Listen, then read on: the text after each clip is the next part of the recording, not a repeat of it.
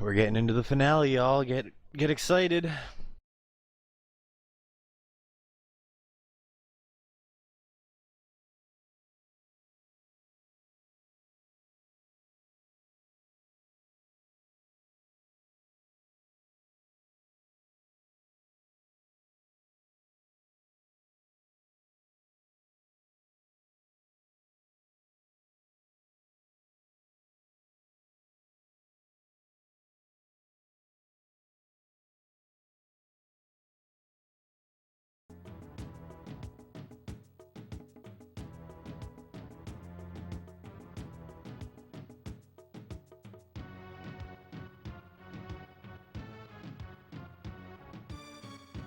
Hello, hello.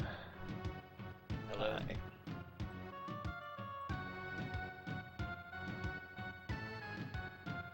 LCC, do you still need a key? No, I'm set up. Excellent. Oh, I should turn my console on. Oh, $10 more for the face from Corodius. Corodius. Thank you very much, dude. Let's see here.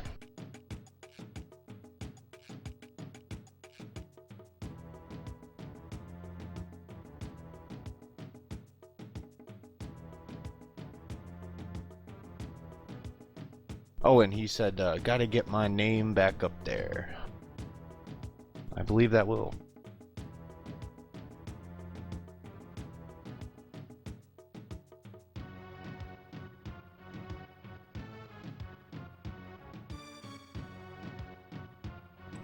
I'm really resisting the urge to pick up my controller and start pressing it. It's a pretty good button, man. Does a lot of things. I guess I should watch the cutscene now. Press it, you can hold it.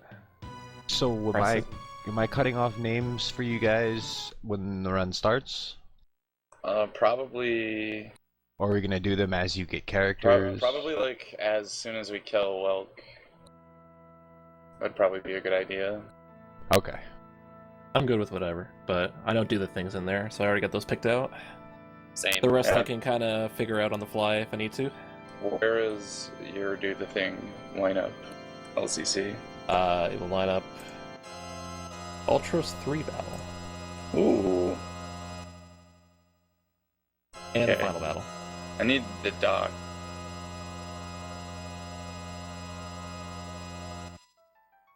So I know exactly what I'm aiming. Good plan, actually. I was going to link the list of the 10 that are chosen if you want. I can put them in Mumble here or... That's fine. That Okay. would be awesome. And I assume you're gonna use LCC's audio. I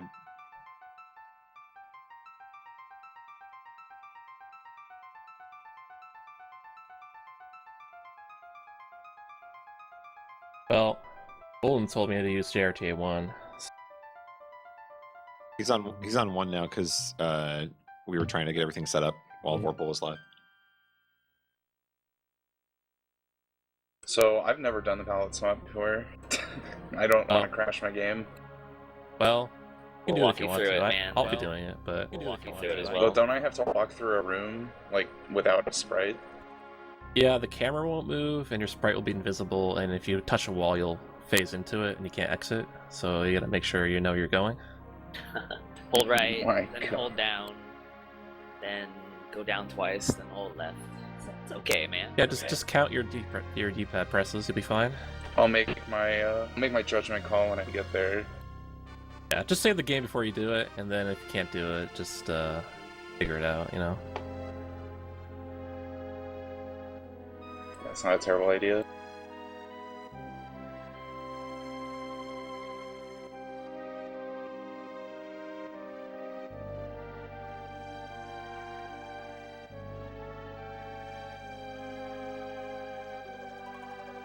I really like EQ3RTA. That's a great name. Yeah, that's a good one. We got some good names. We got Anime. It's my personal favorite. That's a good one. Oh, can you send them those names actually? So Yeah, I I'm don't- typing them out right now. Get D's nuts. Got D's nuts. Zoma in all caps Oh, for my boy Tonic. I was typing them and then my mumble froze. Happy trees get bop though. Can you still hear me? Yeah. Yep. Yeah. Still no snipes.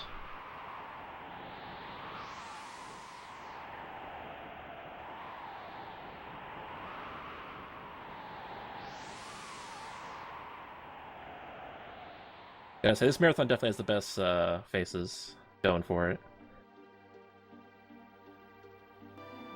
Yo, anime. Go anime. Data face, my personal favorite. Rabbit Rack. Let's go. All right, this is a weird situation because I believe we have a two-way tie for 10th place name. Yep. Both anime and Zoma are tied. But we are still setting up, so I won't call anything yet. Well, are we only getting 9 characters? Are you getting 9 or 10? 10. Is it 10? Okay. That's 10 now. The Well, end is well- 9, but you get Shadow in there too. Right, okay. Roll the dice to resolve ties. Also, one of them... Let's no, split one it of them's up. not Kutan, because you like Kutan on the ship. Or somebody could donate $1 really quick if they like anime or Zoma more. Or somebody could go with $11 and make their own name. Lots of opportunities here.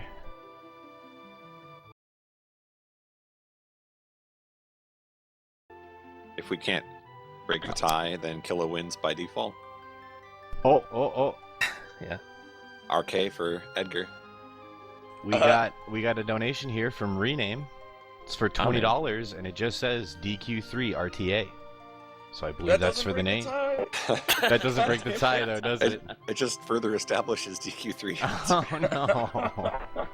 God. But nonetheless, Thank it is. Thank you for the donation. Thank you Much so much. appreciated. Good job, Rename. We love you.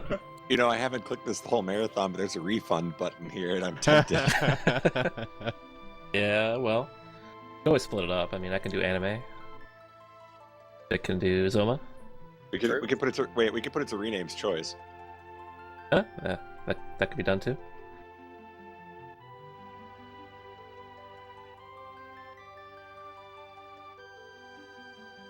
All right. Rename. Do you want to break the tie between anime and Zoma? Yeah, would you like to change your decision? You could change the fate. The Destiny. Send $1 of your money over to one of those. DQ3 RTA is in. I don't think he understands. I think he's a little bit behind.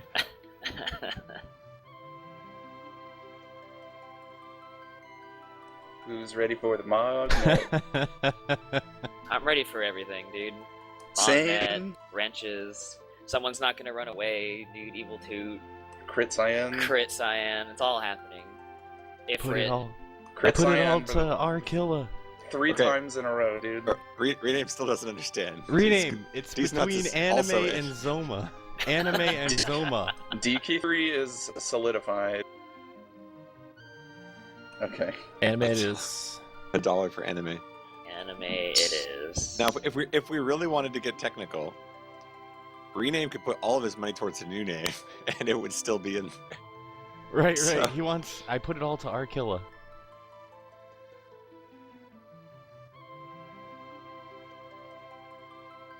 I guess. What? Is that what he said? Put it all to Confused our. already? Okay, so Arkilla is going to be our final name. Not anime and not Zoma. All It's right. Arkilla. So Arkilla. I will announce the full roster here that we are going to be seeing in today's playthrough. Sounds good. MMMMM, dude, yes.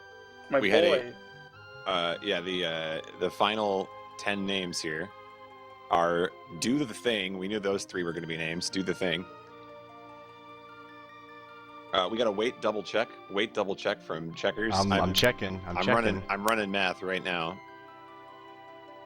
All 7 for happy, 7 for trees from Checkers, $14 in total. God damn it. Okay, all right. You all got to stop donating now, okay? Like, you're all We also generous. have James F and X Mog for name at $11. All right, hold on now. This is getting out of control. Just cut it off, man. Hold on, Mog for 11, and then what was Rename put his 20 towards. I Yeah, got this. I got Arkilla. this. And Checkers put 7 for happy and 7 for trees. When all the dust settles, we will figure this out. All right, this is exactly how All I right, expected this highlight to in go. green, and we'll start the run. All right. Because we have like a full 8 minutes before we name, or 6.5 before we name Terra. Oh, so you want me to just pick names? No, we're gonna have them all I'd figured out rather before we have 'em start. ahead of time. Yeah. Ahead of time, because you guys already had a plan for where you're gonna use the names anyway. Oh yeah, that's true. All right, so I'll refresh one more time here and stop it.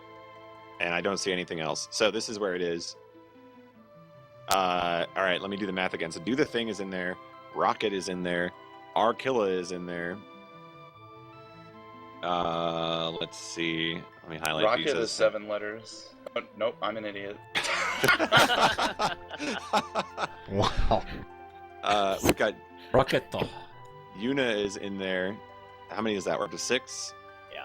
All right, and then we had a couple of them at $15. That was D's Nuts and as in Malcolm. These nuts. Yes! That's going to be a good combo. Okay. And then what else did I miss? Oh, this one here, the face name, that's in there too. Are You there see that one? dashes? Are there different spellings for the check? All right, now we have another problem. We're tied Oh again. my god. We're Now tied happy again. and Well trees done. are tied. Oh no, Happy- Happy and God Trees damn get it. 12. Happy and Trees have $12 and DQ3 Oh, yeah. RTA has 11. Okay, so hold on a minute. I'm gonna rule it this way. Here's how I'm gonna rule it. Rename wanted Ribkilla, but he also wanted DQ3 RTA, so he would have put enough towards DQ3 RTA. That's my ruling on it. I'll take believe- 2 away from Arkilla. And... Exactly. And that way Checkers Boom. loses, so we all feel better about ourselves. There we go. Nice, perfect. All right. So final names are I'll type them in chat here so you have them again. Do the Thing, Yuna, Rocket, Hyphenated Face, DQ3 RTA, D's Nuts, and Arkilla. All right. Are there dash characters? I don't... Yeah. Okay. Yeah, there should be dash characters. There we go.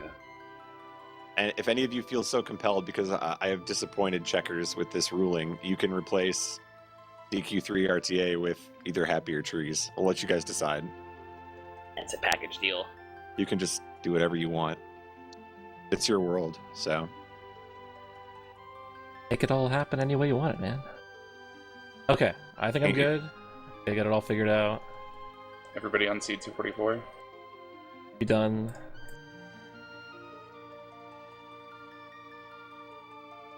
All right, I'm going to hit enter on these. I believe this is the correct list of names.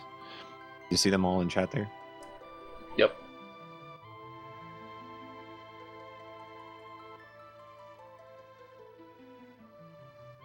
Alright, let's do it. Alright, I'm good. I got it. I can count it down.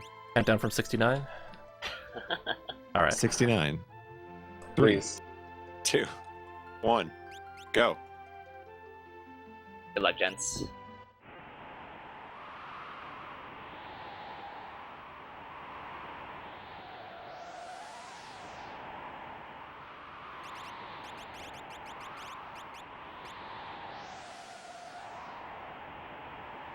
I think Tonic said he wanted to commentate, didn't he?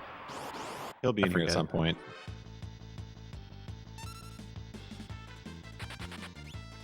Perfect.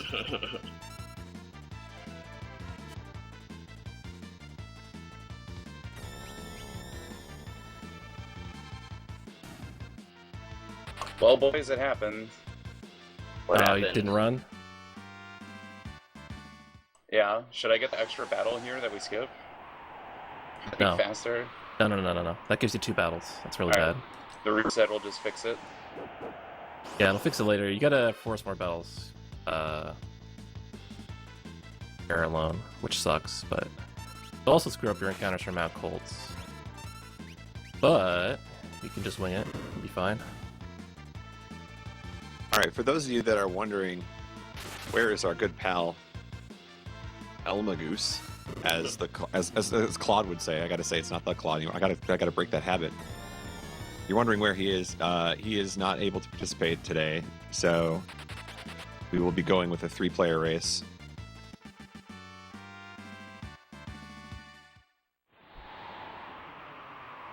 And yeah, this is the sketch glitch run, which means we'll be completely destroying the game at the end. So it'll look normal for about 3 hours. 3 and change. Then everything will just kind of get messed up, and then we'll win.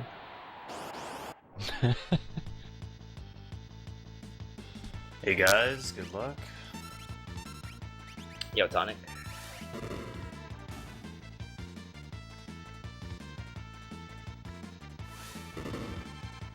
Early on, we're just trying to get our levels up, so we want to run with these dudes, get Terra up to level 6. We'll make future characters join at higher levels. Also, I should probably stop calling her Terra. Well, maybe I should, because it's all going to be different for everyone. But in my file, it should be called The.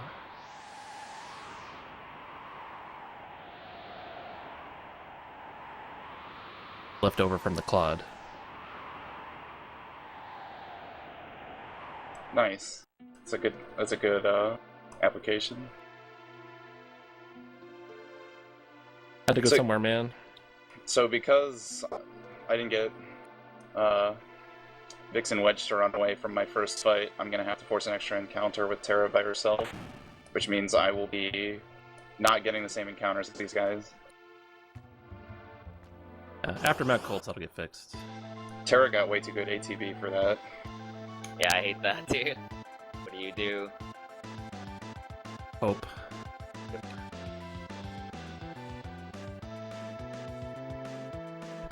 Alright, so these guys are entering into the Welk fight. So, in this game, you'll see that they switch between active and wait fairly often, and sometimes they change their battle speed too.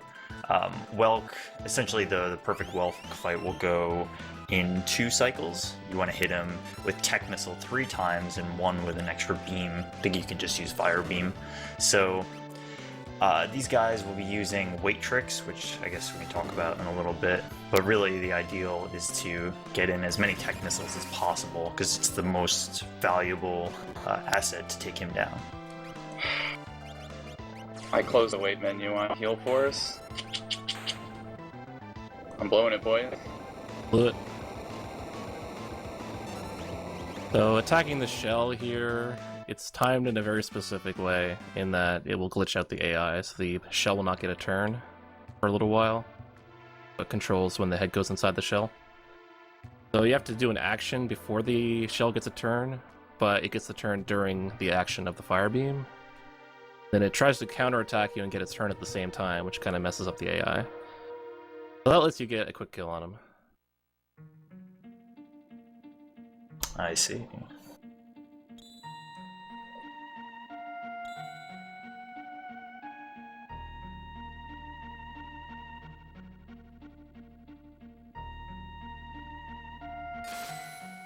And of course, like most RPGs these days, well, most older RPGs, all the encounters are known. We're going to be manipulating all that. Countdowns is going to look different, like you said, because he had to force an extra battle. He will have to, because he couldn't get this guy to run away, which is lame, but gotta do what you gotta do. Yeah.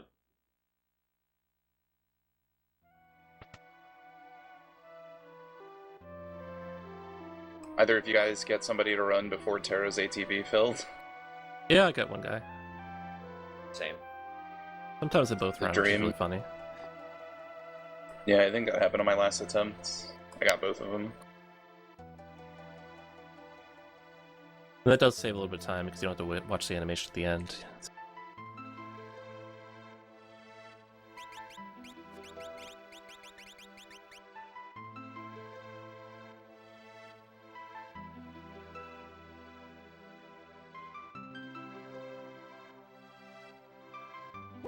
Yeah, Almagus couldn't make it.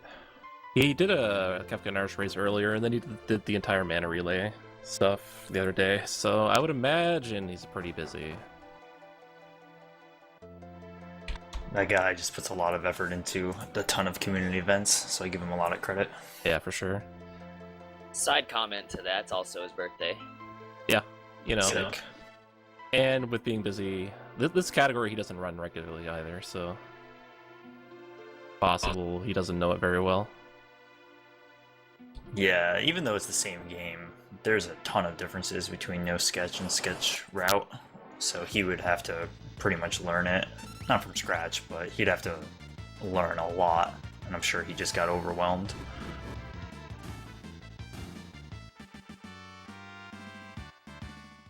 One thing I'd like to point out to everybody that's watching right now, Supreme is putting up on the stream the final prize of the marathon.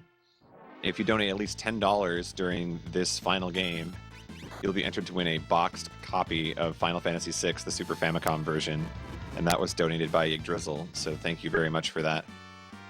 Donated a ton of cards. Really good. Yeah, he donated a lot to this marathon, and actually we've got his info underneath our stream, and we encourage you to check out his eBay store as well, just because he's been giving so much to us. We kind of feel like we should give something back to him, so...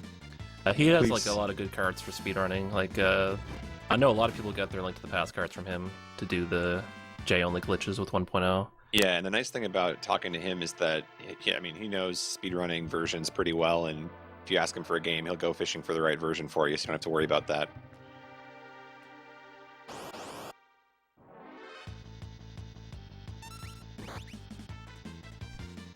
Also, yeah, as far as entries are concerned, people who are donating last minute for file names, we're going to include you in the drawing too, so...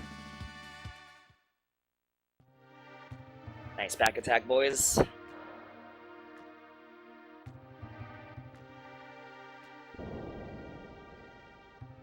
So it might seem odd that these guys are grinding out a level with Terra when they're about to enter a section in which they're actually not going to use Terra. However, in this game, your levels on different characters are determined by, or when you get a new character, the game will average the character's levels that you have in your party already. So in the early game, they're very careful about what levels they have so that when they get a new character, they'll have a higher level. It's especially true when they get Bannon later. The difference between level 5 and 6 is pretty large. What happened? Can I just fight these guys? I got a pincer attack. Yeah, you Yeah, can just fight them.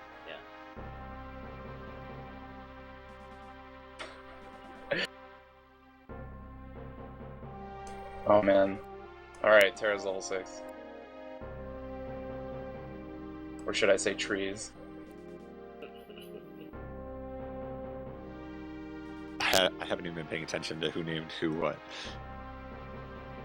Wait, I thought trees didn't get in. Yeah, I'm doing it despite rename him, because he's Oh. snipe checkers. Wow.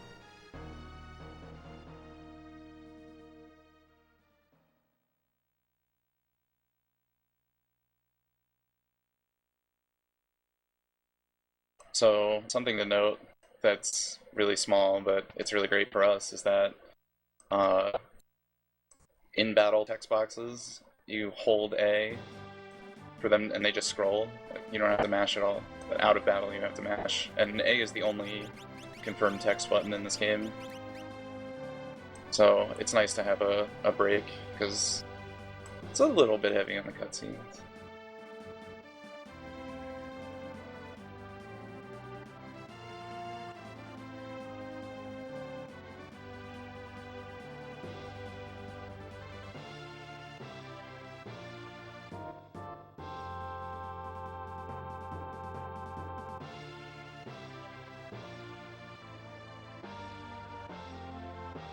So in this section coming up that LCC and Bick are entering, your party is split into, actually Moogles join you and you get 3 different parties, and we see it again at Kefka at Narsh. However, with some cleverly timed movements, they can pretty much bypass every fight and go straight to the boss, and you only need to defeat the boss in order to progress.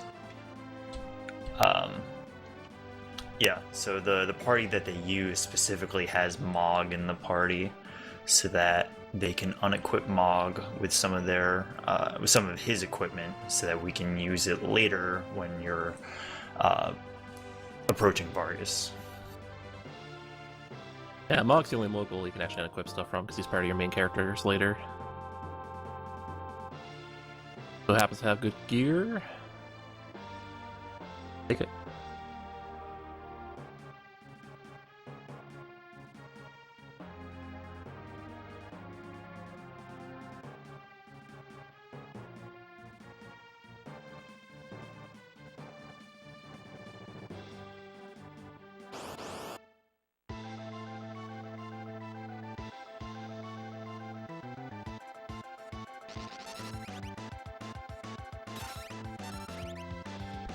I guess it might be a good time to talk about it. So this game has something called seed manipulation, right? There's so the RNG in this game with respect to the types of fights you get in and where you get the fights is on a 0 through 255 seed. So there's 256 different like starting points, I guess you could say. So what that means is that if you do some techniques which involve reloading and resetting the game, you can wind up on the same exact seed. And what that means is that when you start a new game, you can predict where the encounters are for the rest of the game as long as you follow a step route. And it also will tell you what fights you get into for all the random, not all, but most of the random fights. You can see what, or you can already know in advance what the fights are going to be. So, as you can imagine, for a speedrun or routing, it's extremely beneficial to know where you are on the step encounter, what encounters are coming next, and who you're going to fight.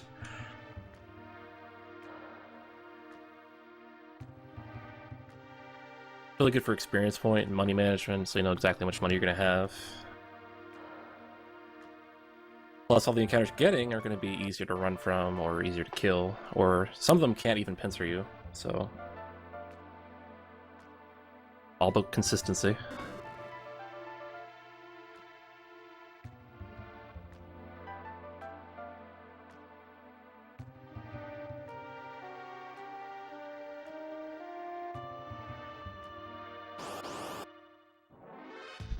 It'll show a little bit on this world map movement, but significantly more in other areas. But on the world map, there are a few tiles in which there are no encounters, and it's specifically the easiest ones to recognize are the ones where there's a green grass patch on top of the darker green, and whenever there's a diagonal line going through it, you can, if you step through those lines, your encounter rate actually doesn't go down, or doesn't decrease. So you just, during that step, you don't have a chance of getting an encounter.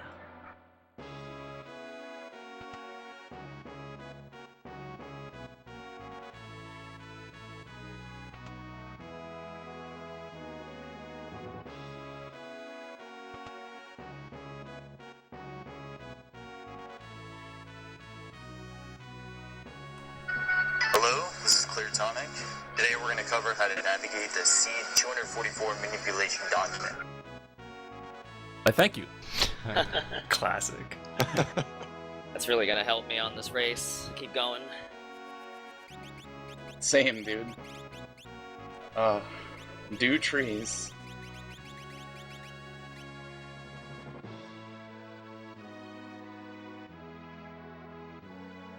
Good news countdown is that you'll be back on the seed after River. Yeah, I'm not worried about it. Should be, like... The only difference really is, like, the packs that I'll be getting on Colts. I'll have to, play by ear. Yeah, you'll be getting probably some of the same stuff, just in different areas. Yeah, I'll probably get some Tuskers inside. You'll be alright. Maybe fight a extra brawler or two at worst, you know? Yeah. Let me know when I got a second. I got some donations in here. Sure. Alright, well, we have $10 each. One from Cowboy Shadow 88 and another anonymous donor. Thank you very much. We also have $10 from Zetoneji.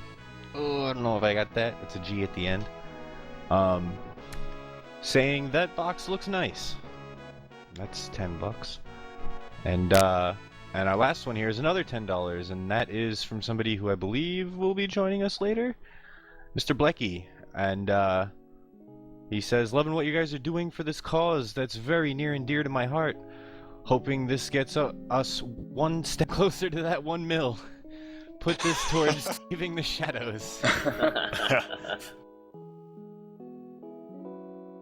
Thank you, Blecky. I don't know if that's an option to save Shadow, but if it is, We'll put it towards killing the animals. yes, thank you very much, Blecky.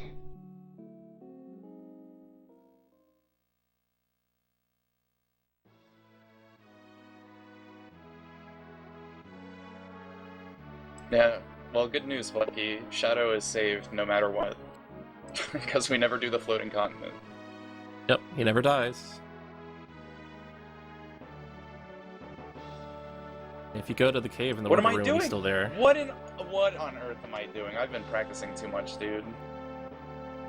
Dirty practicer, that's what you get. I went to go to Cullinkin, and then I spaghettied and walked out the front door. Okay. Goodness, this run is great. I better win. Don't worry, you will. I appreciate the padding countdown. It's good sportsmanship. It's all just NPC movement manipulation. Precisely. This is so the Chancellor won't block me on my way back. Yeah. Countdown, I've been asked to tell you to stop spoiling what's happening before it happens. Sure. I actually haven't. They're complaining in chat right now. Phil is upset. He expected more.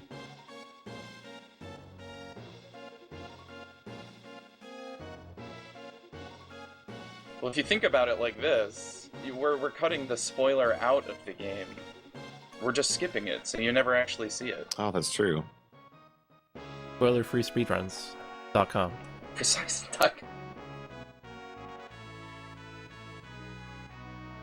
Look at all the fan service from these FF6 runners. That's why they're the best. Yo, I didn't get blocked. See, it wasn't for naught.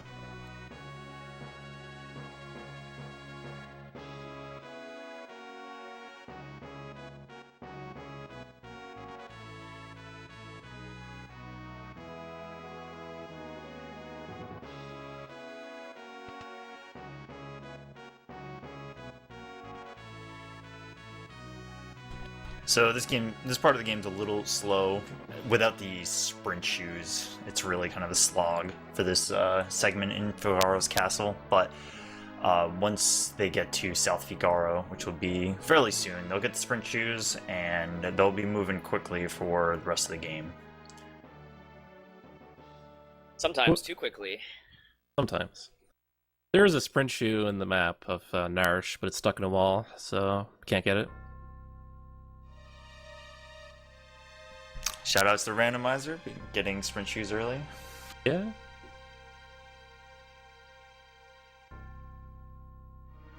When's randomizer?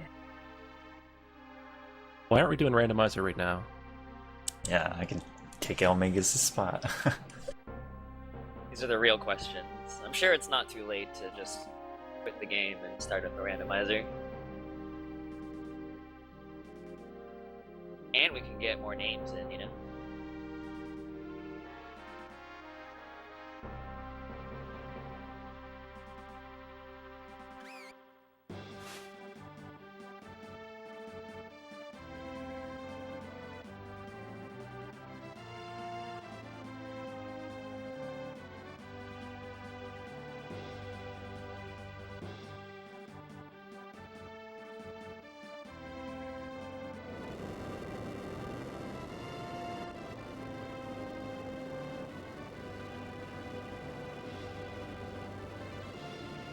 Alright, so LCC and Bic are entering the Magic Tech fight, which is a very straightforward fight.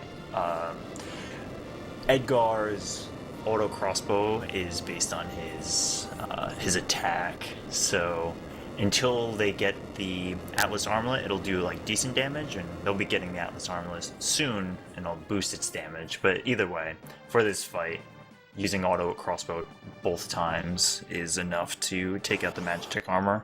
They're going to try to steal, unless something changed, they'll try to steal a potion off of these guys if they can, but otherwise it's all about letting Edgar get his turns.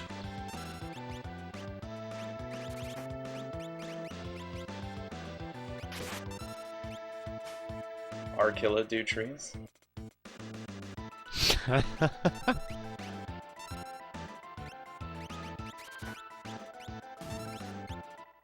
Arkilla do DQ3 RTA.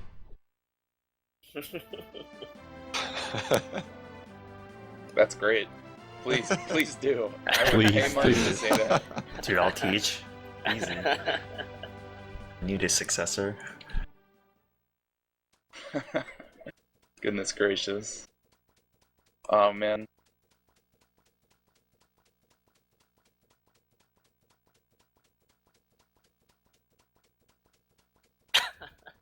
So how many preemptives have you got in LCC?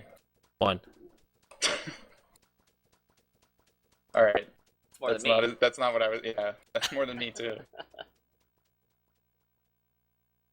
It's a single leafer, so Yeah. It's not really a big deal.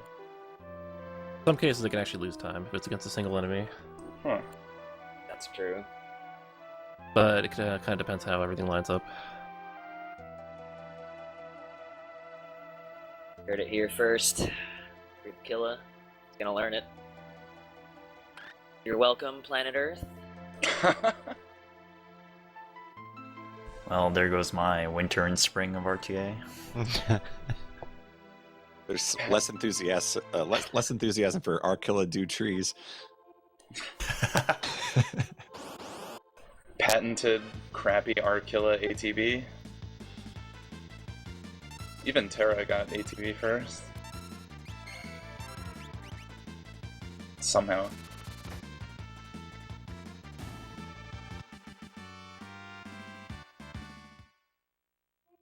Alright, something that's definitely worth mentioning, and we'll revisit the topic quite often, but inventory management is huge in this game. Especially, the way it works is that there's certain points in which you go to shops and you need to be able to just unload and sell everything in your inventory. Not everything, but a lot of things in your inventory.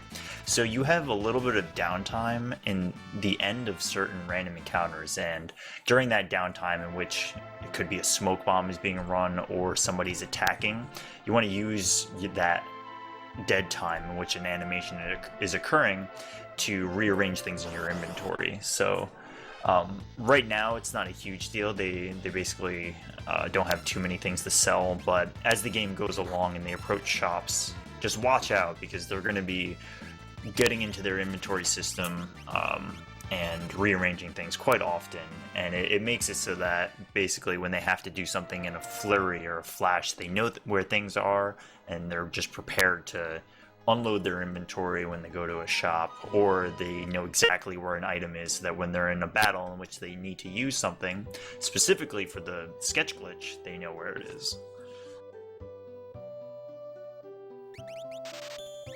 Don't worry, Countdown, I messed up my steps. I'll be right there with you. I don't want to leave you alone. Nice, dude. Sleeping bag tech? I just took an extra step anyway. Oh my god. That row is tricky right there. The second screen of South Figaro Cave. Yeah.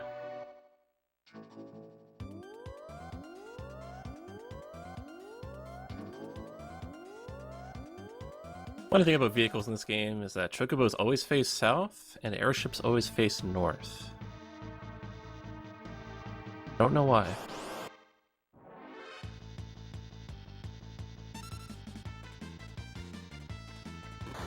And they always spawn where you were last when you were entering the town, so entering the town from the north side, faster chocobo ride.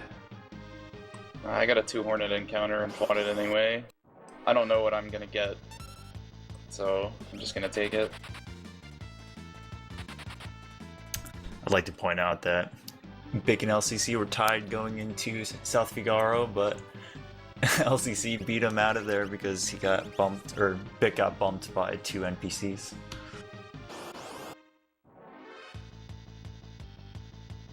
Yeah, he should get a bit ahead of me too, because I'm off like 4 steps. 5 steps, somewhere around there. But it shouldn't, much like with Countdown, it's not a big deal at the end of the day. I just got owned by an NPC.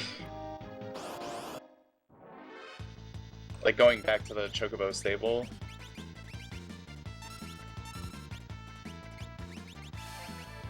D-blocked.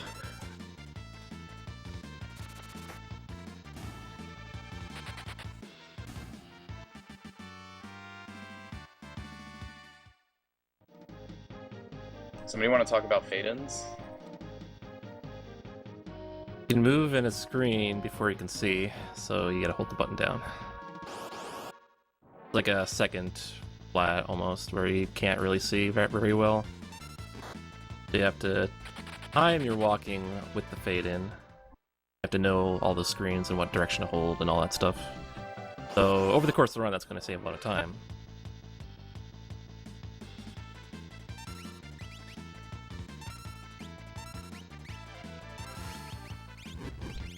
Actually, I got a question for you, LCC. When Sketch Route came out, did anybody ever do a run of Sketch before the step route? Well, most of the French runners don't use a step route, so they've kind of done that sort of thing already. I don't think I did, because I think I already had a route for no sketch at the time. So I just used that and kind of messed around based on what I was used to already, I guess. Yeah, I thought they came out around the same time.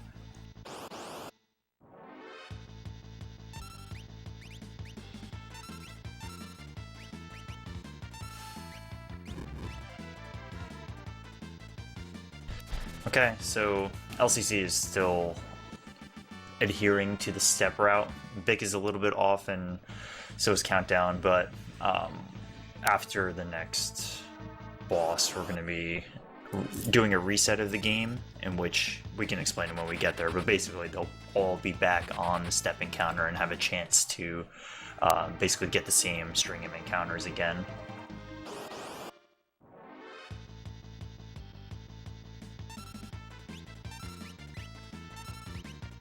So, as we mentioned before, with the party level averaging aspect, there's fighting specific fights along the way and running from others, but they're trying to level up their characters so that when Sabin joins, I believe it's level 12 that he joins at instead of like level 11, and that will in turn influence what level Bannon is.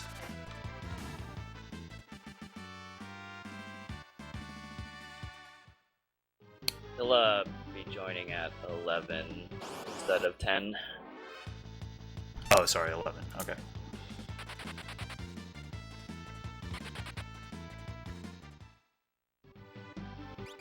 God, this is so bad.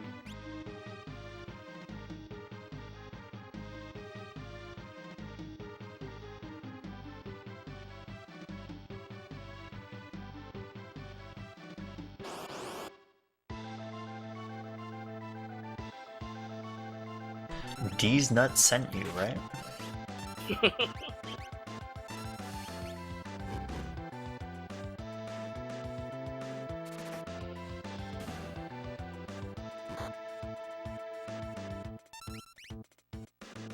I'm not running from anything, I'm just gonna fight.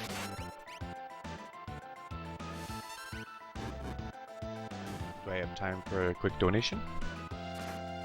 Absolutely. Alright, this is $10 coming from Earender, and they say have fun at AGD Cube, Becco, and Ohan. Oho. Oh, however you say it. It's your world, you can say it how you'd like.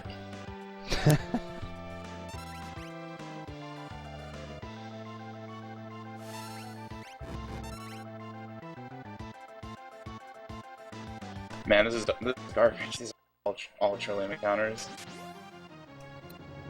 First Bane touch though. That's okay, I guess. For the amount that I've been getting. Thankfully, I only had one as well. I didn't get any, but I had to heal.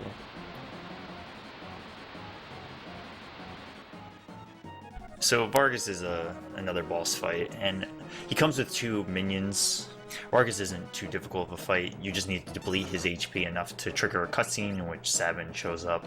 So there's a little bit of optimization that goes here between the menuing and switching around your inventory, and you spend a turn putting Locke in the front row, which may seem counterintuitive that you could just do it outside of battle, but if you, in a lot of RPGs, basically, you don't need to spend the time to open a menu, you really shouldn't, and because of the way the damage rolls works, that you don't really waste time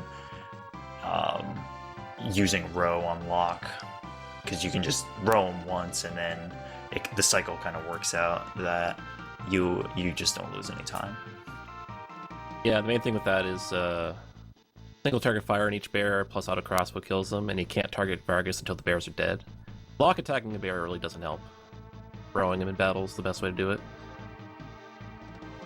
You'll want him back row later anyway, so... Rowing in battle doesn't permanently change it, just for that one battle.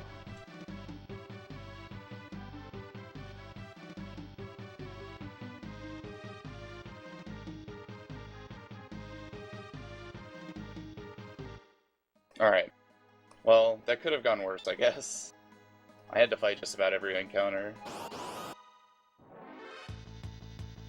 Did we talk But about saving I splits? definitely got less.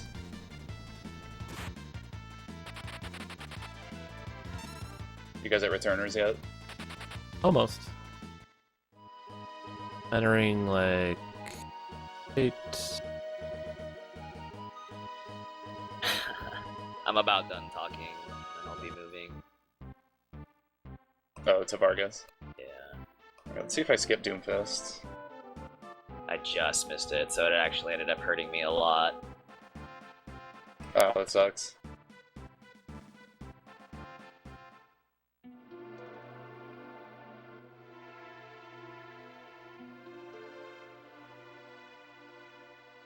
Congrats on no soft lock.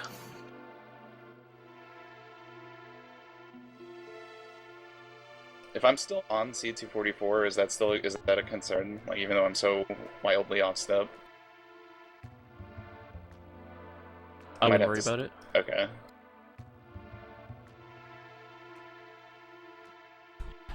Alright, so what I was saying earlier, if you take a look at big screen in the top left, as he walks through this area, he's going to try to hit as many of the diagonal tiles as he can. What that does is he basically skips the encounter value going down, so he doesn't have a chance of getting an encounter on those specific tiles.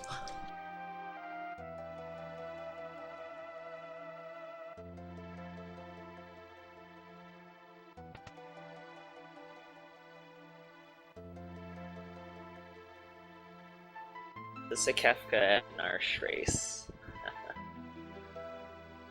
Well, if you want Kefka and Narsh races, have I got a place for you? Tournament going on right now. It's gonna run probably months because there's like 80 some odd people in it. Or you race this game up to Kefka and Narsh. It's about an hour and a half run.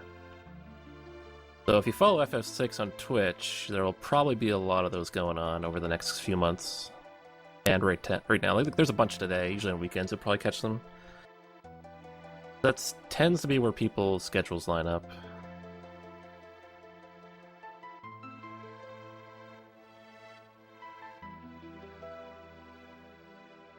Alright, gaining on Vic. I got the returners preemptive. Ah, man.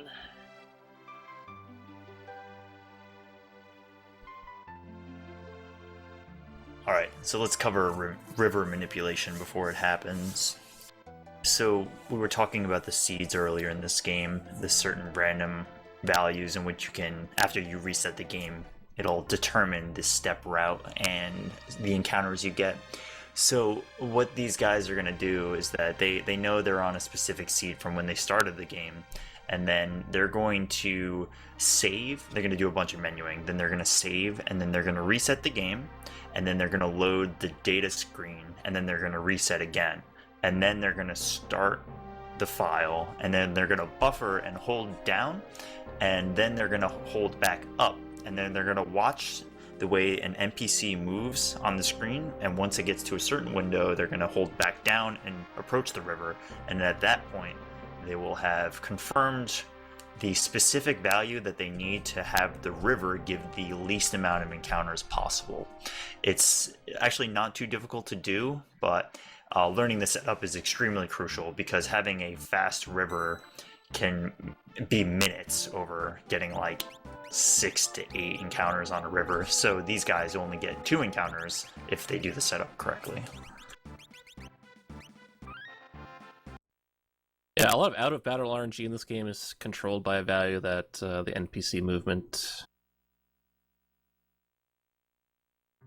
Having a clean reset puts it at a value that's predictable, so you know what it's going to be, and it's kind of ties into your encounter seed. Every time you run the game, you can just do the resets the same way, as long as you run the same encounter seed every time. And the river has 7 optional battles on it that are all going to be skipped. There's only like a couple values that will actually put you at that point where you can skip all of them, so that's pretty important. If you're not doing it, you can get that many battles, which will waste like 2 minutes. And if you're not doing manipulation, you're trying to get a good time, that means you're pretty much going to reset and try again.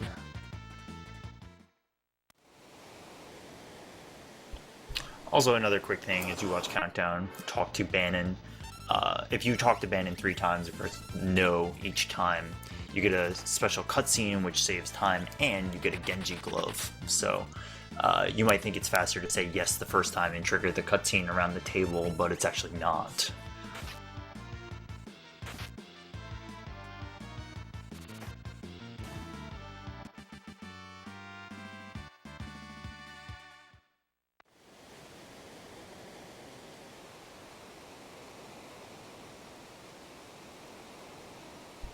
Right, so as we were talking about before with party level averaging, they're at level 6 with Bannon, which gives him another 20 HP over level 5. And I mean, if they do Ultros right, it shouldn't be too much of an issue, but in the random encounters, Bannon can get hit a lot, or he can fail to run as quickly as the others, so certainly the extra buffer is great.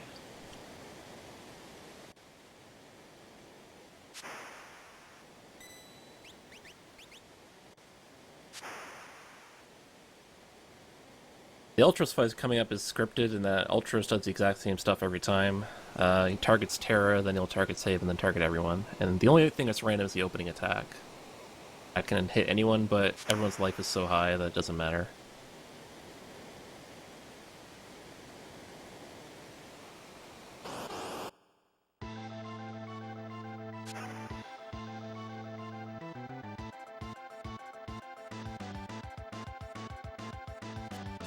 Yeah, so getting a good Ultros fight is, you can replicate the same thing every time as LCC just said, but it's also worth pointing out that it's a fairly tight window. You have to be very on top of what your actions are to skip certain either dialogue or actions that he has. So it certainly requires practice to get Ultros to replicate the same results.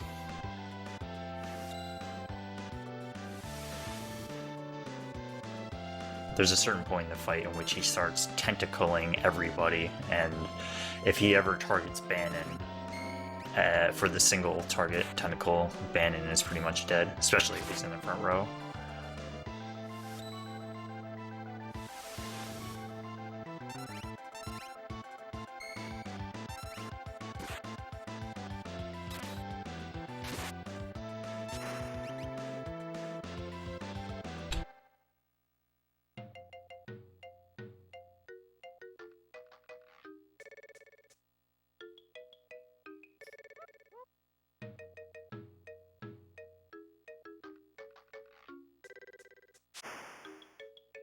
I'm loving all these name combinations. Arkilla the trees Bannon. Arkilla D's nuts, the Bannon. These nuts is such a good choice.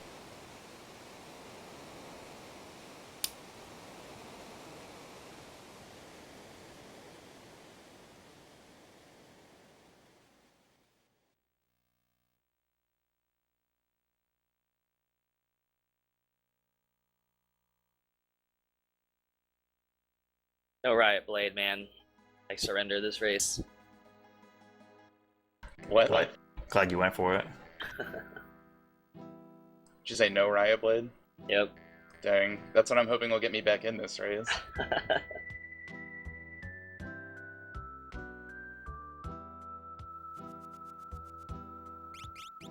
I like the left buffer as you enter that area, LCC. Oh yeah. Yeah, going left puts you closer to the exit, so I go left. All right. Wait, where?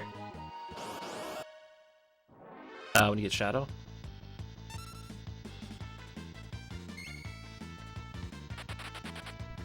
So these guys are going to be going to Sabin scenario first, and it really has to do with, well, I guess there might be more opinions, but there's certainly an element of item management that occurs, and the way the menus are routed, it's pretty much, it just has to do with who unequips what and who gets different relics. So Also smoke bombs. yes, smoke bombs. Actually, that's probably the most important thing. That's right.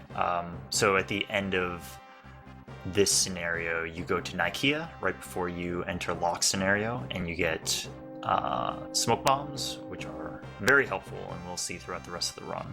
Smoke bombs allow you to instantly run from a fight. So anytime that you don't get preemptive, you pretty much rely on smoke bombs if you want to get away. Also, smoke bombs cost 300 each, so they're not exactly cheap, and a lot of the selling that you do of your items or picking up extra relics is used to afford smoke bombs and some other items too, but certainly smoke bombs are crucial for the speedrun.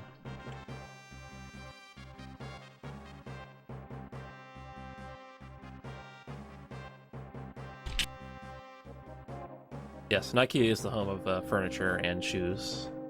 Good industry, booming.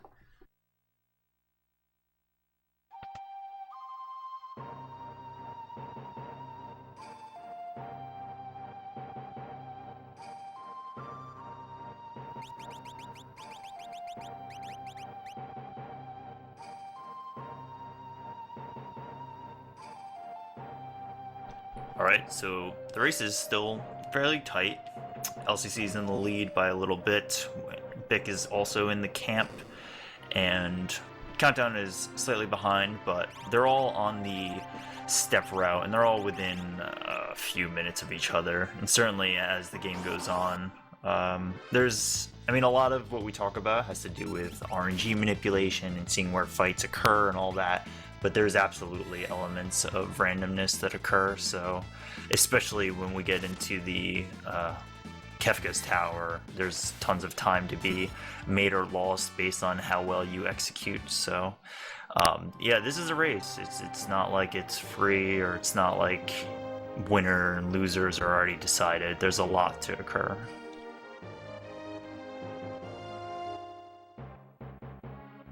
I'm essentially just banking on LCC to sandbag, is what it comes down to. Never. I am going to do the thing, though, so that could result in catastrophe, but we'll see. Do the thing. Oh.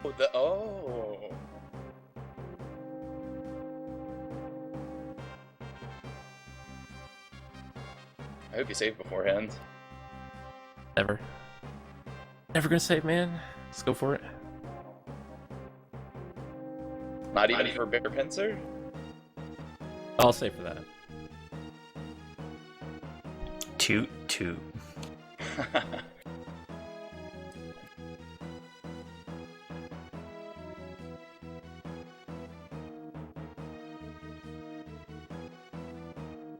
Man, why did you say that? Now I'm like super nervous. It's never happened to me before. Same. Until that fateful day. Yeah, I was gonna say, did it happen to you like just now? Yeah. Like this week? Like 3 days ago. That's too good, man. I only lost 25 minutes. It's not a big deal. It's not worth saving for again. There's no way it could happen again, right? So That's right. Impossible. I thought it was gonna happen again on that second fight when he evil tooted right away. Same. Yeah, I made an audible noise in reaction to that. Because it was like the exact same scenario. Cyan was down. Evil toot.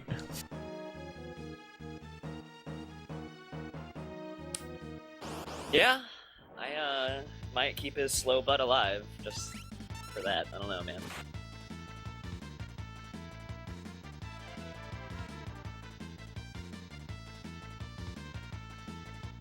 So I'm putting it on battle speed 1 here just because, like, the leader is usually always going to go before you. You just want this fight to go as fast as possible. You just retort him once and he's dead. Thank God he didn't crit me there.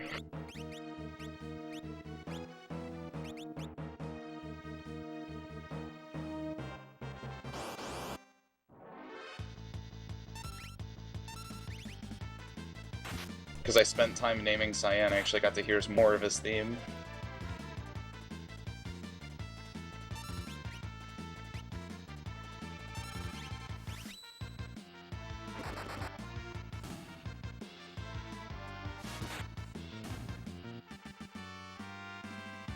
Who's ready for Sir D's nuts?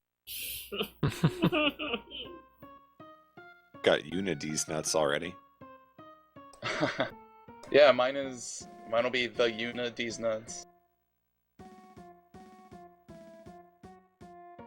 I got a perfect Templar fight. Well, not perfect, but damageless.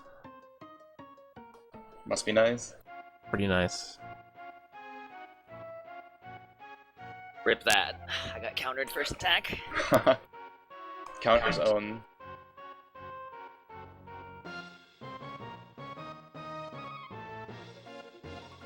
Oh, I got the Phoenix down drop, didn't I? I saw it, but I'm only just now processing it. I'm fairly certain that I got a Phoenix down, which means I have to sell the sneak ring. You can pick up the earrings, man. I could.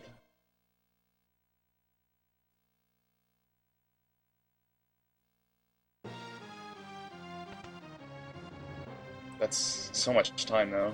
I know. Probably more time than the minor benefit from the sneak ring. Maybe. Probably.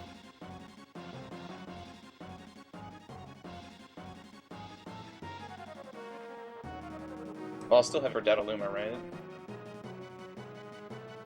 Yeah. Yeah, because I got the Jador after Zozo, so I just had a stroke.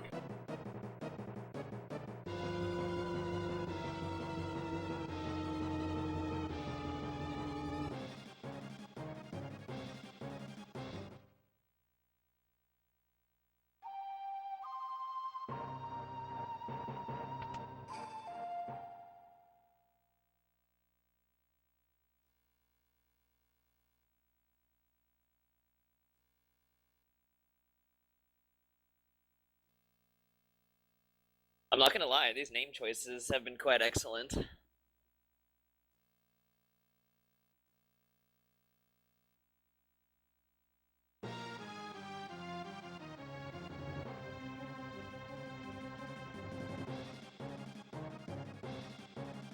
I got 2 counters in the Templar fight.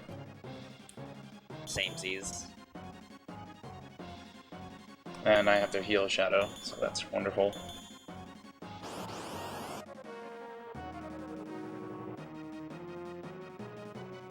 Alright, so in these fights that LCC and Vic are about to enter, with Cyan being controlled by the AI, they need to be able to quickly react to what type of attacks they use. So, for instance, just in general, based on who Cyan attacks, they need to either use physical attacks or, for instance, Sabin might be able to use Aura Bolt, and they have to pick specifically who's going to attack what based on what Cyan does.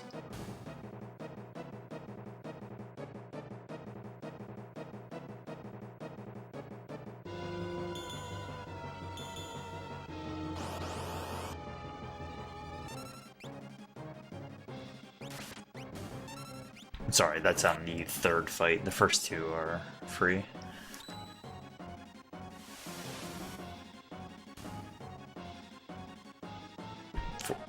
Yeah.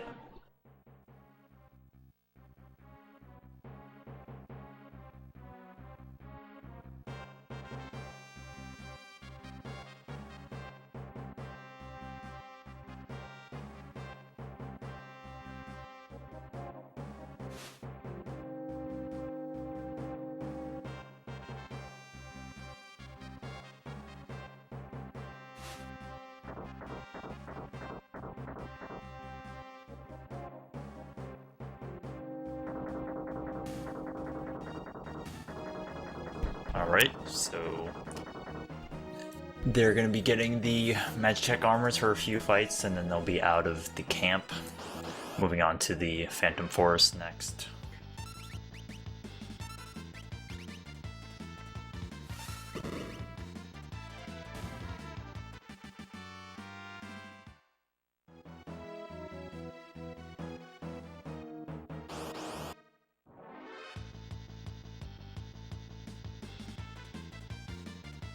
I guess we should talk about what weight tricking is. So, when they're in battle, you'll be seeing them opening the menu while an animation is occurring. And it's a little hard to explain, but if you see it in practice and you pay attention, it definitely makes sense. So, they have their status for battle speed on as wait instead of active for most of these fights. And what happens is that when when an animation is occurring, so say for now, you're watching LCC use Fire Beam, right?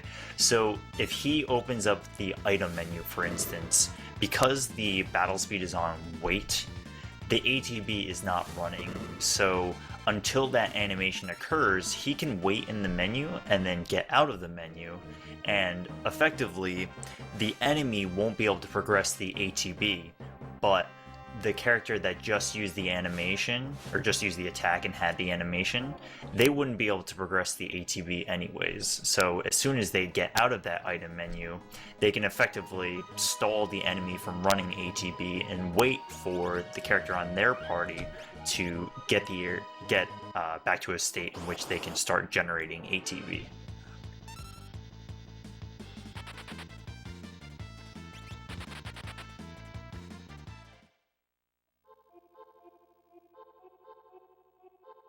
I made a mistake in the cadet fight. Sabin had to have an extra turn.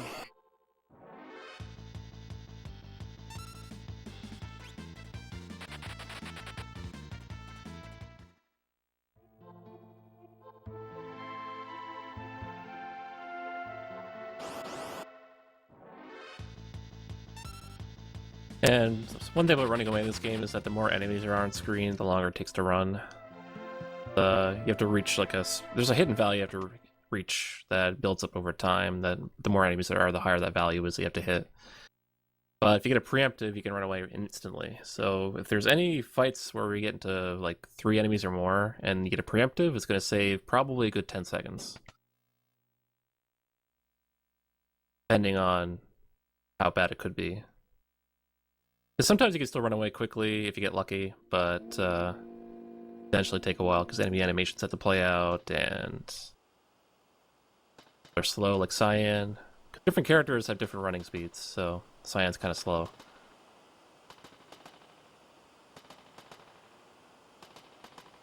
I got the classic preemptive on 2 single ghosts, but not the 3. Yeah. Classic is a good word to describe that.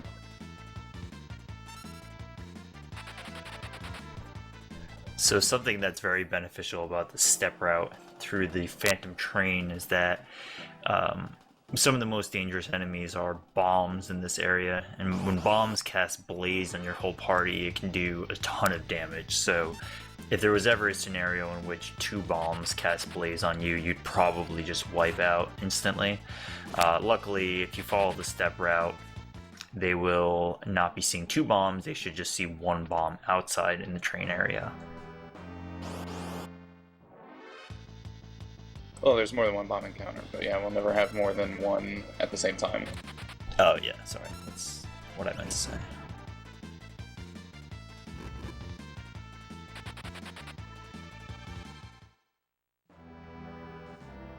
Alright, let's get going.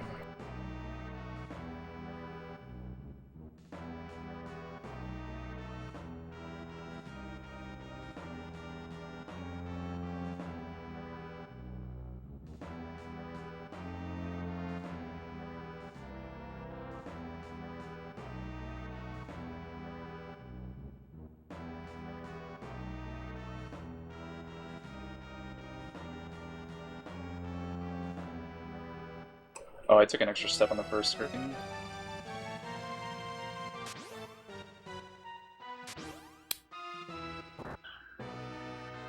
Good one. It should be fine. Oh no, I'm fine. I didn't take an extra step.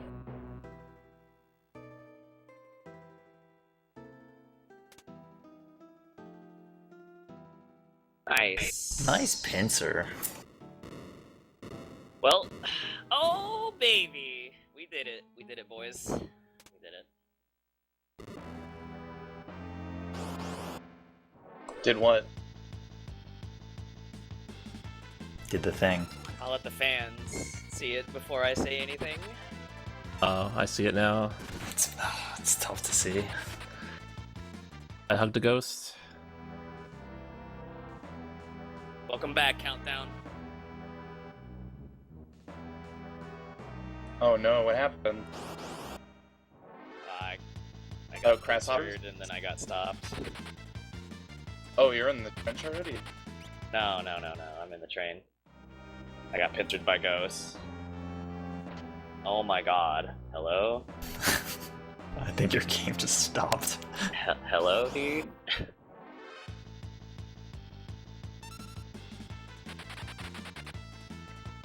That could have been all kinds of bad, dude.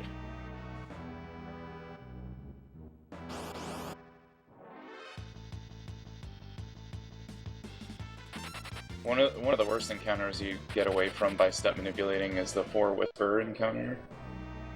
And they like constantly tick damage and like take way too long to act. They use a demi skill and it takes a really long time to, you know, play the animation out.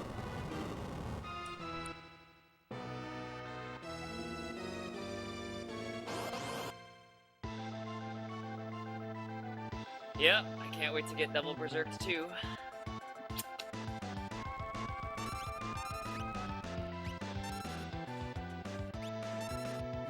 Alright, so LCC is entering the Ghost Train fight.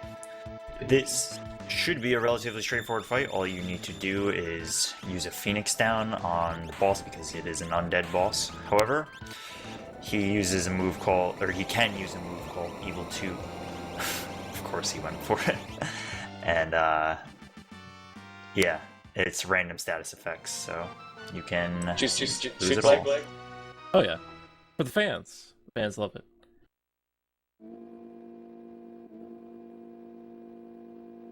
I'm gonna have to be a noob and play mine by ear.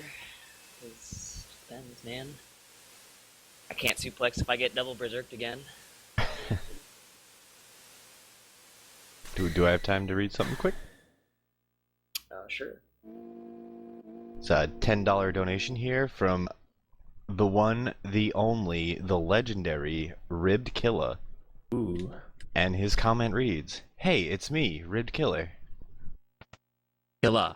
Thank No, you. it's an ER. It's a hard ER there. Wow. What? My whole life's a lie. Yeah, he matured, he evolved at SGDQ into killer.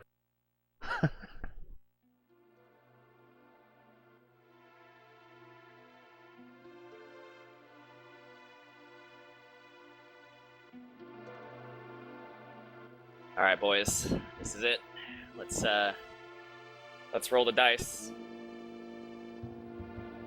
Best way to play, man.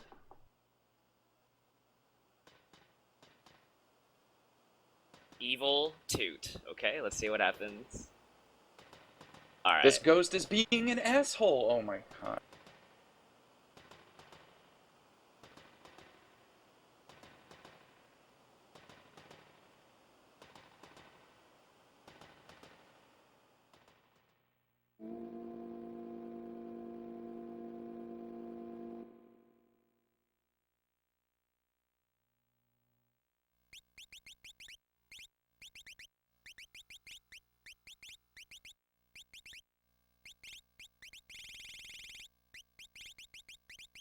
You guys believe that Ribkilla not only agreed to run Dragon Quest III, but now he's entering to win a cart of FF6 so he can run that too? What a guy. RPG killer. What a hero. JFF6 is really cool. Oh yeah. Speaking of Agreed. that, I like how we're in a JRTA when we're running the English version of the game using an English-specific glitch. I mean, Unbelievable. Here we go, boys. I've never died before. Hell no.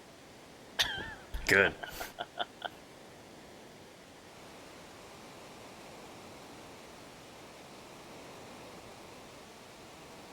Oh man. Alright, I got evil tooted, but it's fine. I didn't even have a single guy incapacitated. It was really benign somehow. Okay. So LCC is in the lead, and Bick fell a little, well, kind of behind because of that one fight in which he got paused. That was probably around like 45 seconds or so. It's pretty rough. Yeah. And then Countdown is not too far behind Bick, just defeating the Phantom Train now. I guess we should talk very quickly about what LCC is doing right now. He's on the Pass fight, and using a relatively new tech setup, they've been able to figure out a method in which Cyan will automatically retort against Rizopaz as soon as he shows up and dish out a ton of damage. And not only is that fast, but it also cuts out his long boss-like animation. So in the few instances that you can do that, you're going to. So you should watch his screen and just watch how quickly Rizopaz goes down when he shows up. Yeah, it's really nice. You don't have to wait for him to attack you to proc the retort. Like you just pummel with Sabin, and then that triggers the retort, and then that's it. It's over. The only danger is that when you revive Cyan in the first part, if the Piranha attacks Cyan and crits him, and you will not have an extra Phoenix down. I will, because I got the 1 in 8 Phoenix down drop from the cadet fight or whatever with Cyan, but that's a very real danger. So the AI in the game is actually what controls the death animation. So all the flashy animations is actually the AI triggering their own death. But the reason why it doesn't die slowly is because it gets confused by the fact that you're doing both physical and magical damage to him with the same sequence of events. Kind of freaks out and shuts down and just kind of dies by the default animation. So it saves like 10 seconds or so.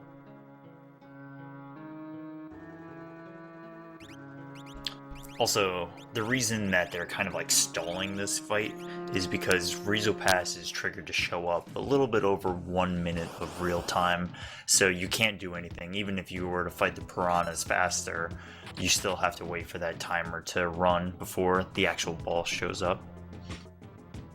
Yeah, that's actually pretty convenient for the glitch because you have pretty much exactly the amount of time you need to set it up.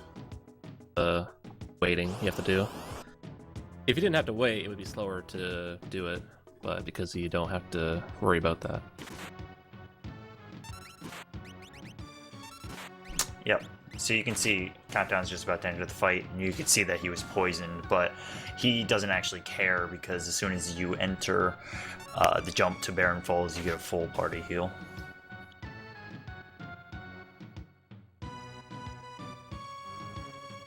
Also, I think it was Shadow.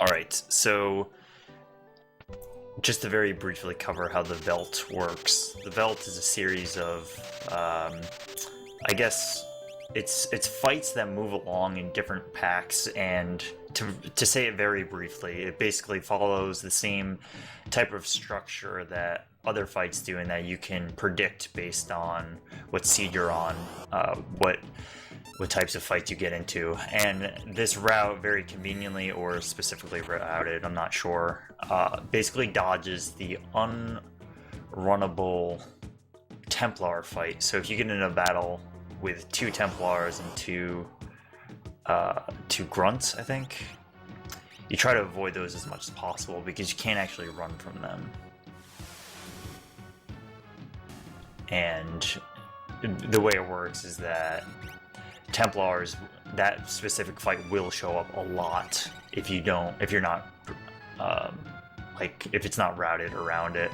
It has to do with the way that the Veld system works. It's kind of very complicated, but all you need to know is that the game is routed specifically to dodge that fight as well, or it's a product of the route, I should say.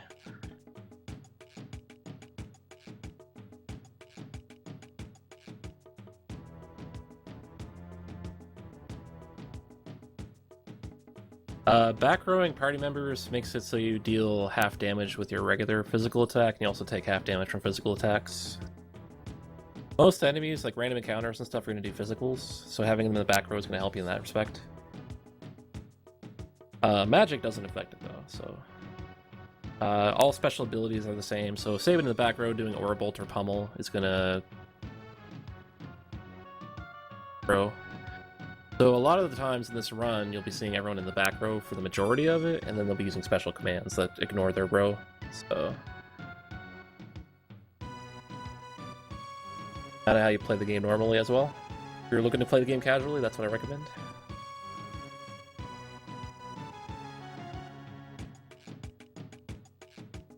So if you happen to catch it, you should see it on Countdown screen. But when Bick entered that shop, he had all of his items that he needed to sell immediately in a row so that he can just drill down the menu and plow through selling everything. So rather than spending time in saying, hey, I need to sell this, this, and this, and look for it in his inventory, along the way during the fights, he's been able to, well, also the menu after Phantom Train, but he's able to reorder his items in such a way that he can just easily drill down and just sell all this stuff in a shop.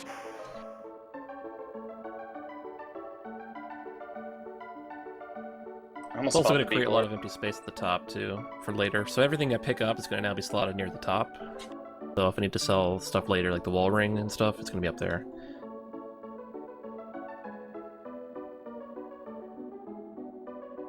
Oh yeah, of course, Kappa. Forgot our good friend Kappa.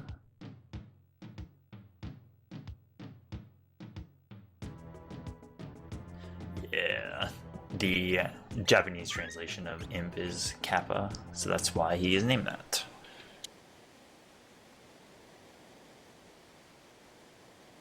Okay, Ghost Preemptive, give me the Gao, give me the Gao.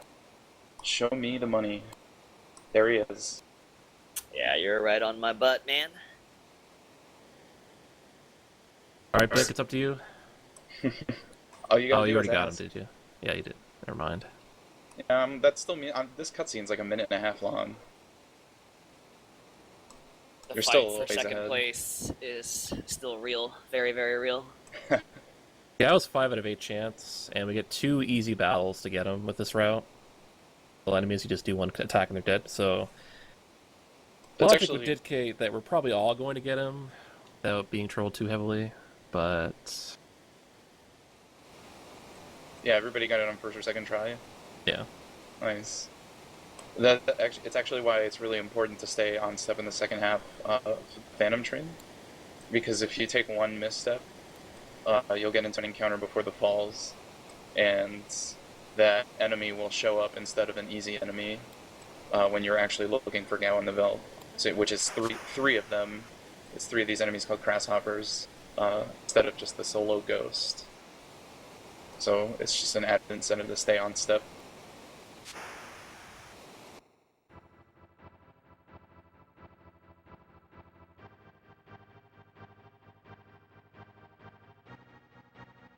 So the Serpent Trench is completely random. The step route does not affect it. It's all based on the frame that you enter the cutscene with Gao. So everyone should be getting different stuff here. All the preemptives and back attacks and pincers are also controlled by that frame, so anything can happen. It's also pretty dangerous, and it takes a long time to run from everything down here. The Angloform, in particular, is an enemy that has a higher run value associated with them. There's a few enemies in the game that are like that. That's one of them. But any preemptives you get here are going to be worth their weight in gold. For those, you save.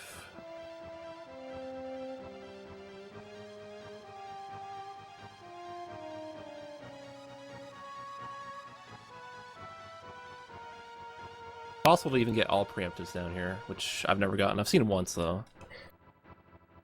Fatlow got 3 last night, and then died to Bear Pincer. No wonder I didn't see a stream on. Jeez. Sucks. Can't catch a break, that guy. Yeah, that was after like an hour of resetting the game, like early game.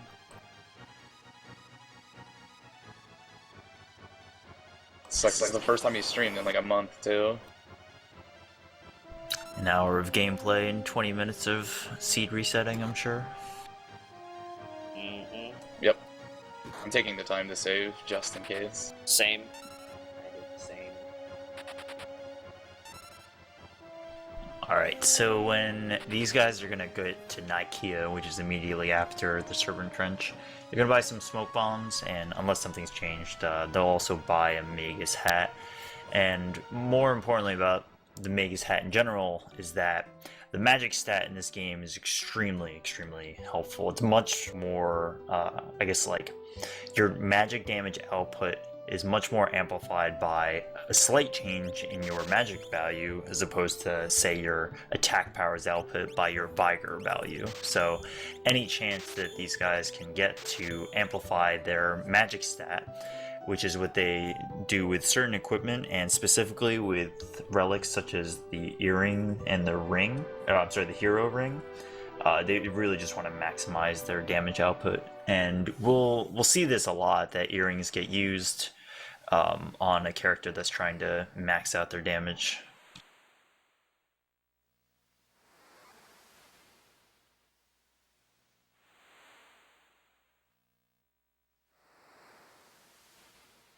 So since LCC has audio, do you wanna take these guys on a date?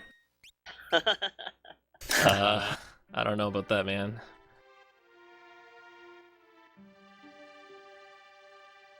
I think the dating scene's over for me.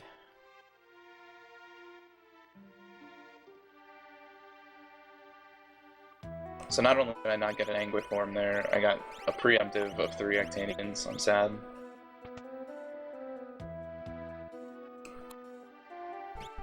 Alright, so LCC in the top right is in the lock scenario, and essentially he's going to be using a clip to get through the guard right here. And once you open the menu, you close out of the menu, and then you can clip through the guard, and you can skip the entire lock scenario in which you're supposed to trade items and walk around South Figaro and meet Celis. So, yeah, the most important implication there is that he won't be actually triggering the cutscene in which he names Celis, and it has a long-term effect in that the Mughals that you saw in the beginning of the game are occupying a slot in which other characters will overwrite as you see them in the game. However, if you never encounter Celis, that Moogle spot as a ally never gets overwritten, and Kutan, one of the Moogles that is in the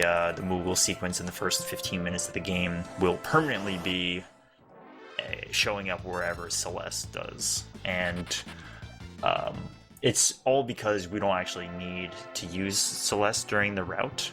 And although, I mean, she would probably be helpful during certain parts, but the time save you get from not triggering any of the South Figaro sequence is certainly greater.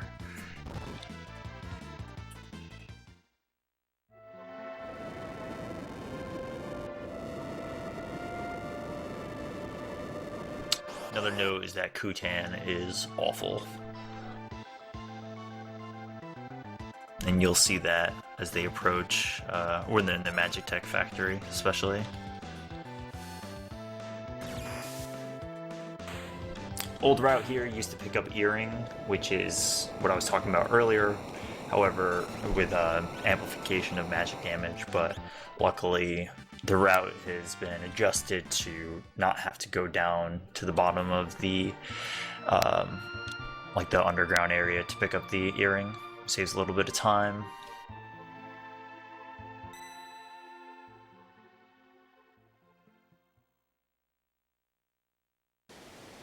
I got body blocked so hard by that fucking kid.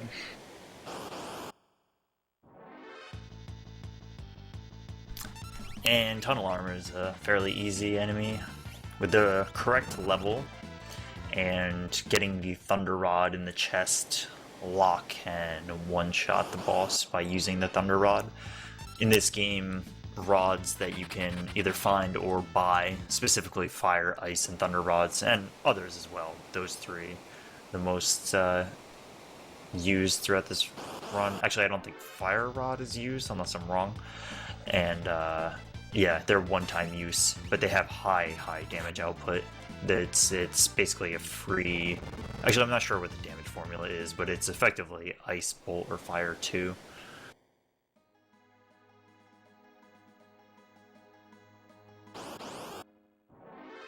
I'm saving here because of a pincer attack I can get into that can kill me in here.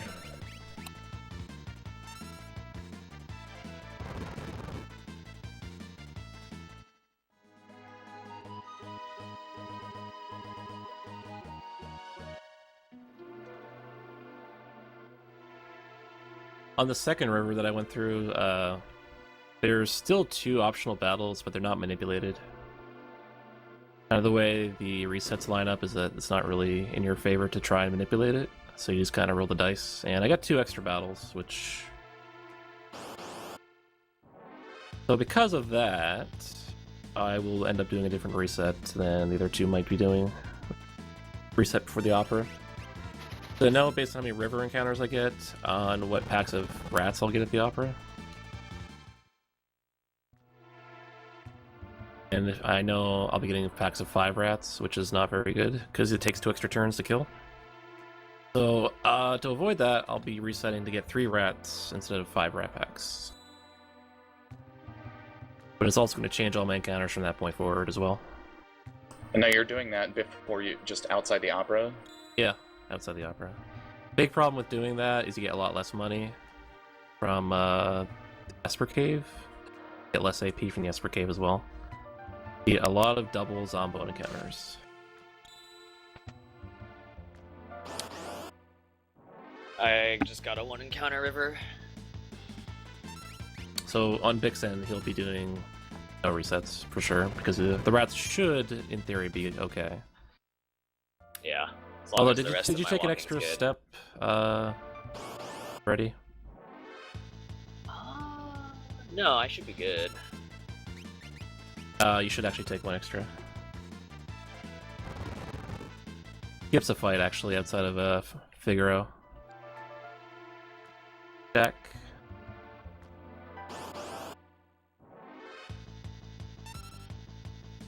I'm saving here because I recently stop locked on this river running away from a battle, and I don't know if my cart is messed up for whatever reason, so I'm gonna take it easy because I haven't played past here since then. Yeah, that's happened to 3 people I've seen so far. You, Fathlo, and Mishrak.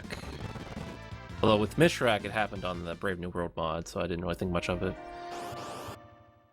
Happened to Fathlo on console, so definitely a thing. One of many soft locks that this game has. Alright, I only got one encounter.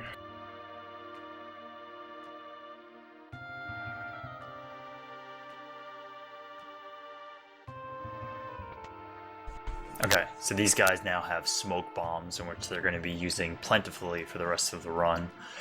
As I said before, if they don't have full ATB on everybody, in which they have a preemptive, they usually will use smoke bombs. There might be some scenarios in which they decide to run instead.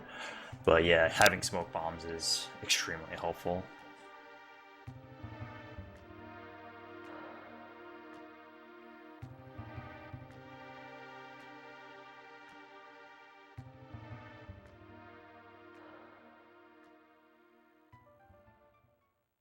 Good preemptive look.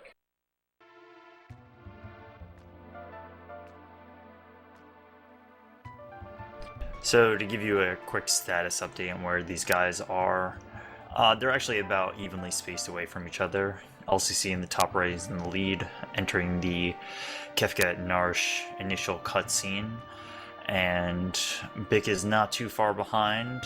He is about to enter that cutscene, but he's got a few more battles to go.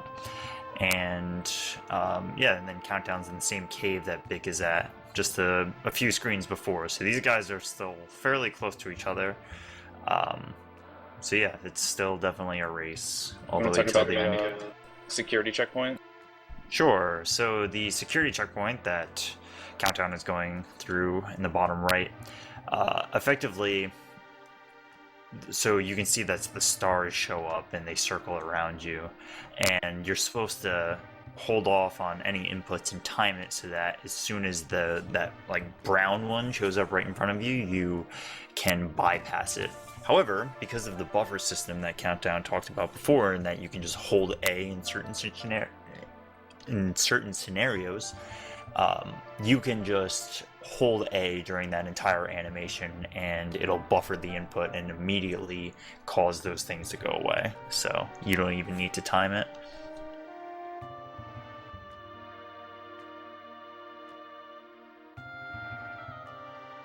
And so, you know, I believe Bick and I should be on the same step route now. Did you have one encounter also? What do you mean? Oh, on the river, yeah. Nice. But I think I took an extra step in the cave. Good. In South Figaro Cave. You want, man? Yeah, why is that? Tips an encounter later. Where at? Outside of Figaro Castle, whenever you go to the shack. Oh. That's very nice, actually.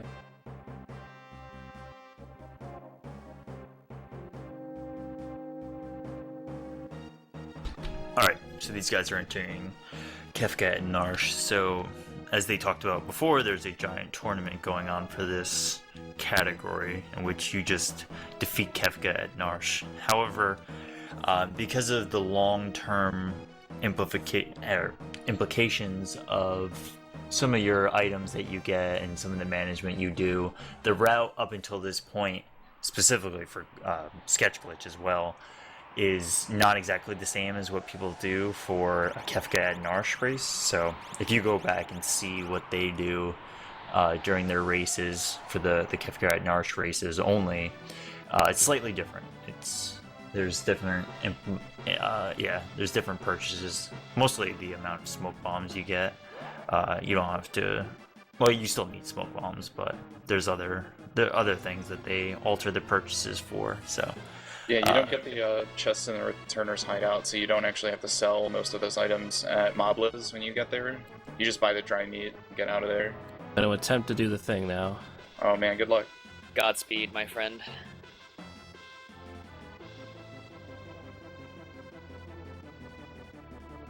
No.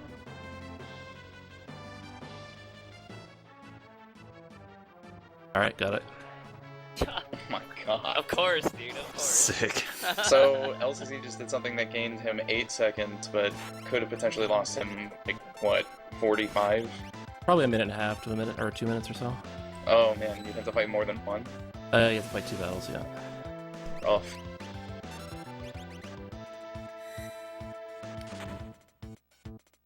What a boss. Dude, they donated for it. They told me to do the thing, so I'm doing it. Oh, yo, this is first time I guess you really see Kuten in her true form. That's not Mog, that is what is supposed to be Celis. And you'll see after LCC gets to the opera, she'll turn back into Celis because Celis is a unique sprite for the opera, but then go back to her, you know, what should be the normal Celis sprite. She's still Q10. You can't equip her and you can't give her relics, and she's slow, and her stats are bad. And you have to, you kind of carry her dead body through the Magitech factory. You never see her again. I think we should talk about just quickly what LCC did before, and it's not too applicable throughout most parts of the run, but basically during these segments in which the enemies are coming at you, there's like various windows in which you can get by them without actually getting into an encounter. Usually when you are in contact, you will immediately get into a fight, but if you do some clever menuing, and we'll see it actually later, there's something called the it's Inferno skip, and then it's Poltergeist.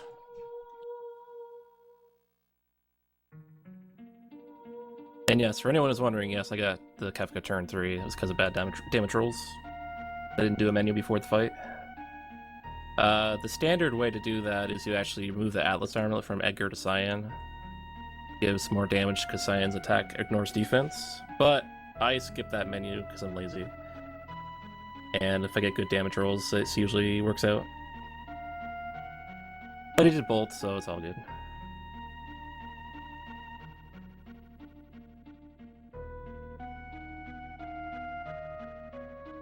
Does party order matter, by the way, for Kefka and Narsh at all? No. Not at all. But, I mean, setting up your party, you can do it in the fewest number of inputs, which is what I do. So the party order just sort of... I'm sure it's kind of similar for everyone in that respect, because just kind of the way your cursor movement and the positioning of all the characters works out, so that usually works out like this.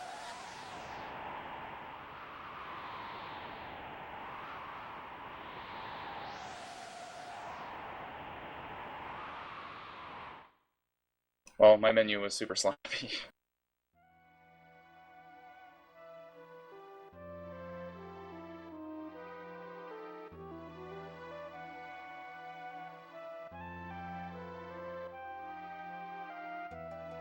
I can't wait for Dataluma.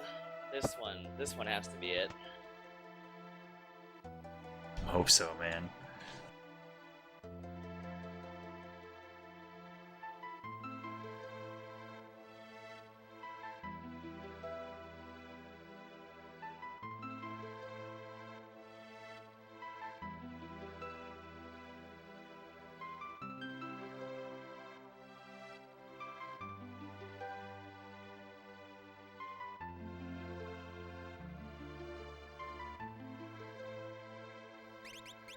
Poison killed Cyan, but Sabin is high enough to survive. Nope, never mind.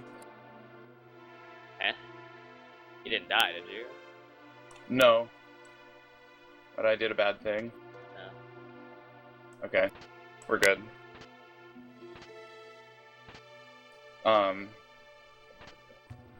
He attacked Sabin, as I was saying, that Sabin was high enough to survive Ice 2. Oh, gotcha. Nice input, man. And then, yeah, I messed up a Blitz input. Just I fat-fingered Orrible. It's fine, Iron Needle killed him, it was... whatever. It was faster. Yeah. Did I at least get a sub 130 Kefka and Narish? Do you want good news, or...? It would have been close, but I'm not sure we made it, yeah. God damn it. So I guess I just got like mid 129 or something. That time in mind, I have no idea. I'm not timing mine either. Guessing 127 something.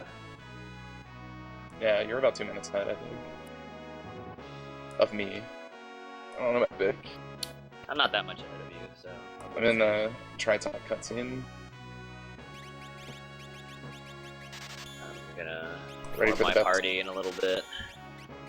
I get to hear the best noise in the game. I hope you recreate it for the fans. No. I'm all good.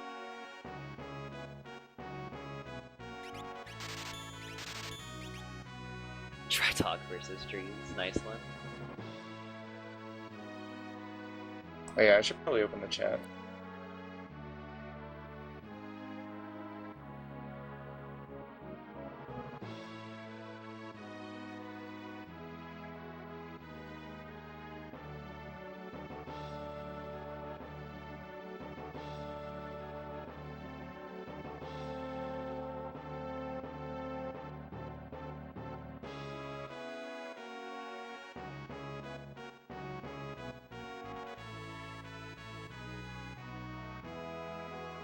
For real. Trees turned into a thing and took off. Okay. You're painting, man.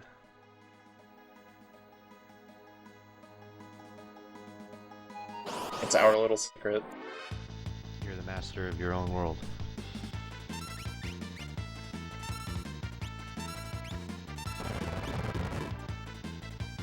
I think I'm only gonna save 2 more times. I've been saving everywhere. So have I. Of course, things have gone fine. I know, dude. That's the worst. But if you don't, then you get crit on cyan, you know? Mm.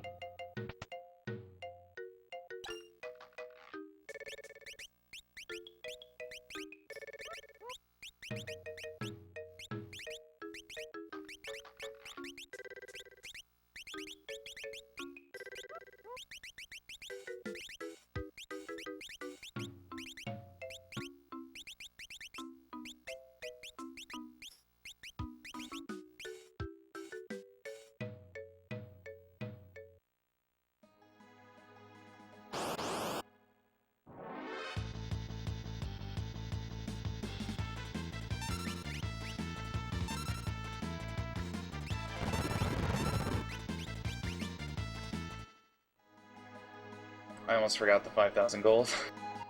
Yeah, that's kind of important. Especially for me. Jack has lots of good stuff, man.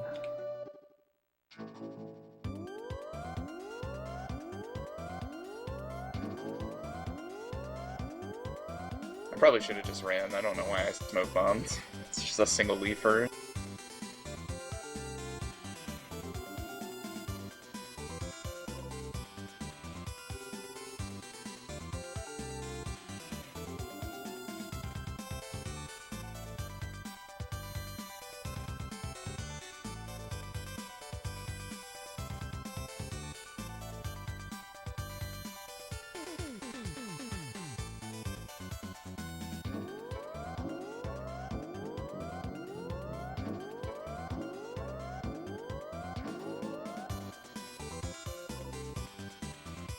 Time for a quick donation? Go for it. So, I don't know, I think our donator here is a little behind on the times, but the username is Twerk It Until You Make It. And the note is, make the Shovel Knight file name Sean Casshart.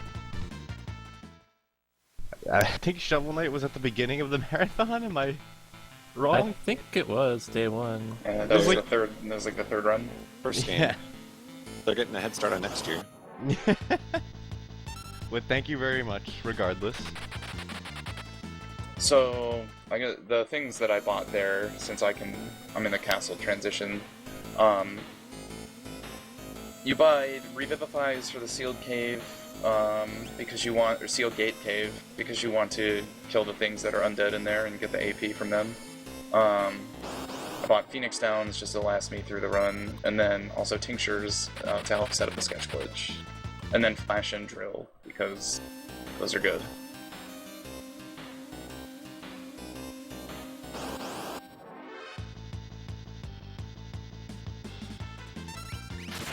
Man, sometimes walking is hard. I don't know what it is. Agreed, dude.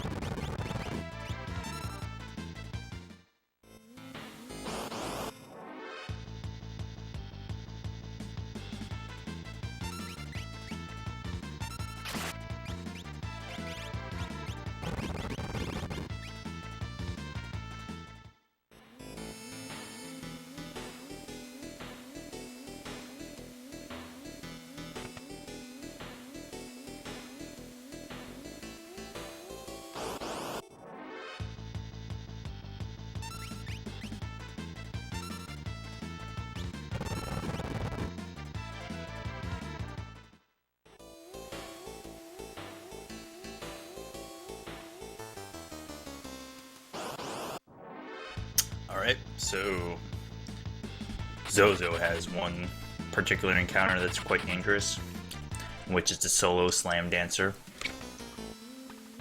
But luckily it looks like they got away from both of them, the ones that just occurred on screen. You can cast Fire 2 on the whole party.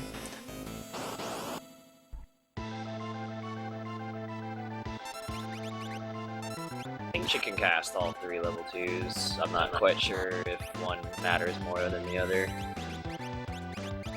Yeah, Fire 2 is way less effective, I think. Fairly certain, like, at full HP, 3 of your party members survive Fire 2.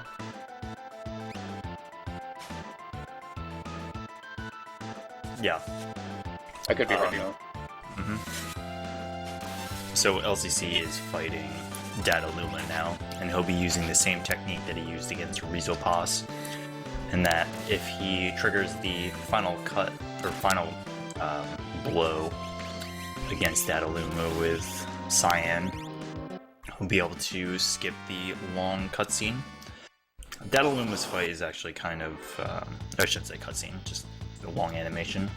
His fight is very interesting because there's he can summon allies if there's a timer that runs long enough, he'll summon allies, and if you trigger enough damage at a certain point in the fight, he will cast like potions on himself, or use potions on himself and cast some spells. So bypassing all of that with the retort trick is very helpful and fast. Yeah, it's kind of weird how it works. There's stuff going on in the background with Dataluma's AI, in that when you physical attack him with like a regular fight command, it'll trigger retort twice because the game is checking for counters. The attack triggers it once, then the counter check triggers it again. From what I understand anyways, that's just my assumption. Got the NPC Cliff. Good. Give it to 20 frames.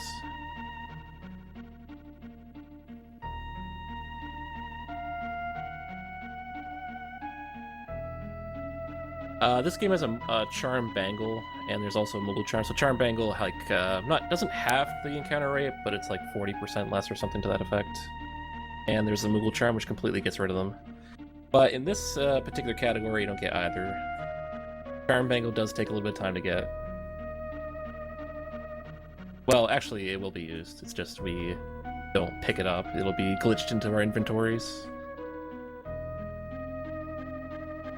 Lack of it later, I guess. Huh.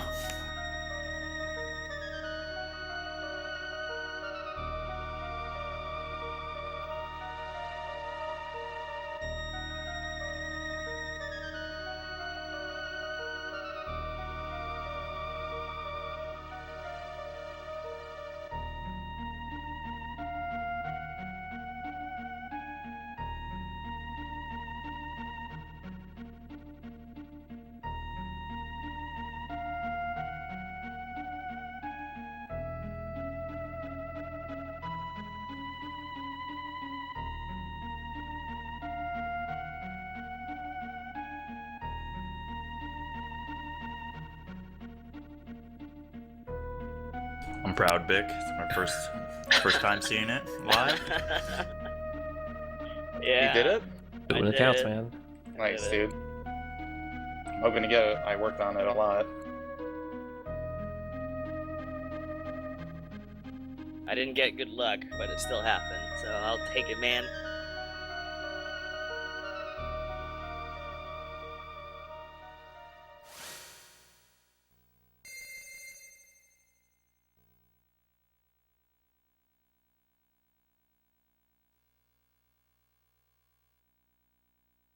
Alright, so just a quick update as far as progress goes. LCC is in the lead in the top right, and although Big is in the same cutscene, he's just a little bit behind. And Countdown is just about to fight the boss right before this cutscene, so certainly these guys are keeping it close, and there's a lot more to come.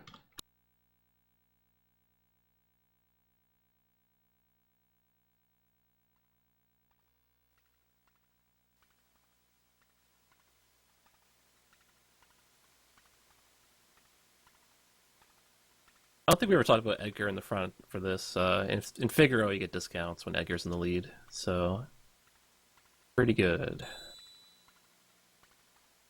I never knew until speedrunning that if he's not on the front, you don't get the discount because it's the same dialogue anyway. It's pretty jacked. Yeah, it is. And it's happened to a few people who've tried running the game that just didn't realize that it's important and just kind of went with whatever order they felt like, and then they realized they didn't have $8,000 that they thought they should have.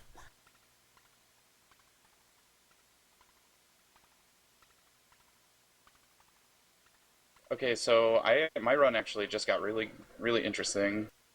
So I I attacked Sabin instead of Cyan. Nice. It worked though. Sorry, I was walking. Yeah, I still got it. I got bad luck, but I still got it. And then I got a thief knife drop. Nice. And I stole the jewel ring. So my gold route is looking up, I suppose. Double thief knife, baby. Should I do that or should I sell it? It's only worth one anyway. Oh, is it? I thought it actually was worth something. Damn, now I'm sad. Glitched on the lock later. Alright. I didn't even. Oh, wait. So what is it? Oh, you do it during the banquet cutscene, right? You like take you equip him with Genji glove and then take it off, but When don't actually you're- bring up the equip screen. Yeah, when you're done your menuing, it's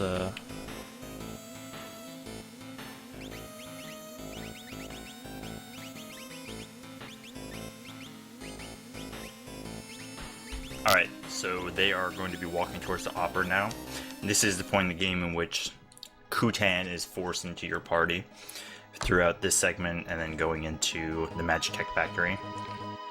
As they said before, Kutan is terrible and not reliable whatsoever. Can't equip her. And also to note, from this point on, they had the access to Espers, and Esper management is essentially just like an equip. What spells you learn and what stat gains you get at certain level ups is all determined by your Esper, and they need to get access to certain moves on certain characters, so it's just another thing they have to juggle is Esper management.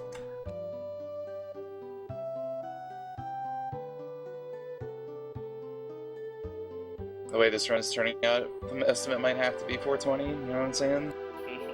yes, I know what you were saying. Thanks, LCC.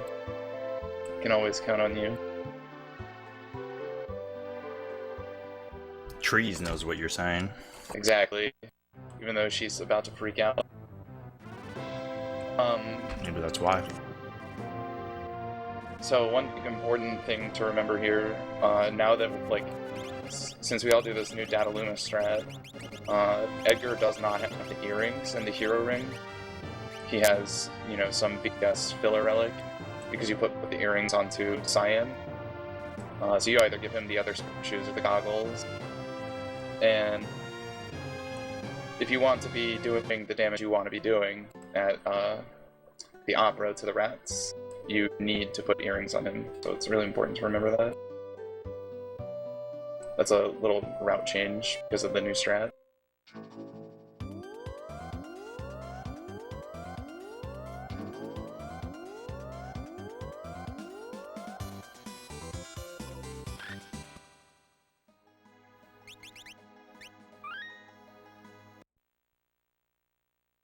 And we leave Kieran behind because Kieran's useless.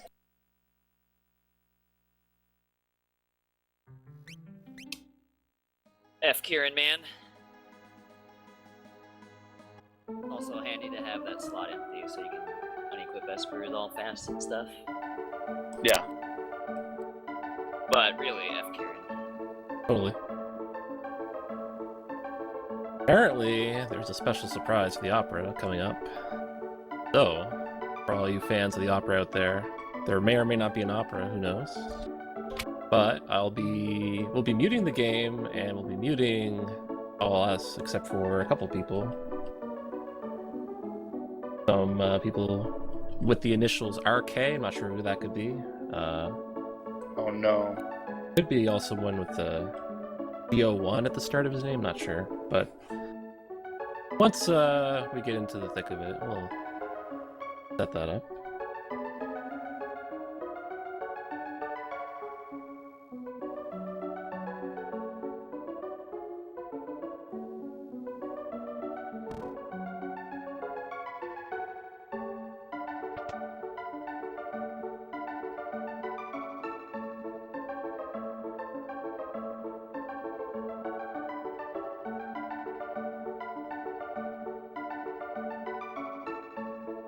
Hello? Hi. Hey, RK, how's it going? Hey guys. Dude, I'm so glad you're going to be a part of the marathon with us. I'm so nervous. You have no idea. Have you been Can't practicing? believe. A little. Do you mind if I practice now just to make sure I warm up? I've never done this in front of people. Yes. That's fine, go ahead. Okay, thanks. Hold on one second. Oh, okay. Me, me, me, me, me, do, re, mi, fa, so. Oh my god, I can't believe I'm doing this right now. I think you're just fine. Honestly, I think man. you're going to be all right. Do you mind if I get a countdown when I have to go? Yeah. We still got a little time, so just breathe a little bit, okay? It's going to be just Okay. fine. Oh my god, dude. So nervous. What's the most number of people you've sung in front of before? I know you've sung in front of us before. You guys and my mom. So Yeah, 600. we're doing this on the Oh My Hero, is what I'm being told.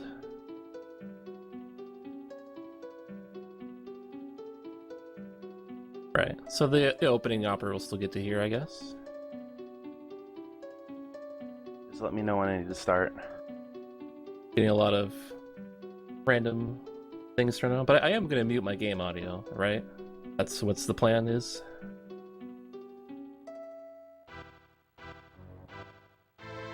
Yes.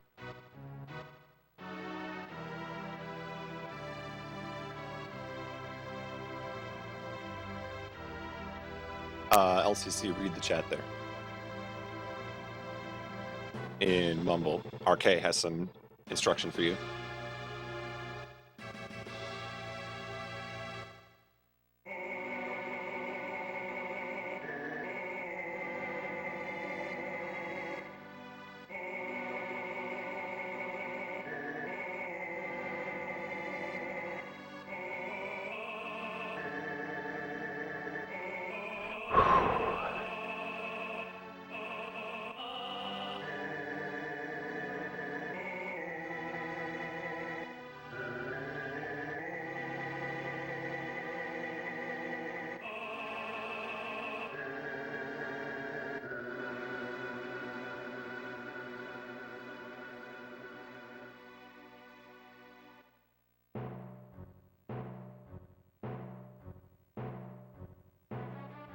RK, do you know the words? Yeah, I practiced it. Okay. It's good.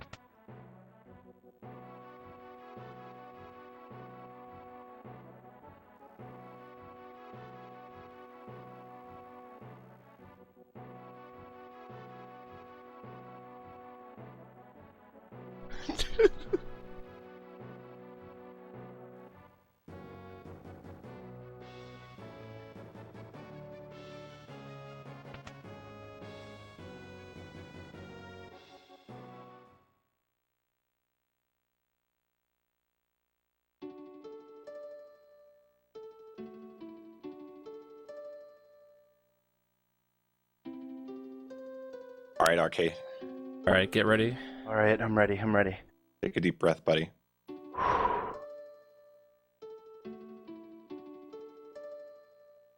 Three, 2, 1, go. Go.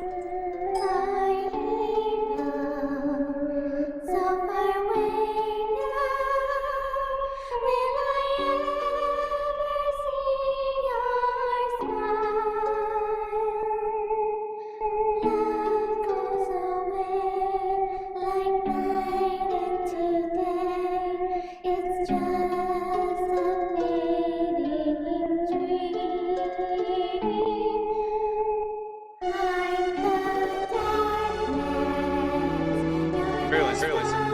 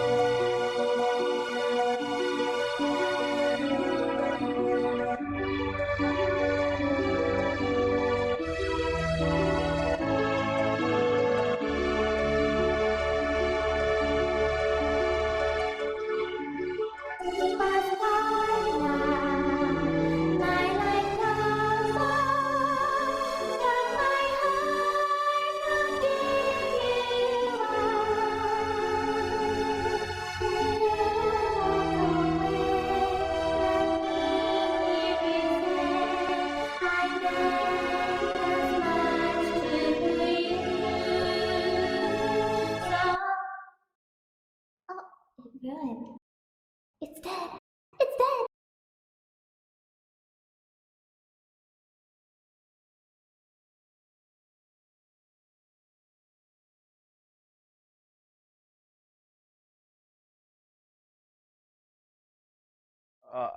I gotta go. Thank you, Ripped Killer. Thank you for that performance.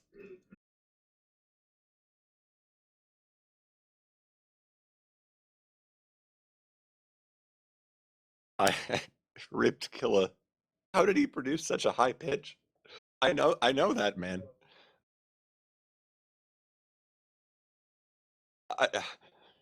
There is talent in this man.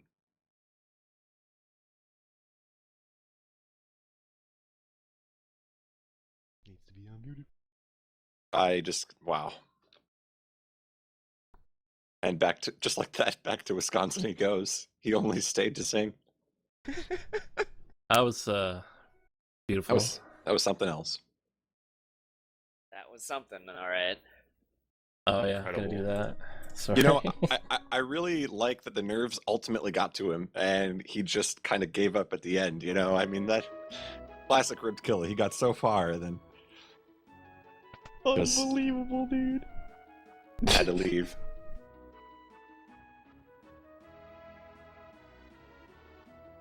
That was life changing.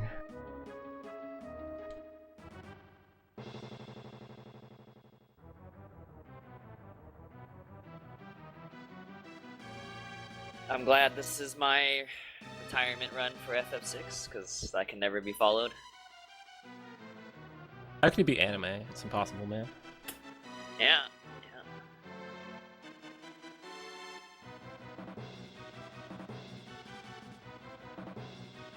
I mean, Ripkilla is a voice actress.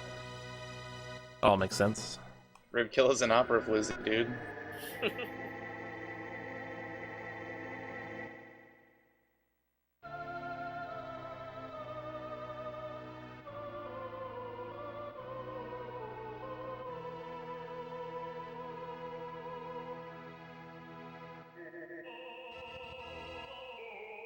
And I know you guys can't hear it, but yes, I'm doing that to song.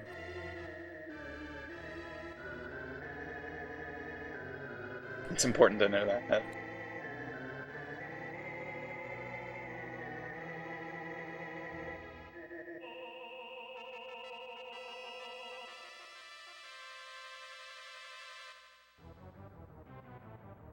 Don't forget the bouquet, don't forget the bouquet.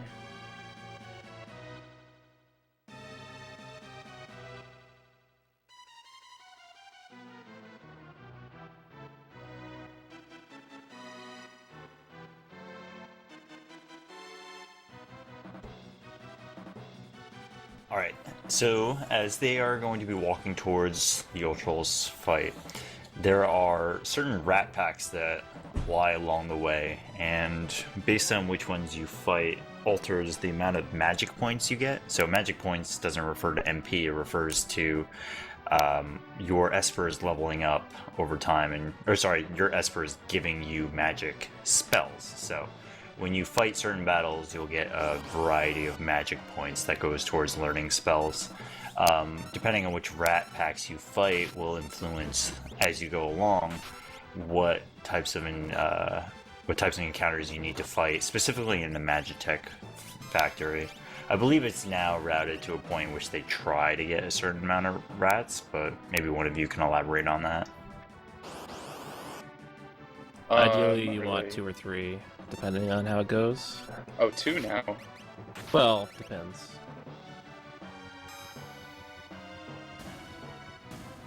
Because, if you know what you're going to get as far as enemy encounters go in the factory, 2 or 3 is usually best, depending on how many river battles you get and what seed you're on and everything. What do you recommend for no river battle? You know what? No, I'm gonna get 3 and I'm taking it. If you get no river battles, I would take 3. Don't bother getting 2.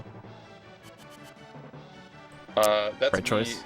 That's me messing with my own stream, whoever that is, turtle guy. Nobody is putting stuff over me.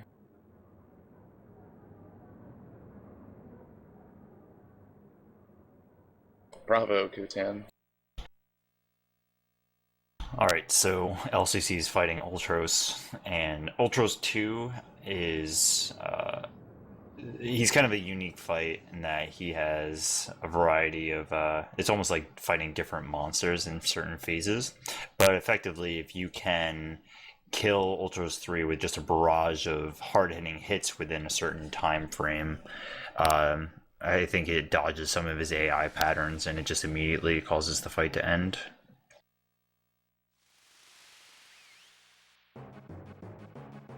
Otherwise, you could be stuck there fighting Ultros 2 for quite a while, so it's really important to get the setup right.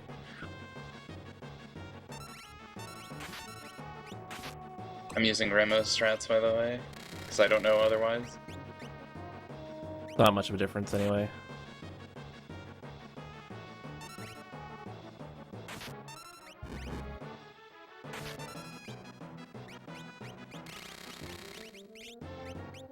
I got a second here. I got a donation.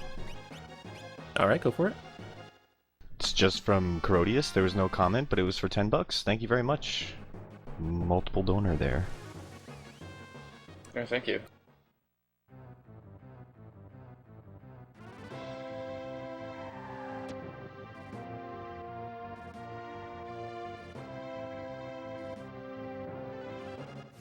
Oh.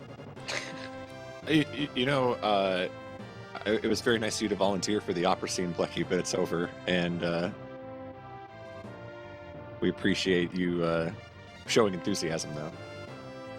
Yeah, I mean, I was gonna start chiming in, and then Ripkilla clearly had it, so... That was his Can't mess with moment. perfection. He is looking for a gig if there are any, talent bookers out there watching.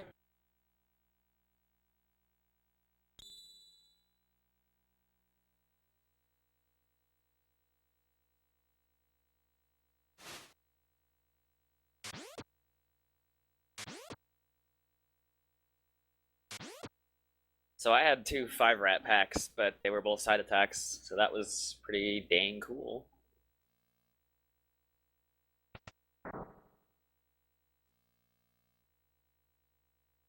I hope to one day see that kind of luck again, maybe in 2019.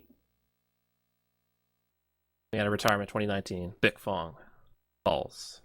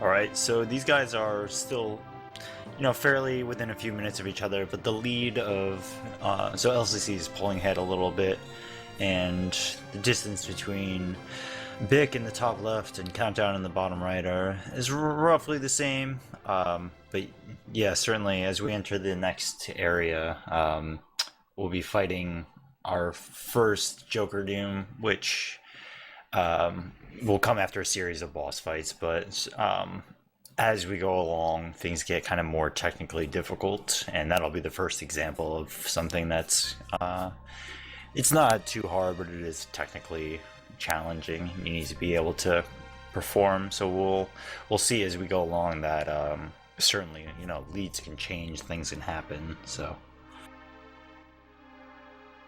Yeah, down. You got 3 rats. Yes.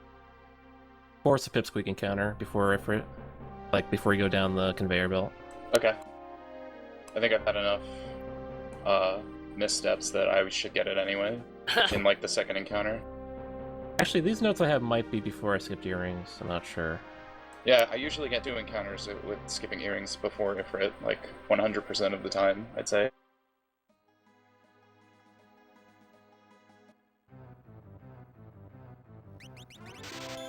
I guess either way, look out for that before that savage boss fight.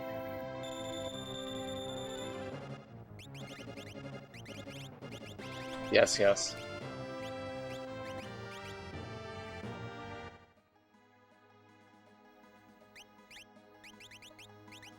Wow, now you crit, asshole.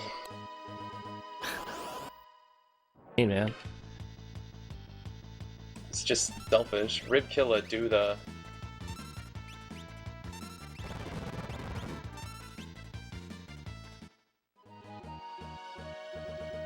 And speaking of, here comes Thing.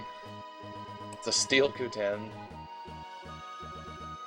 I'm also talking to Thing. What a long conversation it is. Talk to Rocket. Nice.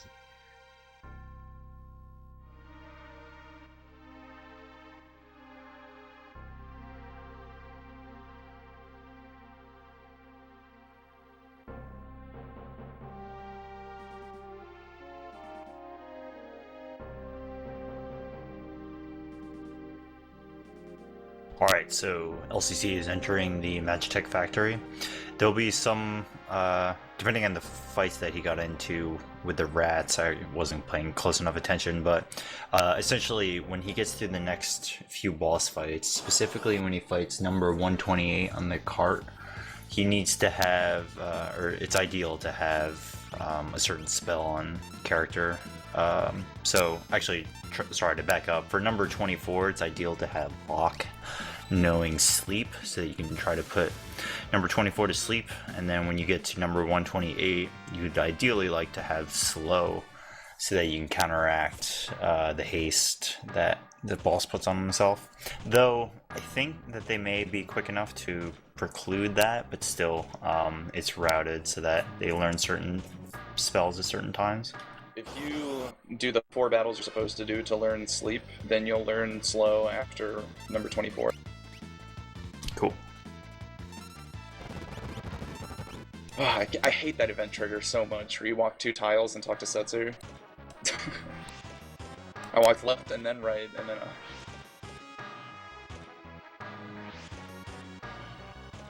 I gotta pay closer attention.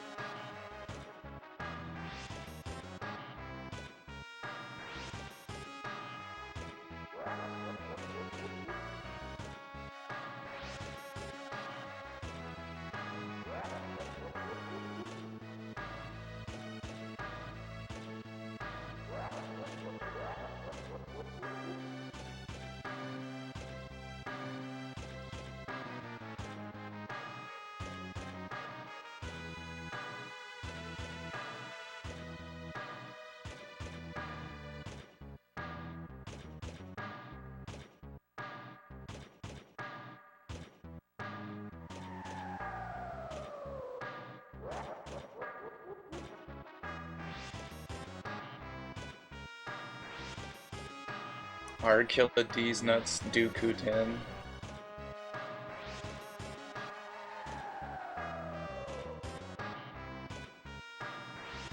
Okay, so LCC is about to fight Ifrit and Shiva. You can run in between the segment in which Ifrit goes away and Shiva comes in. However, you need to monitor your, it's basically a RAM value that occurs, that is not shown anywhere, but what it means is that you need to be actively running during certain animations so that by the time when Ifrit fades away on the screen, your characters are able and fit to actually run away.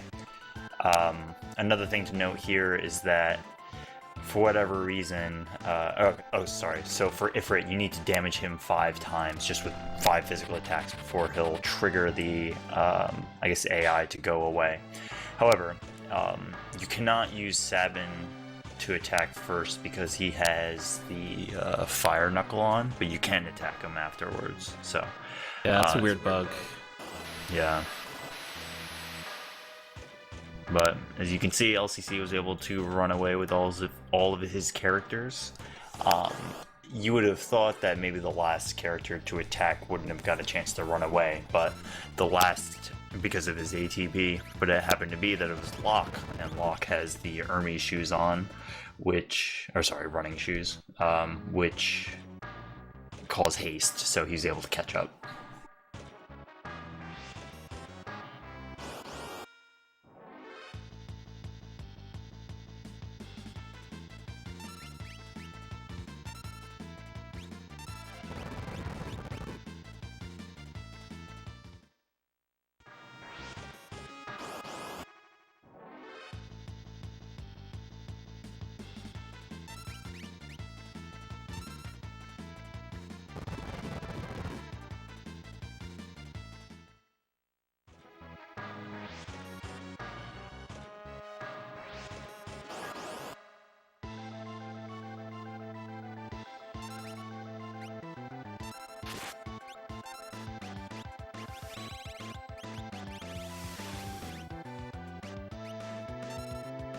Alright, so number 24 is susceptible to sleep.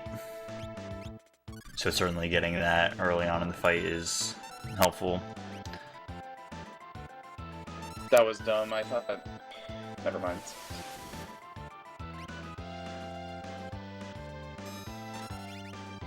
here you see more. You'll see it quite often from here on out. In certain fights, the weight tricking, which he's opening a menu while one of his allies is attacking to stall the boss from getting free ATB movement.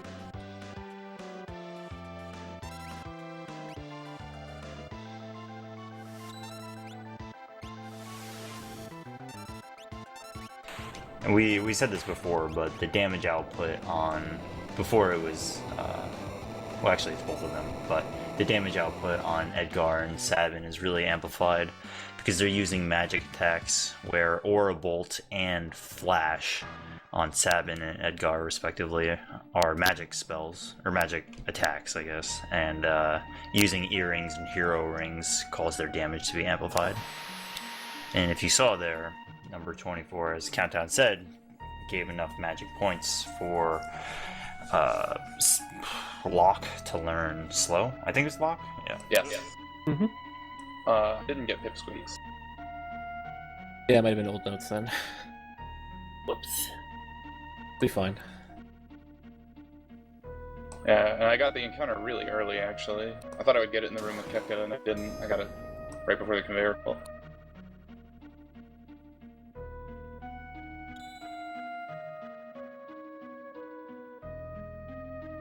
Still killed the battle though, right? What'd you say? What battle did you get? I got 2 Pipsqueaks Proto Armor, and then I got Garm Commando. Killed one of them.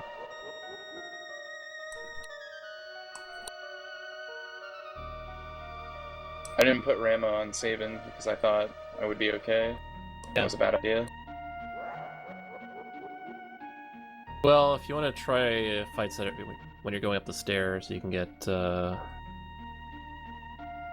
Yeah, I think if I just don't get anything by the end of the stairs, I'll put Ramo on Sabin and get encounter before 24. And just Garm, if it's Garm Commandos or whatever, just use Ramo.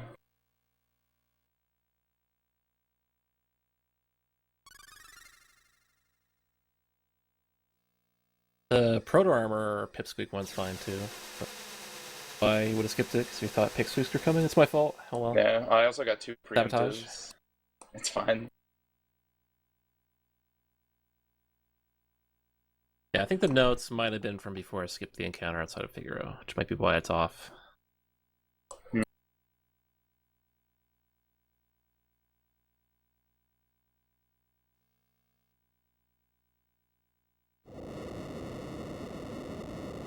Haha!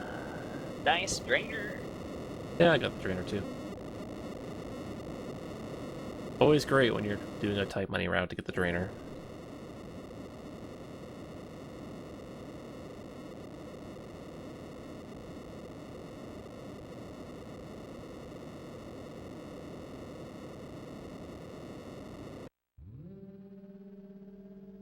Alright, so LCC is entering the minecart section.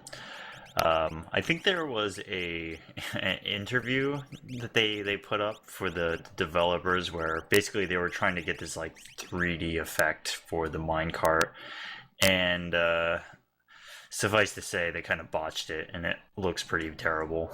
But it's supposed to be some sort of 3D effect while you're going on the minecart trail towards number 128.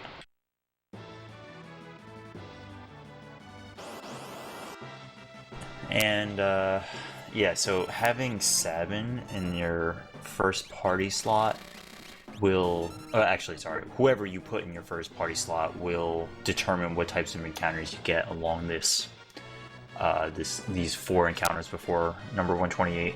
Which is really weird. I mean, the way some encounters in this game work are very odd. But yes, putting Sabin in the front gives you certain encounters that are just beneficial for the route.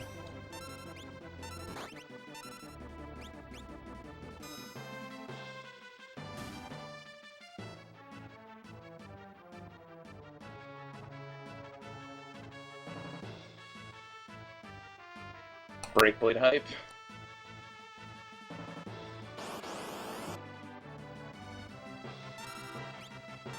You know what I'm talking about?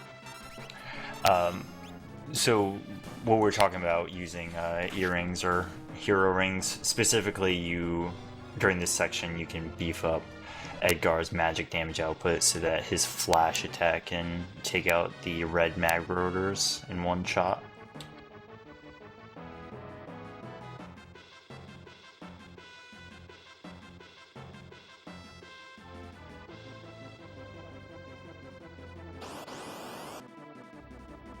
So number 128 is the boss coming up. There's a bit to talk about. So number 128 has 2 arms, left arm and right arm, and the idea is that you want to take out both arms as quickly as you can. So what these guys do is they equip one of their party members with the Esper Shoat, which is bichphuongballz, and using the summon, it uses Demon's Eye, and that will cause Petrify status. Has, I believe the notes say, 66% chance on both arms to land, and yeah, so it'll one-hit kill both of them. However, they can revive over time, and it's, even though you only need to damage the actual body of 128 to kill him, you rely on Aura Bolt, which will randomly target all enemies on screen. So if you can get rid of the other arms, you definitely want to. Plus it's safer because you have a less chance of dying. So we'll see that here. He's going to use Shoat right away, and then if he needs to, he can cast Slow with Lock, which I think he will.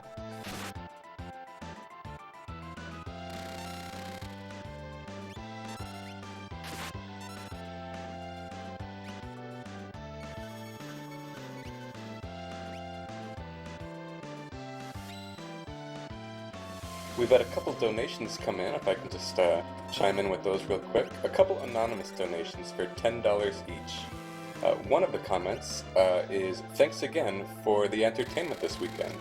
The other comment, or the other anonymous donation had no comment.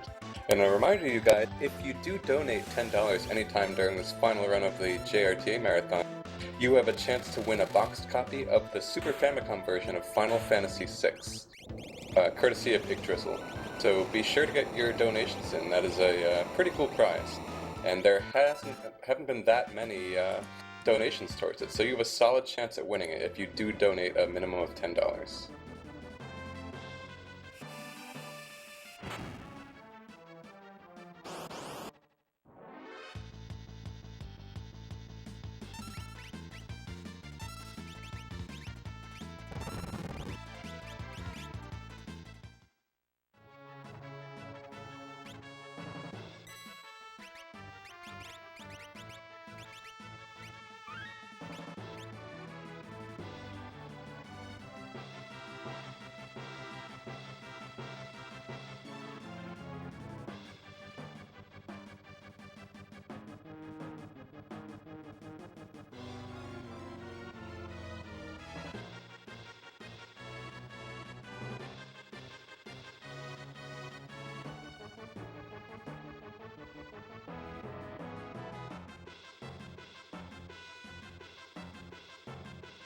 Oh, and also, you know, since you guys are so generous, we've already made our goal.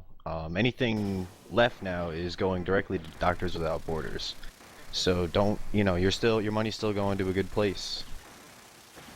So don't feel bad about donating just to get that boxed copy of Final Fantasy VI.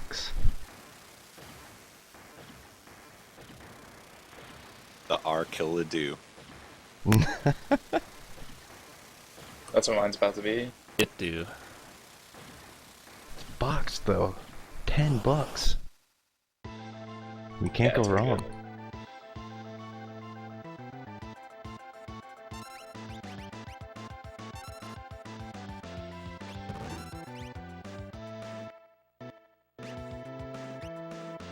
So big shoutouts to Yggdrasil who donated all the games, right? Pretty much. I think almost all of them, yeah. And we've linked his eBay store in the info section of our Twitch page too, and we encourage you to check that out, especially if you're into speedrunning and need somebody that can get you the right version for your games. He's pretty good about that, so check that out.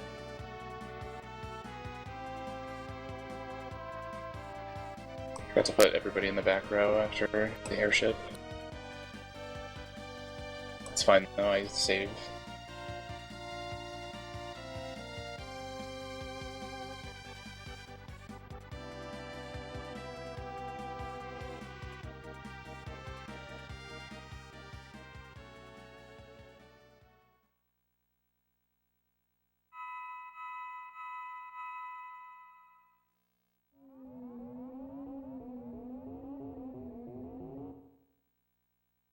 Got another one here now from Night Builder. No comment there, but it was $10. Thank you very much.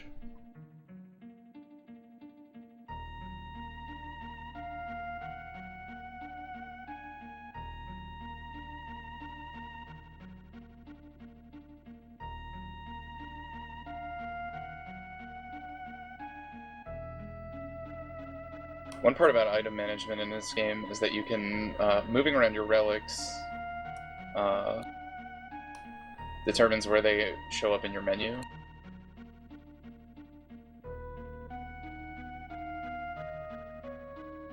Yeah, it's tough to...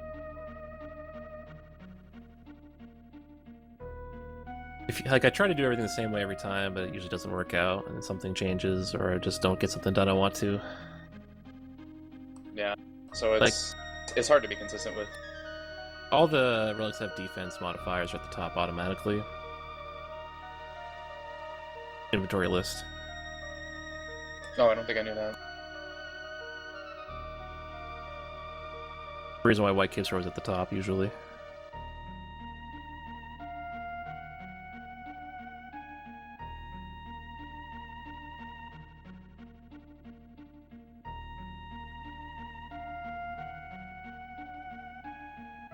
And get it. Oh, sorry, go ahead.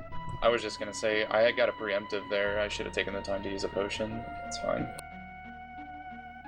I really need Locke to survive the 128 fight. Yeah, this category, the sketch glitch, is completely determined by the magic you learn, so if you don't get magic when you need it, battles, which sucks. That particular fight, you don't learn bio, you have to keep Shodan and learn bio for the cranes, which will set you back on Remedy, and if you learn too much magic, it can mess it up too. Try to set up that you don't really have that happen.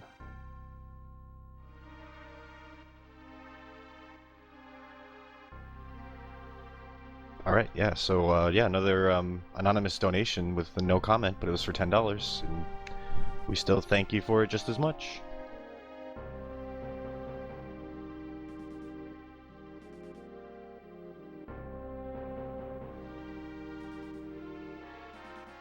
Boxed copy, Final Fantasy VI. Get it?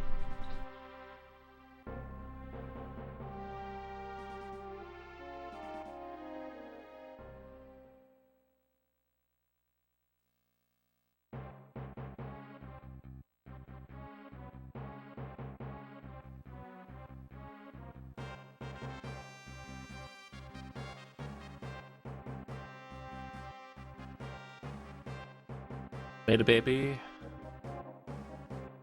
Time for those baby rages. Baby's mom was gonna get sucked into the void, and stars that are appearing that are signifying wind.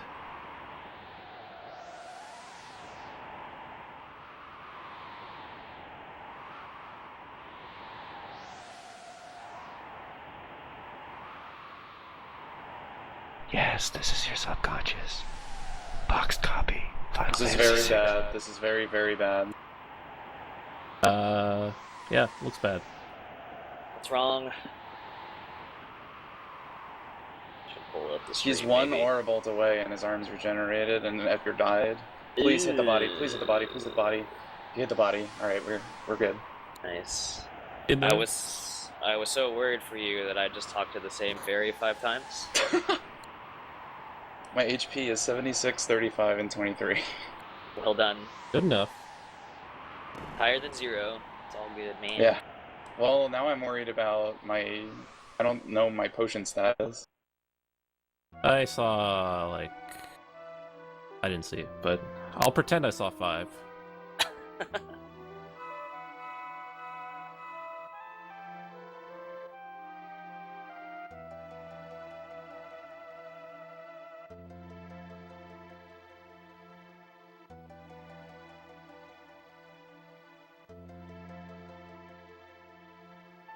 So, that was 2.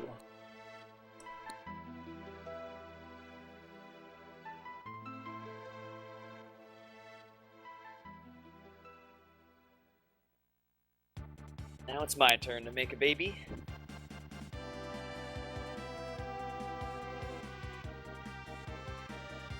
Gripping cutscene.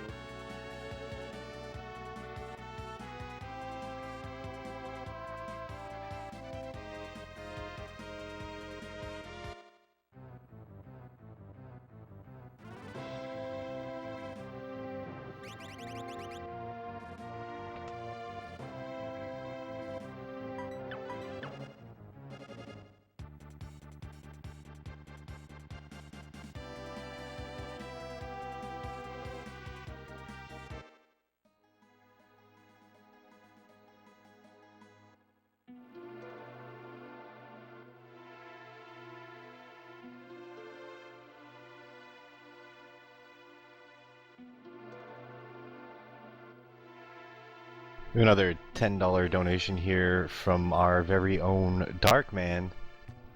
He says, "Give me the box." Give me the box. Give me the box.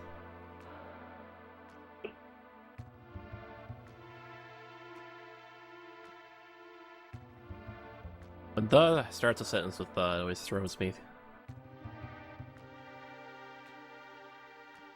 Freaking the.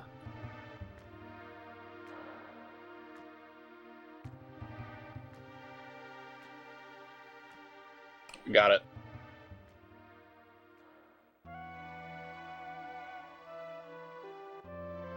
And Locke survived. Same.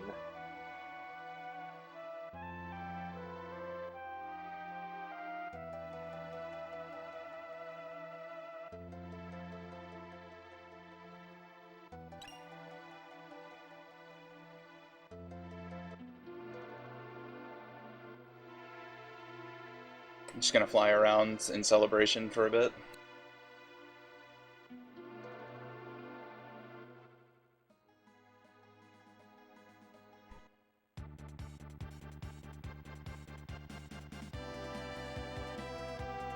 I'm back. Everybody survived trains?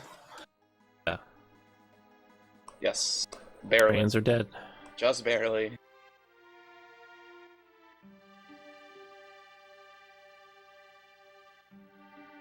I'm on my way to make a baby. Third place baby maker.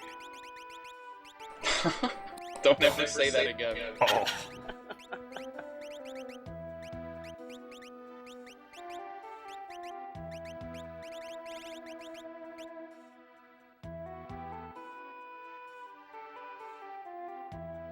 Listen well and think clearly.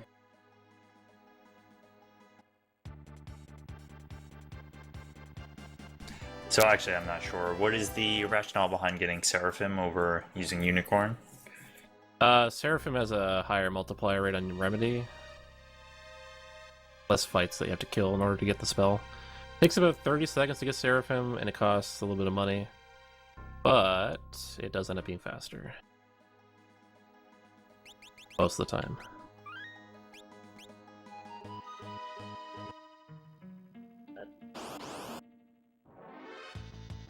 Well, I just learned a special airship maneuver. That was pretty cool.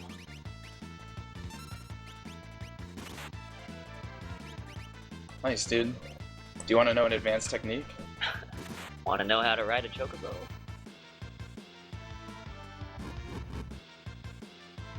Double confuse. How do we know unless we observe for ourselves? Question, man.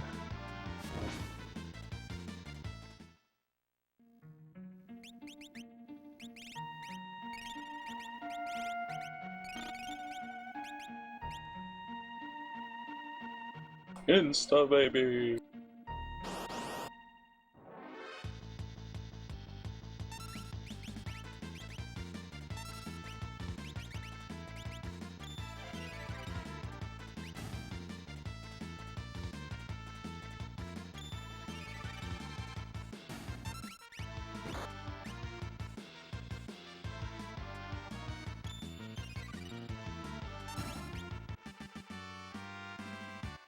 Re-revivifies from that fight. The dream. I'm The about tier dream. less. About 22, so I'm really depending on some revivify drops. Same.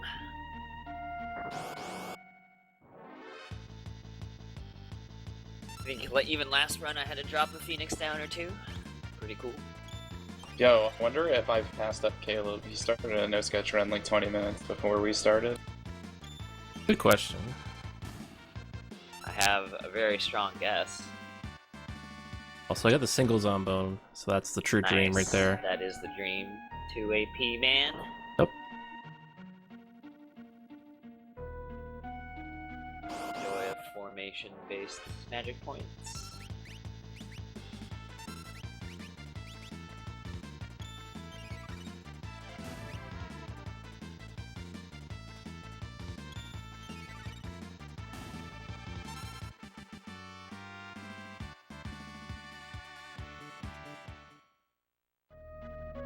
Man, this run is dookie.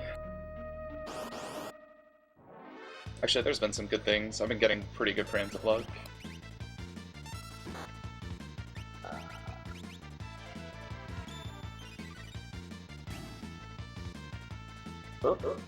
So during this walk that LCC is on in the top right, he's using Revivifies, which is one-hit kill to most things, everything in this stretch. The Zombones or the Ings, and he needs to get to both a specific level and learn some spells along the way, so that when he gets to the next few party members, they join at specific levels. And I guess it's more important in no sketch, but your party levels here, especially on these two characters, influence heavily what characters join at what level later on.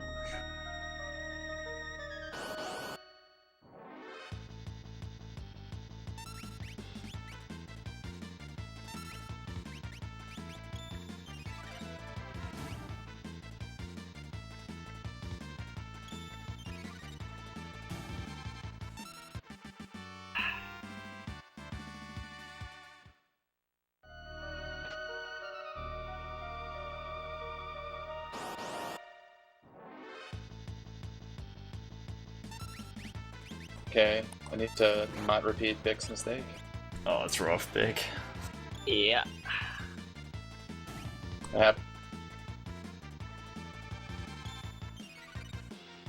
That's probably one encounter I have to farm on the back end then.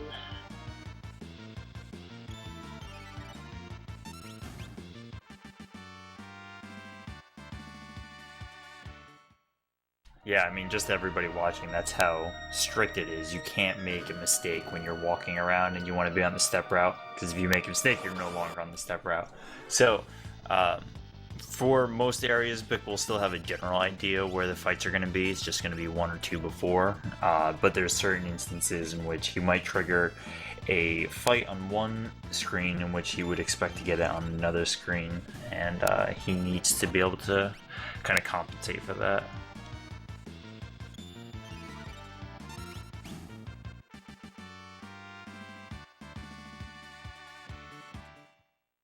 Did Locker Terra die?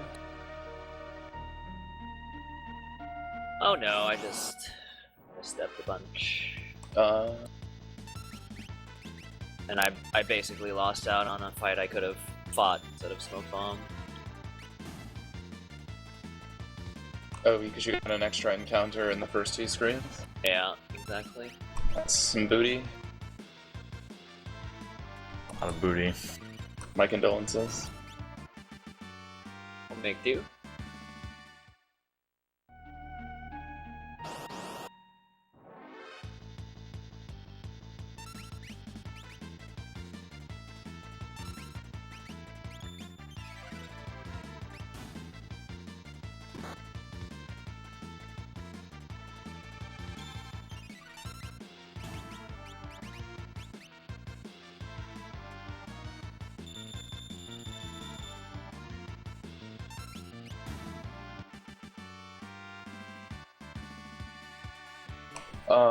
Something that's, I guess, relatively new. I don't know how long LCC's been doing it, but We get the elixirs that near the story triggers to save on buying tinctures for the sketch glitch.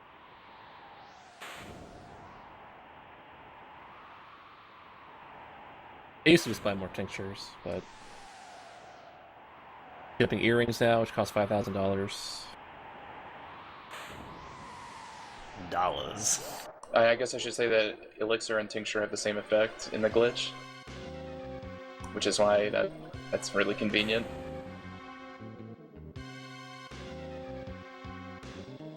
Yeah, the sketch glitch will be controlling the lead character's ability to use magic.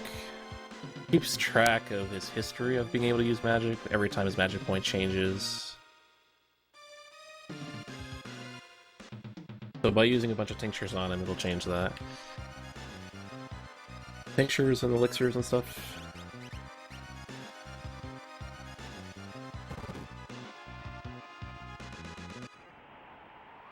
And that menu is atrocious.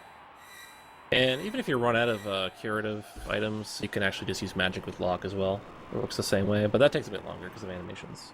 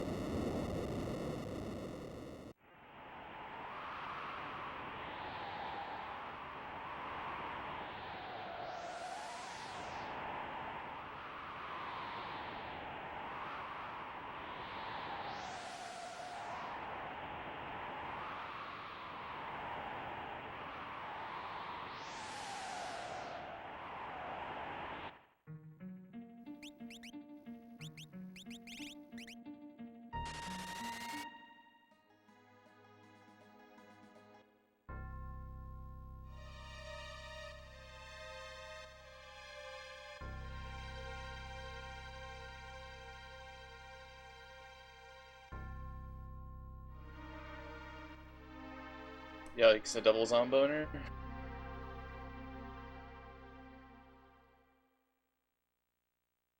These guys only give one AP, MP, whatever you want to call it. Did you just say zomboner? Yeah, zomboner. That's zomboner. Oh. Thanks for the backup. They'll make their return in SMRPG as the biggest zomboner of them all. The master zomboner.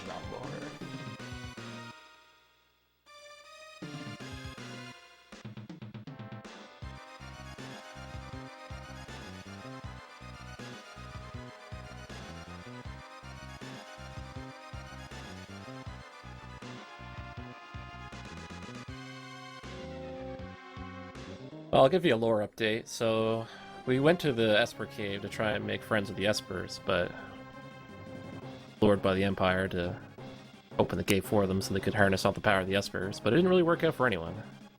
Now we're going to try and make peace with the Empire. What will happen next? Stay tuned.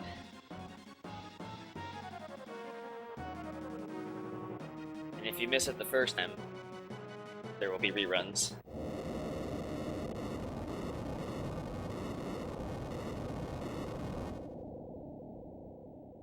Nice steps, dude. Walked right past the switch. You were supposed to not follow my example. I got another Zombone encounter. This sucks. I got away with one. I'm gonna have to fight definitely some extra balloons then.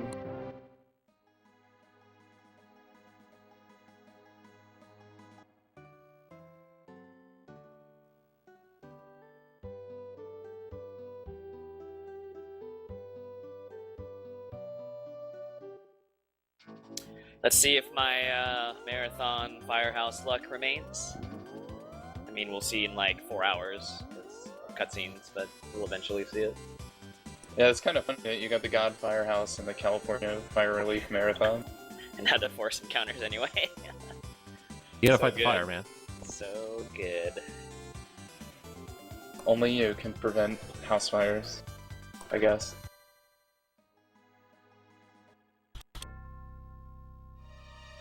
Alright, so LCC is kind of pulling away from the other two, so LCC is actually still on his step route.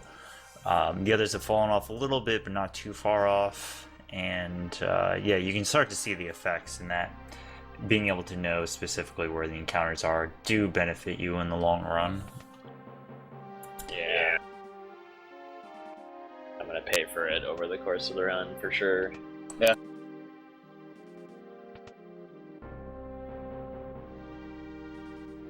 I think I'm only about 6 steps off, all things considered.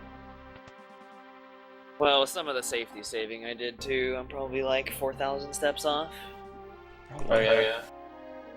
I just happened to add to them in the cave by like 4 or 6.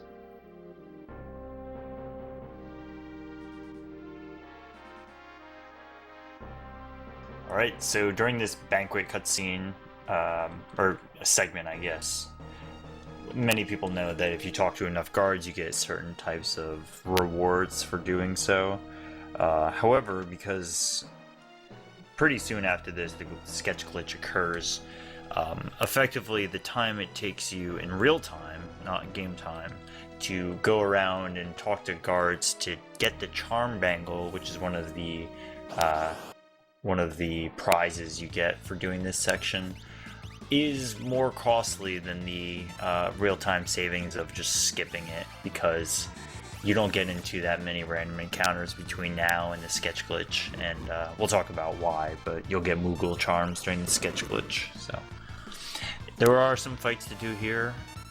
You can see that LCC is fighting a Magitech armor, and that Magitech armor is, Mega armor is giving just enough magic points that he needs. And as you can see, he does have the time to save.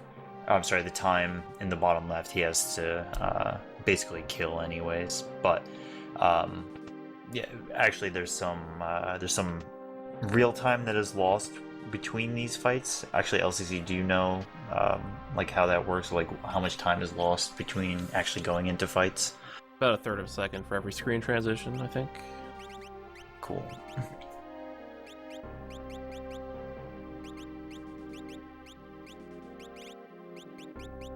Did you guys talk about smoke bombing away from Kepka? No. So that battle disables your L and R buttons, but you can still use a smoke bomb to run away. So there's not like Kepka doesn't have a can't run flag. They just got around it by making it so you can't use L and R. And it just saves a couple of seconds. Okay, so you can see that LCC is doing some like kind of crazy menuing right now, and what he has done is he has put the goggles in the 184. Okay, so 184, the 184th slot in his inventory, and that is going to be specifically set up for a glitch later, and we'll talk about it then. But essentially, the goggles will become equipable if it's in that specific slot. So during this downtime in which he basically has, a few minutes to kill before the next part of the banquet occurs, he's going to be rearranging his entire inventory so that he has things that he needs up top, and he has everything that he wants to sell at the bottom, so that when he goes to the next shop, similar to the other shops they've had, that he can just go down the list and sell everything.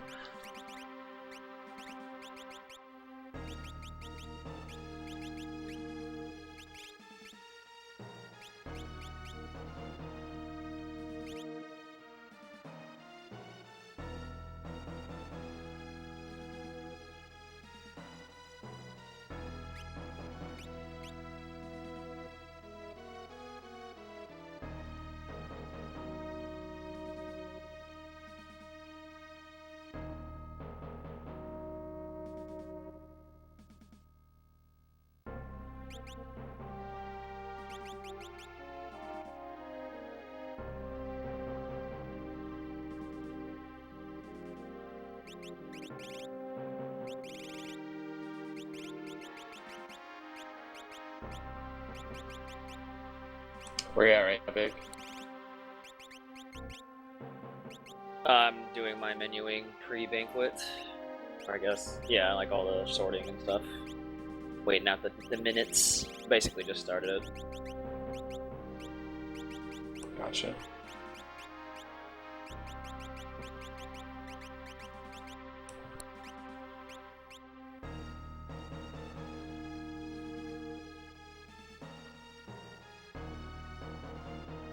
A little bit of math there to figure out what I need to sell as well. No math.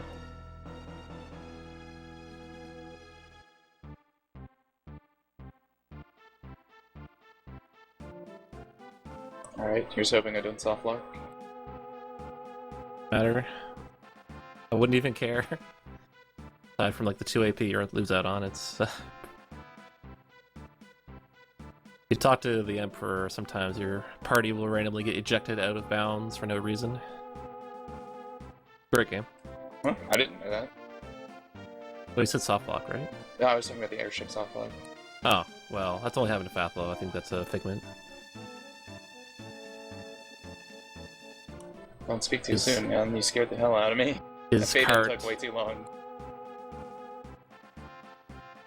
Yeah, if you talk to the Emperor, sometimes you'll get flung out of bounds.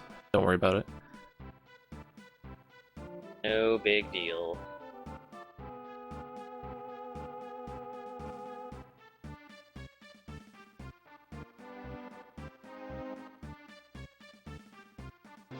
Oh, another thing, that the dialogue in which, so the segment that LCC is doing right now, in which he's selecting the dialogue, usually you select certain text to make the screen, to get the highest value so that you get the prizes, but because you don't care about getting the charm angle, you select all of the dialogue choices that have Gestal or anybody else have the minimal amount of text boxes and scrolling.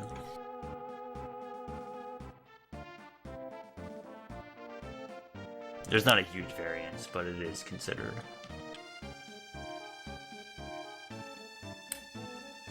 Looks like I gotta fight 3 balloons. Or whatever else. I'm missing down 3. Oh, I didn't even check.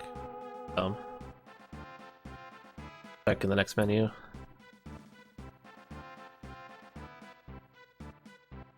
Comeback starts now. Yep. Back starts now. Nice.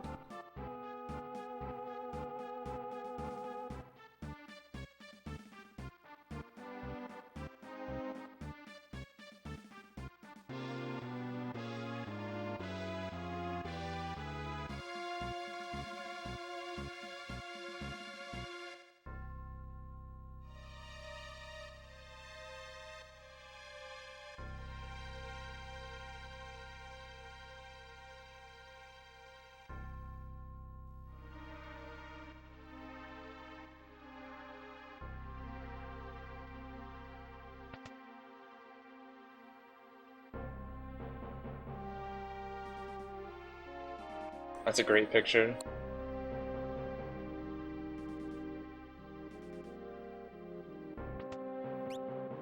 I think you find that out in one of the canon additional books that are written about this game. Oh yeah? Mm-hmm.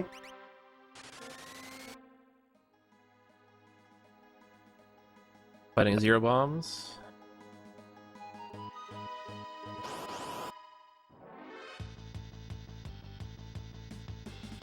Alright, so some minor tech here.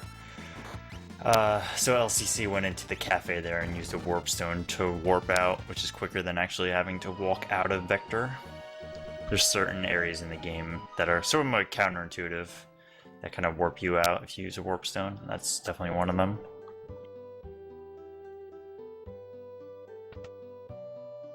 I hope there are skits for Thamasa tonight.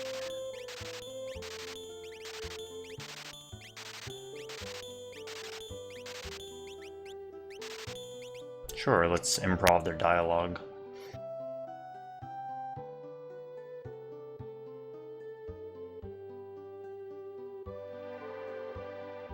Really just trying to find any excuse I can to bring Ribkilla back. He's devastated, man. The reviews have not been kind. Yeah, he's actually pretty embarrassed about it after the fact. Dang. I thought he did a great job personally. Yeah, that's what everyone's saying, but the critics, man. Professionally hired critics. I think it's just the shock factor. Like, people weren't expecting that powerful voice from Ribbed Killa. Perhaps in time it'll be considered a cult classic. He can show his face again. We can only hope.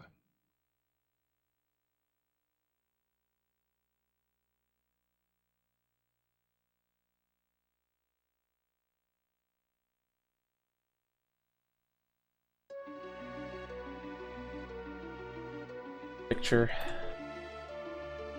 That's a good pick.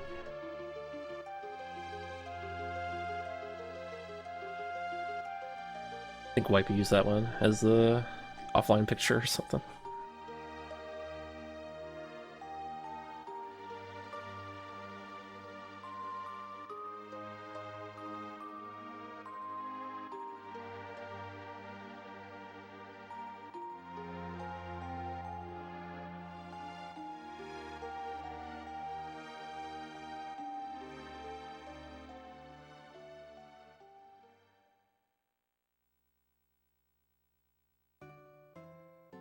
Alright, how do I do the thief knife glitch?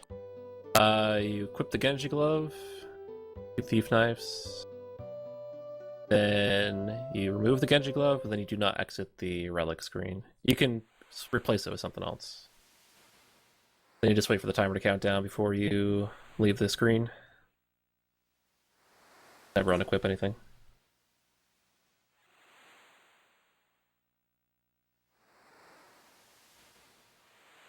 How do I have 4 tinctures?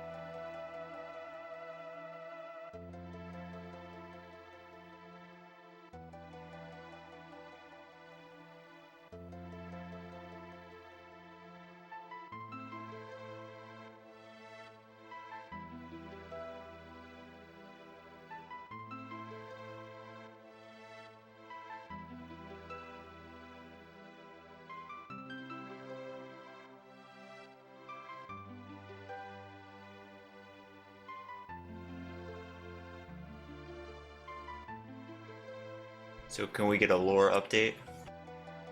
Oh yeah, lore update. So we went to the banquet. We're friends of the Empire now. We're on their ship. We got General Leo, who He's a real stand-up guy. Yeah, he's great. Everyone loves him. Yeah, he won't die or anything. And currently on a boat, we're talking about feelings with a ninja, and we want to know what love's all about. That's about it. We're going to Thamaza, the village of mages who are pretending not to be mages, and believe that they hold the key to talking to espers.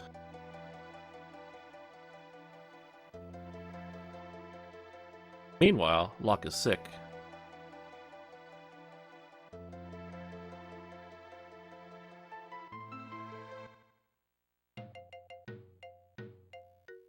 Lore is very important for this category. It dominates it. I'll give you a lore update in another 20 minutes or so.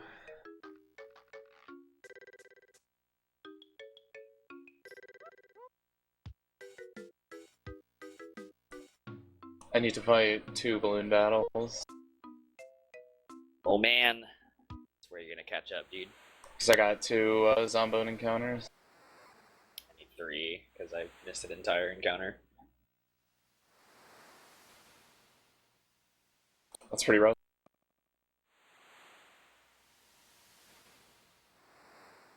Probably should have just farmed one at the end, but I just went for it and didn't get new encounters, so I was like, okay, whatever. No big deal.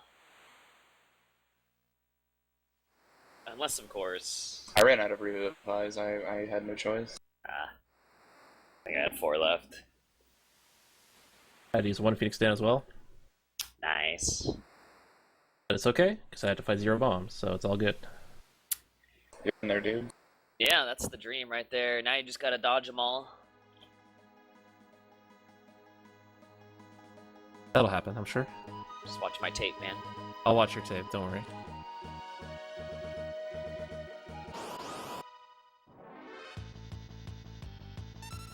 Just skip the parts where I'm trying to get an encounter on purpose and still can't. Yeah, those are the best parts. Phasing through fire. Fire Whisperer Man.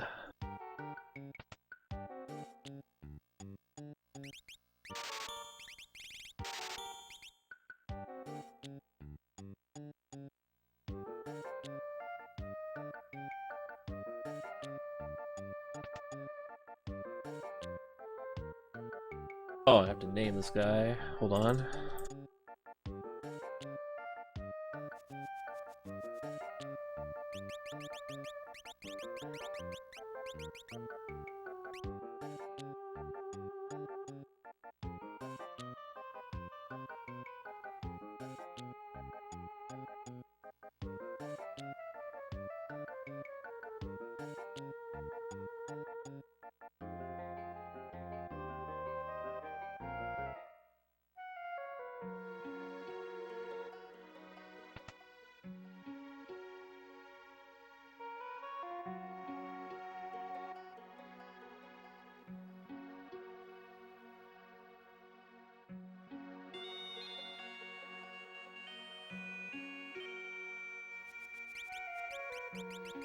Just a reminder, everyone, even though we made our goal, you can still donate $10 and be entered to win Final Fantasy VI in Japanese boxed.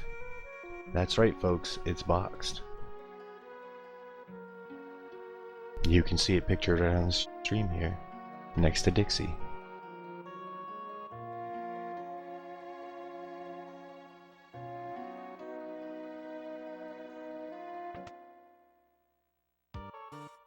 I have way too much money. Better than too little.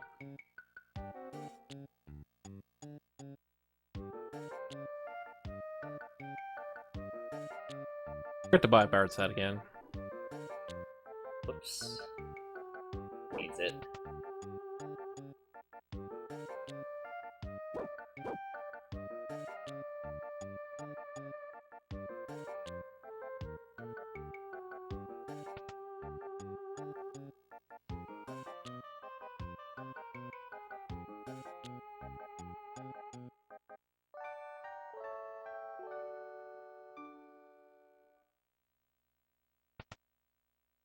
Lore is over.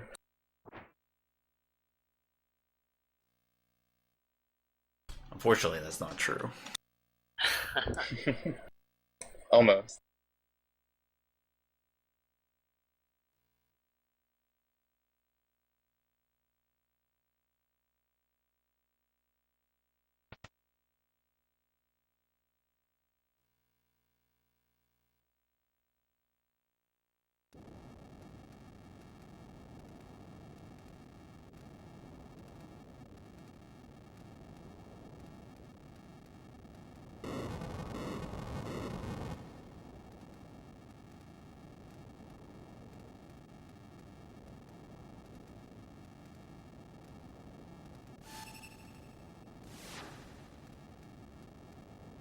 I would like to know what love is.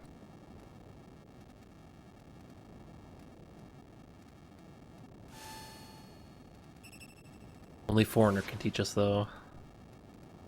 I want them to show me. Foreigner, eh? Wouldn't someone else argue it would be Mariah Carey?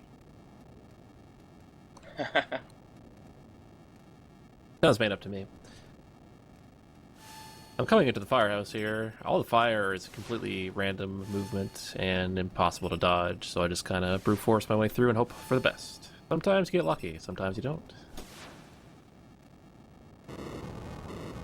You gotta know when to hold them.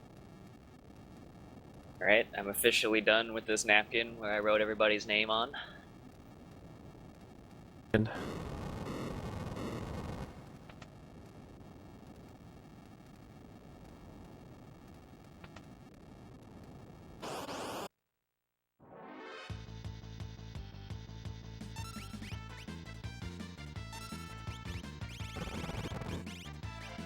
Oh, got another donation here. Perfect. Pretty sure it's someone most of us know and love. It's Bonesaw577. yo, what's up, Bonesaw? I love you, Bosa. Nice. He doesn't have a comment, but he donated 20 bucks. He has a comment. Well, it doesn't show for me. It says LIO. LIO. Thank you, Bonesaw. Dude, ninja plus feels equals good cutscene. Weird, yeah, it's not showing up for me. Wide font?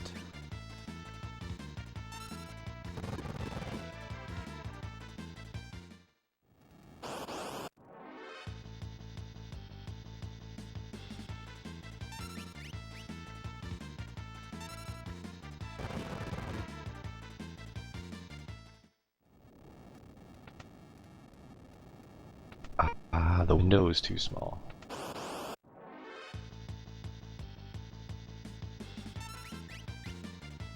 Yo, Bonesaw wants to know what love is too. Sounds like it's up to my man Countdown to let him know. The third baby maker. What's the tech? Yeah, exactly. I don't know, man. How can we know unless we observe for ourselves?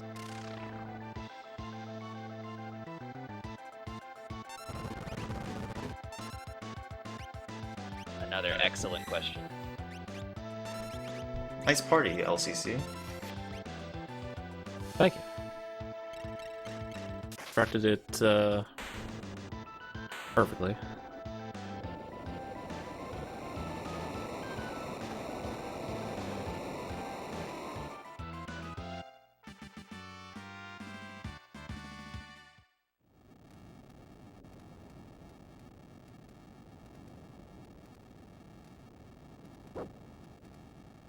Oh yeah, so morph gauge in this game, if anyone doesn't know about it, is tied to how much magic point gains you get from learning spells.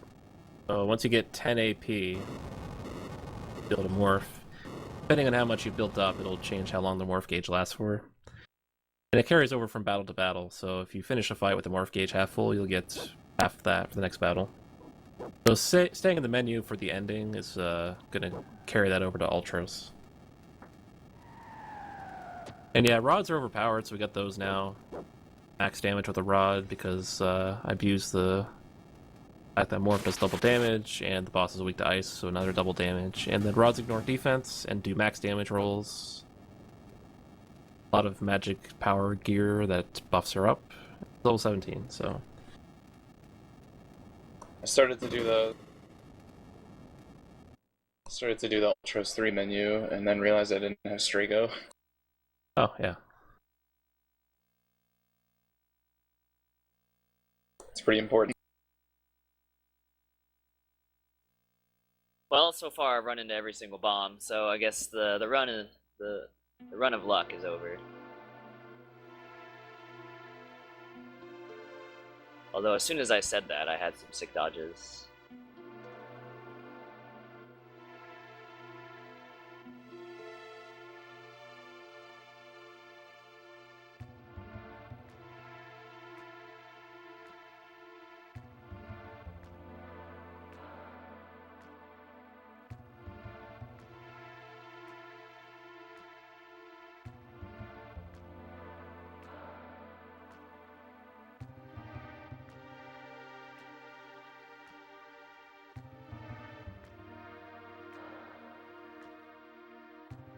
Oh man, it's just getting to the good part.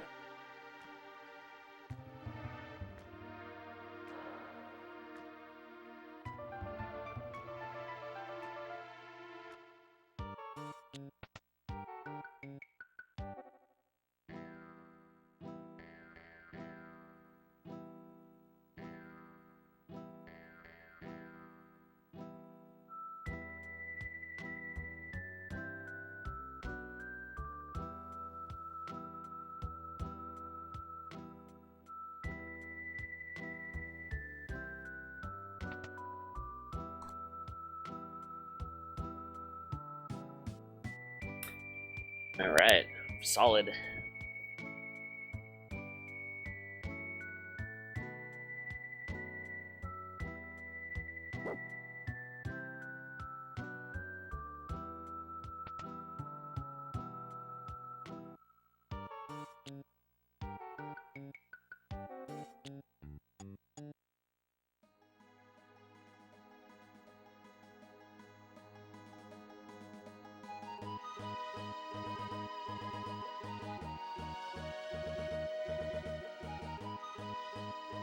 So I guess now we get to see Shadow's ninja skills on true display.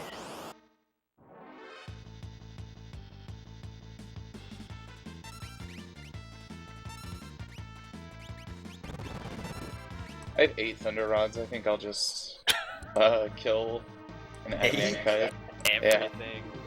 Oh, because you don't have to buy the ice rod and your second ice rod anymore. Oh, okay. They just Yeah. You do the Ultros 3 menu before Flame Eater, so Terra just like 9900 damage.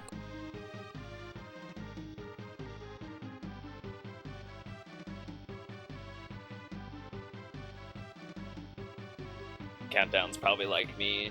We just sell everything. No. Yep.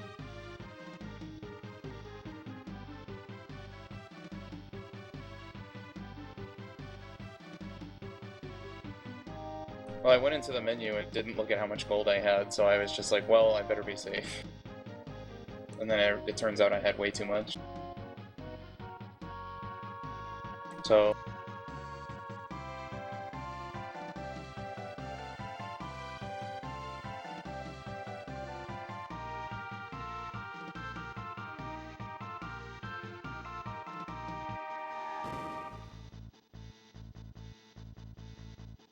I can actually not hit any bomb encounters in here and be totally fine.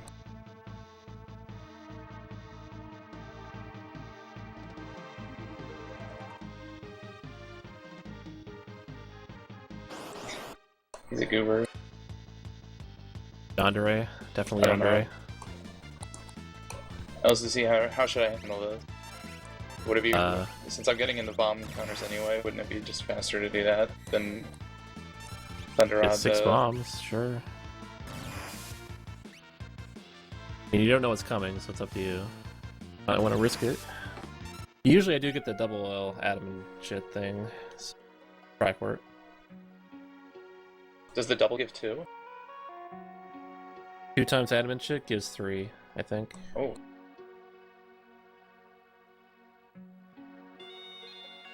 That's why it's really good.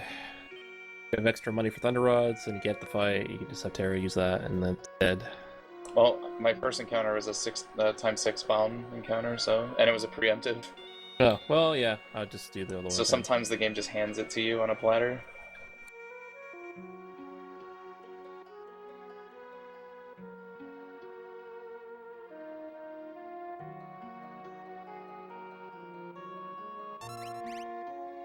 So during this Ultros fight that LCZ's on, the game kind of leads you into dialogue in which you are led to believe that in order to finish you have to use Realm to sketch.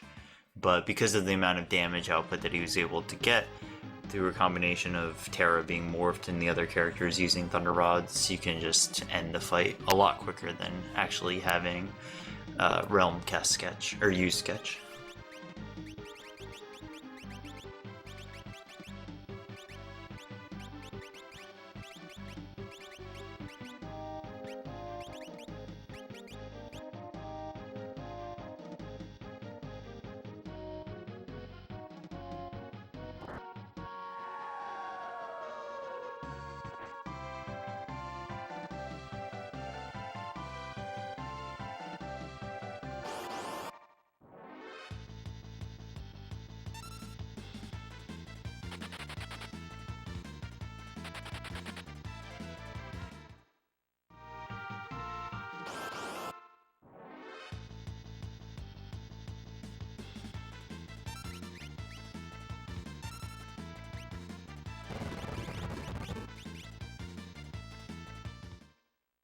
Alright.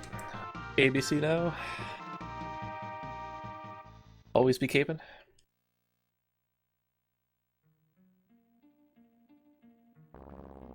So this dungeon is the pretty much the second to last dungeon in the game for this category, and it's the last dungeon in which we'll see random encounters.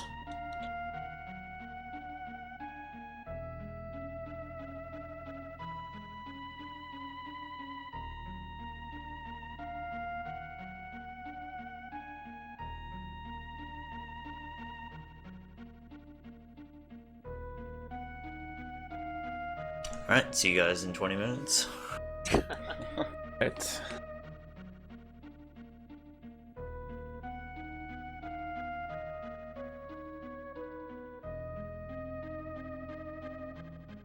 Check the Twitter.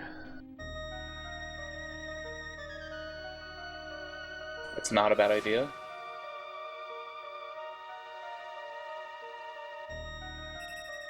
Got it all, man. Gotta check Twitter, gotta check Facebook, gotta check Snapchat. It's not like you don't have the time.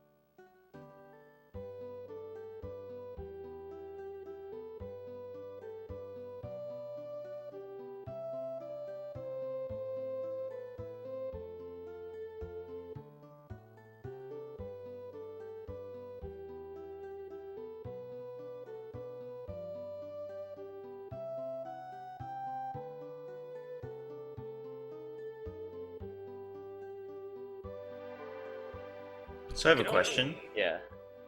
Who's your favorite DBZ character?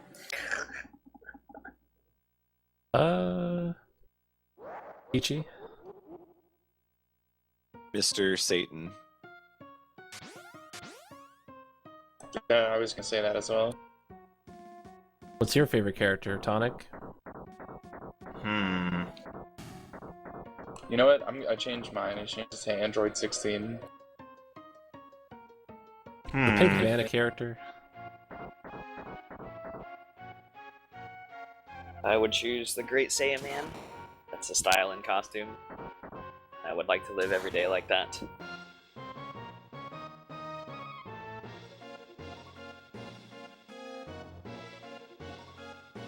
Thank God the woman was nowhere to be found. I like Darkman's response of farmer with shotgun. Character. going The for classic those one. cameos. I was always a big Goten fan.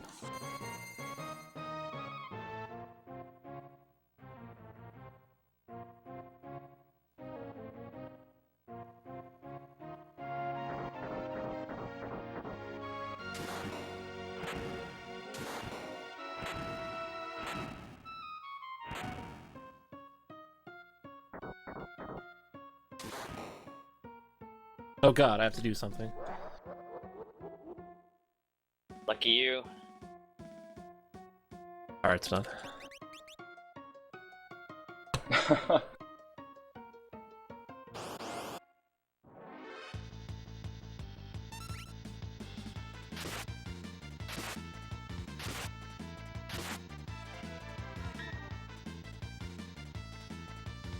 So, after the cutscene video here, the sketch glitch will start happening. And what we're going to be doing with the sketch glitch is going to be pretty special. The first, we're going to do two of them. The first one is going to be getting Moogle Charms equipped on all of our characters, all of our parties, like one. So we're going to give Moogle Charms to Sabin, Gao, and Cyan. Then they'll be in distributed parties for Kefka's Tower, so all three parties are going to have Moogle Charms, so no encounters. That then lead into the palette swaps, which was donated for $200. So thank you for that. So after that glitch, we'll be going into the airship without saving and resetting, because saving and resetting is going to fix a major glitch in the game that has like a seizure, earthquakes, a lot of lag, stuff like that. But if we don't save and quit and come back, you can go to the airship and deal with the earthquakes. You can't see your own character. You can walk into walls and get stuck in them. And if you do everything right, you can switch your party out, and then all of the palettes of the characters in the game will get swapped around a little bit. Have like green Setzer, black Realm, you know, that sort of thing. We'll be doing that. Then the second sketch glitch we'll be doing is going to put us in the World of Ruin. So the way we accomplish that is going to be having the engulf status put on all of our characters. And engulf is a status that the Zone Eater gives you when he sucks you in, when you're going to get Go-Go in the World of Ruin, like way later on. And as a result of that, you'll be warped into the Zone Eater's lair. It normally does. But then when you exit, it puts you in the World of Ruin. And when you are in the World of Ruin, the game still saves your X and Y coordinates of your airship. We're going to land the airship in a very specific tile, which will put it in the exact spot we want it to be in the World of Ruin, so we can take off in the airship in the World of Ruin, and fly directly to Kefka's Tower. And in order to beat the game, there's a few other things we need. We need to be able to kill the bosses, so we're like level 16, 17, we can't really do much damage. We only have one character that can Joker Doom, which is Setzer. So we'll be using a different glitch. We're actually going to equip Goggles weapon. No ultras quick kill. That's real slow. Terra unmorphed, like in between Locke and Setzer, or Locke and Strago. And then he cast haste. But I'm sorry, please continue. I didn't want to interrupt you. So the sketch glitch will allow us to equip stuff as weapons. So during the banquet, we moved the goggles down to the 184 slot of our item inventory. And when we're going to do the sketch glitch setup, it's going to change the flags that are attached to the goggles and allow us to equip it in battle as a weapon. And then when you attack with goggles in battle, when you have the goggles and a shield equipped, it will allow you to change your magic menu to your item menu. And it will trick the game into thinking you're using an item as a magic spell. So it's using like the ID of the spell matches up with the ID of the item. And then you can kind of use what the ID of the item would be as a magic spell. In this case, it's going to be a spell called Baba Breath that a boss called Foon Baba uses on the party when you get Terror in the World of Ruin. So we're going to use it on bosses and ourselves. So when you use it on a boss, it just instantly kills them, and then you're done. Great. If you use it on yourself, it blows one of your party members away, and then you can actually suicide and win the battle that way. It will flag the battle as won. That's another good thing. So that's how the final boss will be dealt with. We're actually going to suicide. Pretty nice. The trick involves hitting an 8 or a 9 frame window. 9 frames, not 8. Very important. Yes. So basically, you have to time your opening of the magic menu a certain number of frames after you actually input the attack command. You have a 9 frame window, you can hit that. So some of us might miss that. That's just because it's a long distance away from when you actually attack, so it's a little bit awkward to time. But the window's big enough that you can usually hit it pretty consistently. So that's the gist of the glitches that are coming up. A lot of stuff going on there.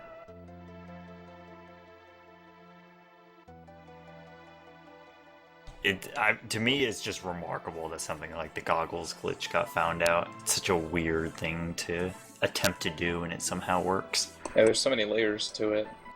Like, first you have to do this sketch glitch in this extremely specific way, so that you can remove the properties of the goggles and equip them in battle. Then you have to attack with them and, you know, corrupt the hell out of your menu. I guess, though, I mean, I guess I can see how it could be found by accident. It's pretty remarkable, though. I agree. Yeah, someone posted a video on YouTube a few years back about it, but it was never really used until like a year ago. Run.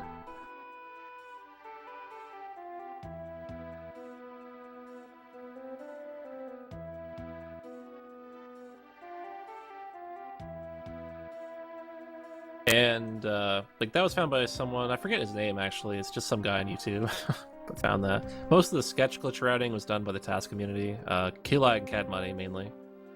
Then this particular route, the reason for RTA, is found by Catastrophe route and the setup. And most of the other routing stuff I did. Get like the little details hammered out, I guess. Hold on, I gotta find his name. It's good. Oh yeah, it's a great name, isn't it? It's I forget already, but I think it's a good one. Yeah, hold on. 7th inning stretch, y'all. Standing up, doing some jumping jacks.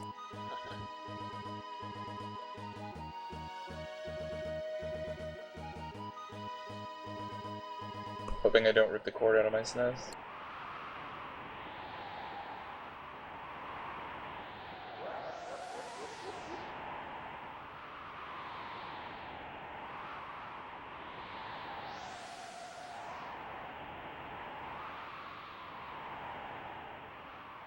Really feels weird not being able to watch Bob Ross right now. You're doing Really something am. with the channel, man. You can if you try really hard. I know. I've got all 31 seasons on my hard drive. Nice. I'm only just seeing now, really, just how well it filled the run.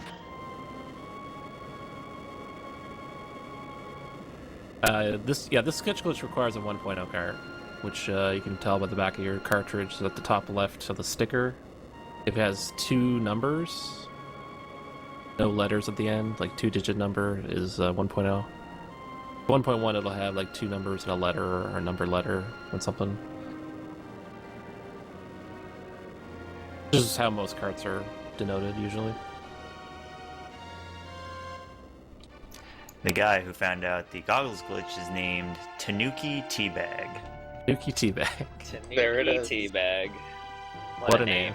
What a name. Really putting me to shame.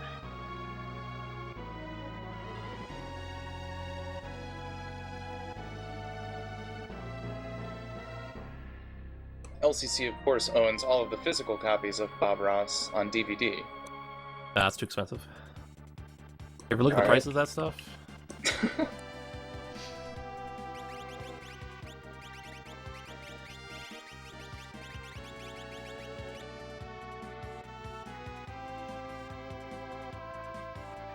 Speaking Charge of way which, too much. raise your hand if you ever deleted the ROM after 24 hours, like you were supposed to. I'm not raising my hand. Me neither. Same. When I was like 14, I lived in that world, but...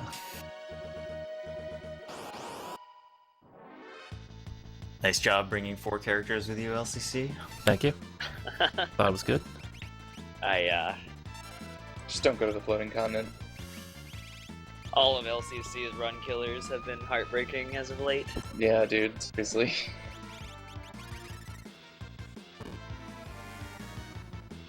It's almost my turn to be able to play the game. Almost. Huh. I wish, dude.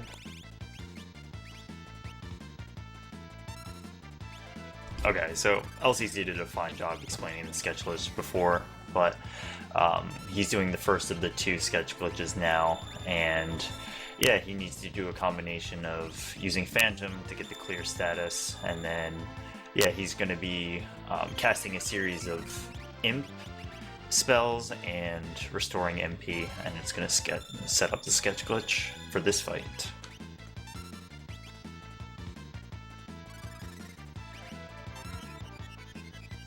Just to kind of summarize, the first one is all about the items, and the next one is all about the engulf status.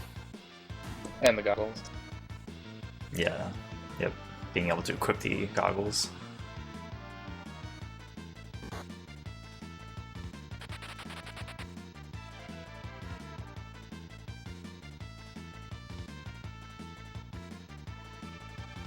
Okay. Now, if you have epilepsy, be careful. I can't wait for Setzer, dude. Setzer looks so good.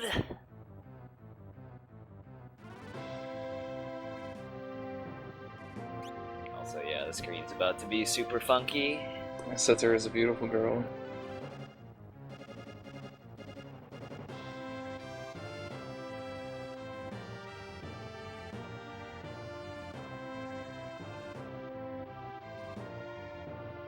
Ah, I have not seen this.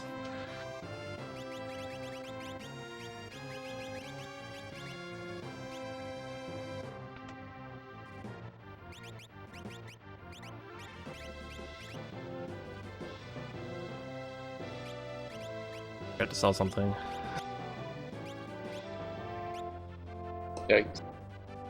That's a small time loss, though. Well, when you're walking blind, you gotta be Oh, careful. yeah, that's true.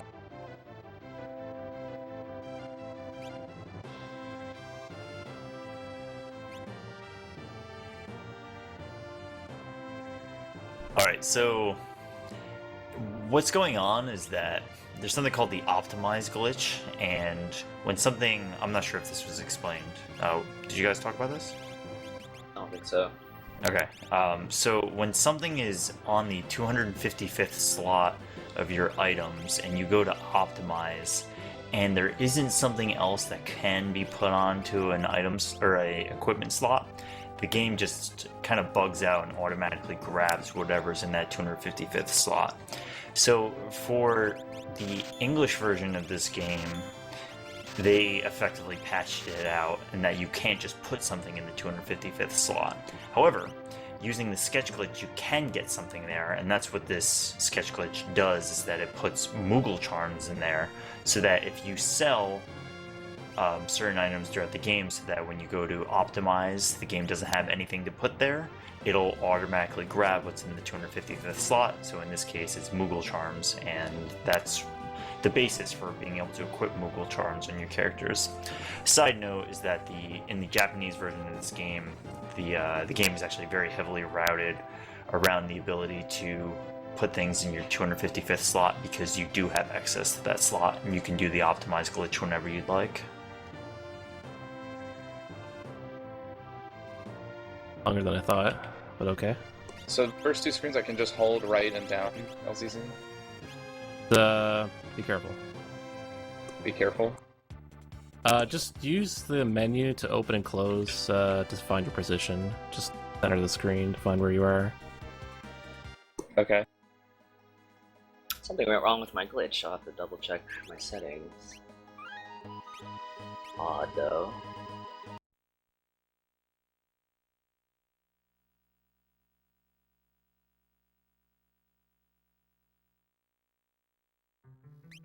Huh, that it did.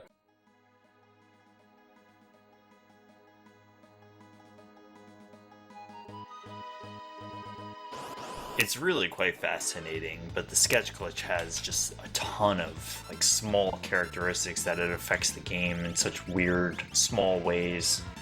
Memory corruption, or whatever you want to call it, is just kind of fascinating, and things that you wouldn't think get affected just happen too. Do the DQ3 RTA. Nice, man.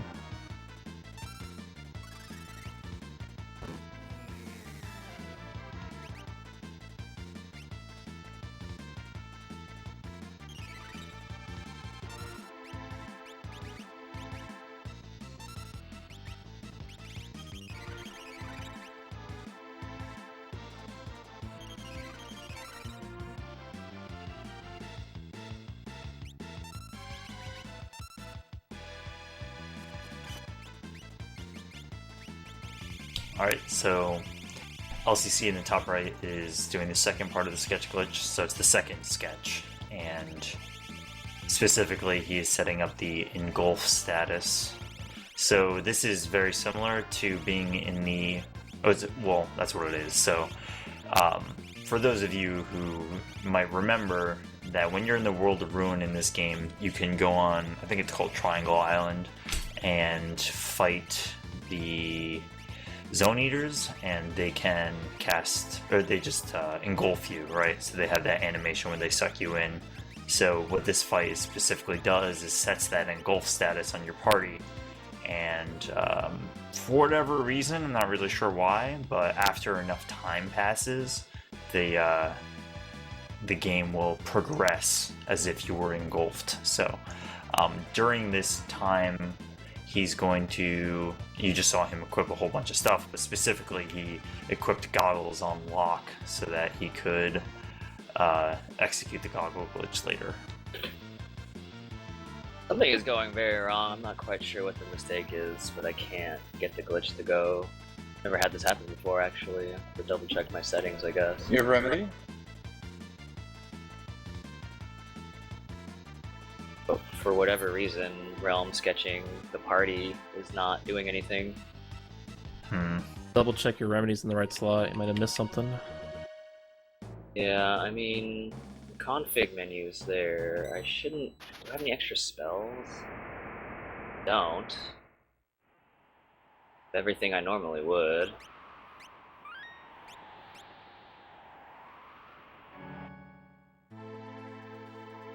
Okay, it does look like LCC is successfully sketched. So, as you can see, he is magically ported to the World of Ruin. And that is the engulf sketch glitch.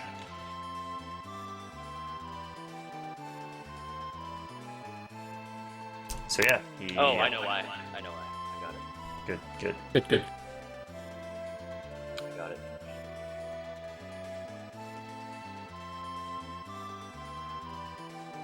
That palette swap is so good. Where you at, Countdown?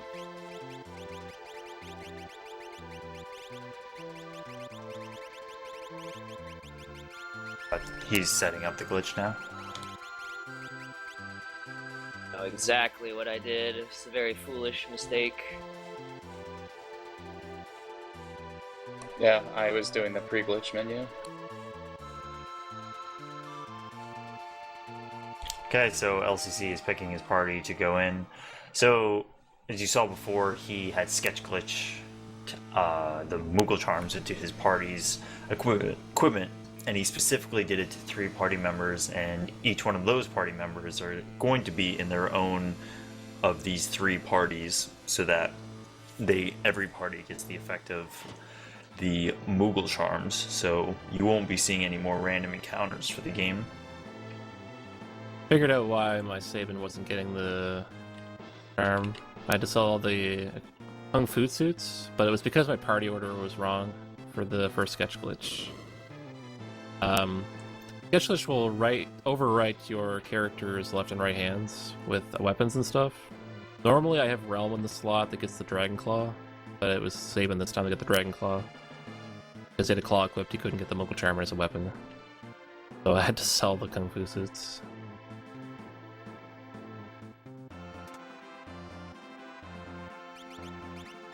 I'd just like to remind the viewers as we approach the end of the marathon here that if you donate $10 or more during this run, you'll be entered to win that boxed copy of Final Fantasy VI for the Super Famicom that you see advertised on stream there.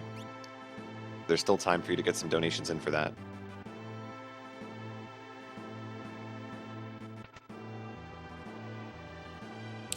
Forget how long these menus lag, dude, when you're doing the palette swap. What happened? Okay, what did you do wrong?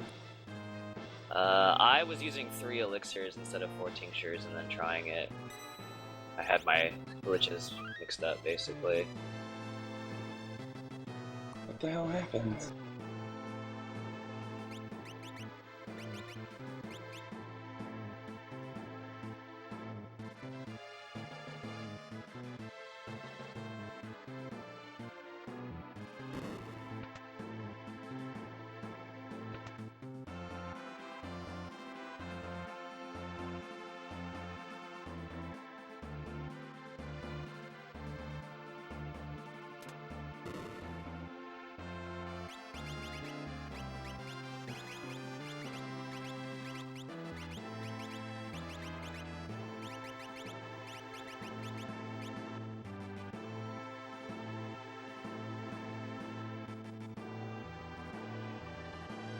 And yeah, I skipped a boss on the right side by using the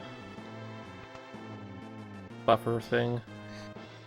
So event tiles can be skipped in this game if you have a multi-party situation like this by moving onto a tile, then holding Y. So before you actually step on the tile, you're holding Y to switch party members. And then it just so happens that you can press X and then Y to start opening the menu, then start switching parties before the menu actually opens.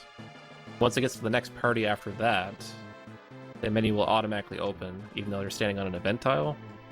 Then if you switch out the party leader, it'll overwrite the event. That way the boss trigger ends up getting skipped over.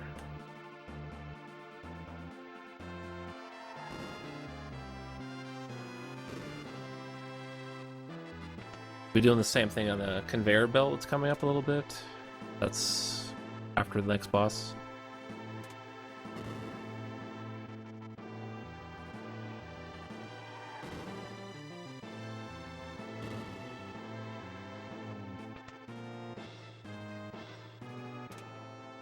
And because I forgot the Bard's hat, I'm down like 10 magic block, which is somewhat significant, but I'll hope it doesn't matter.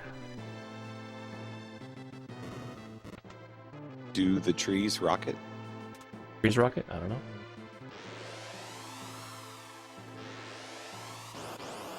Thank God. Should figure it out.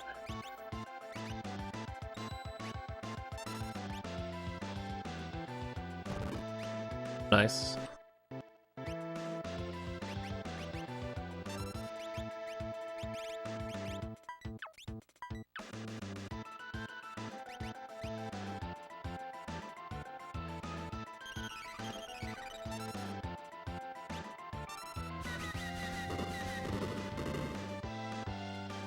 Well, I missed the Joker Doom. Oops.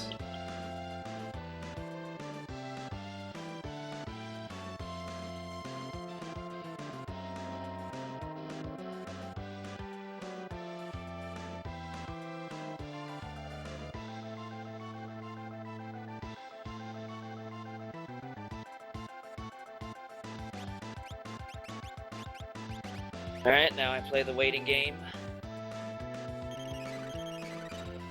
LCC is plenty ahead, that's not gonna cut a lead.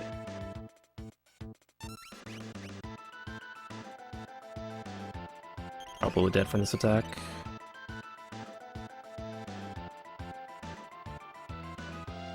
Well, that sucks. Where did you last save it? Before Inferno. So. Okay, yeah.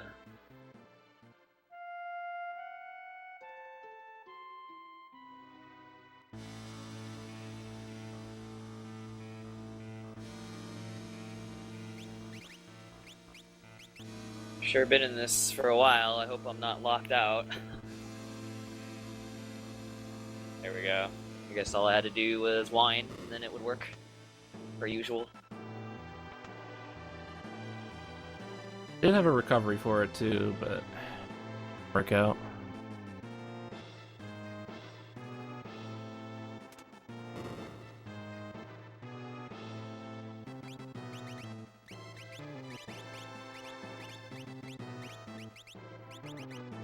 My lock is bond. Yeah, man. Beach Boy.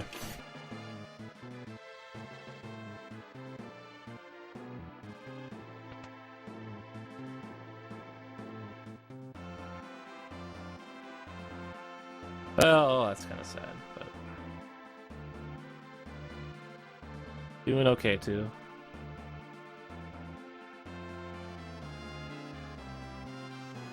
Oh my God.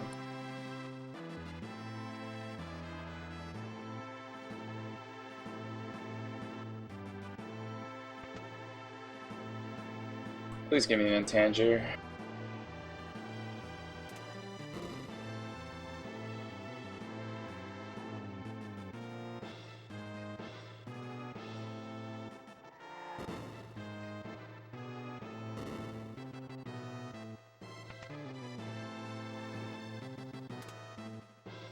Do you guys talk about how Joker Doom works?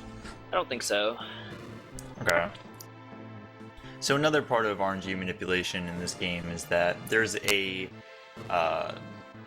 RAM value that's associated with sort of like the RNG table for every fight, and the quick way to explain it is that if you use a echo screen during battle, it'll advance the RNG in the perfect location in which the game will allow you to land a 777 upon slots. So to back up, when you use the slots mechanic,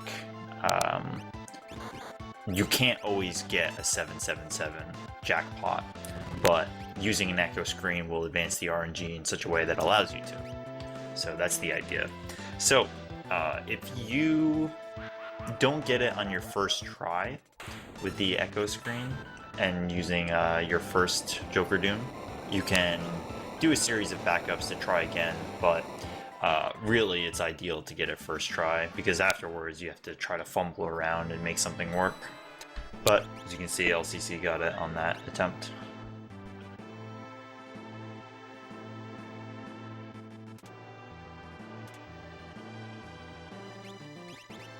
Other categories of this game much more heavily rely upon Joker Dooms, and what you won't see in this version, or this category, is reverse Joker Dooms, which are tighter timing, but we don't have to get into that because you won't see it here.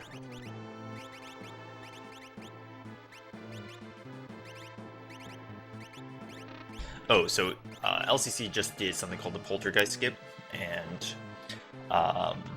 yeah, so if you use a series of menuing techniques when you swap back and forth, as you can see, Bic, what he's going to do right now is the, I guess, Inferno skip. It's effectively the same idea. But yeah, so you can skip through some of the cutscenes by using a series of menuing and switching your first party member slot around.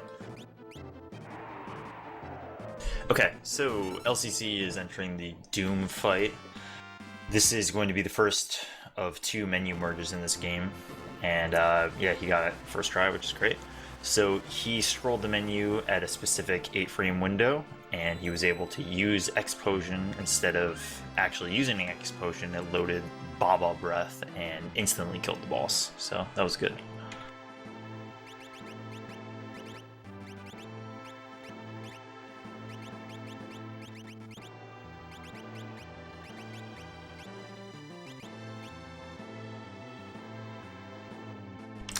And now LCC will be entering the Goddess fight. So he skipped Poltergeist, he just used Baba Breath on Doom, and now he's going to use a series of moves on Goddess. So this one, it's kind of hard to describe because you enter this fight with Magitech armor on, which is kind of odd, but it's effective the sketch glitch, and it means that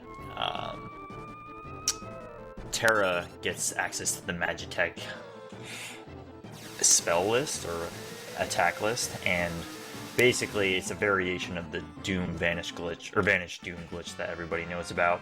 You basically have the clear status get affected by Goddess, and then you use Xfer, which is a one-hit kill, and it's 100% accurate if Goddess is clear status, so that's how you deal with that boss.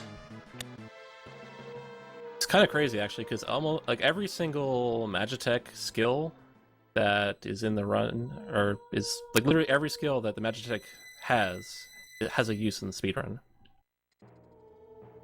The 2 that I thought would never be used in a speedrun was Heal Force and Xfer.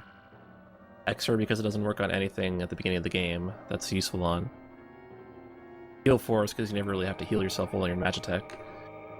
But the quick kill strat uses Heal Force to make sure Terra survives the counterattack from the shell, and then Xfer can instant kill this boss. So yeah, it's pretty nice.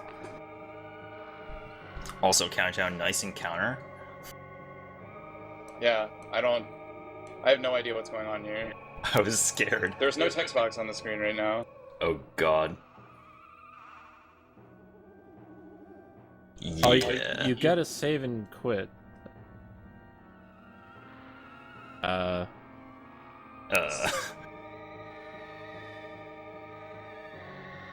I mean, you did reset the game to get the Intangier fight, right?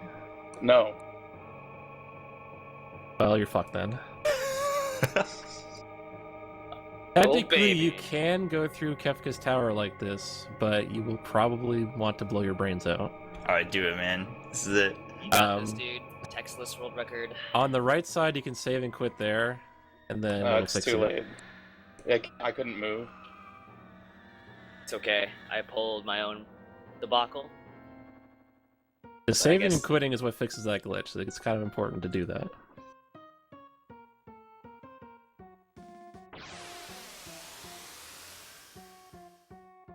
So, yeah. Well, Sorry. it doesn't matter. This wasn't going anywhere.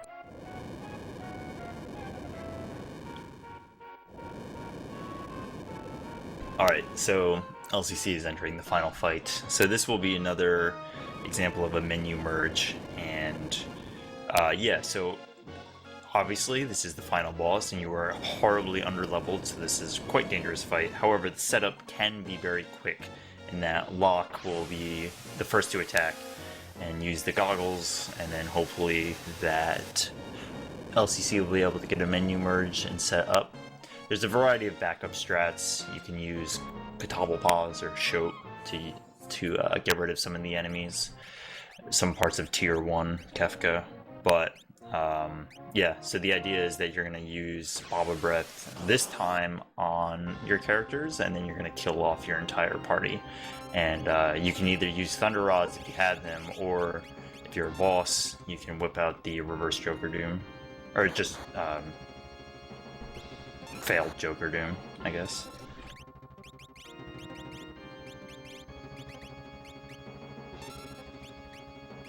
Alright, so he needs to use a variety of backups now. As you can see, that dude just did 4,300 damage, so yeah, he's going to revive his characters and get to a state in which he can attempt it again.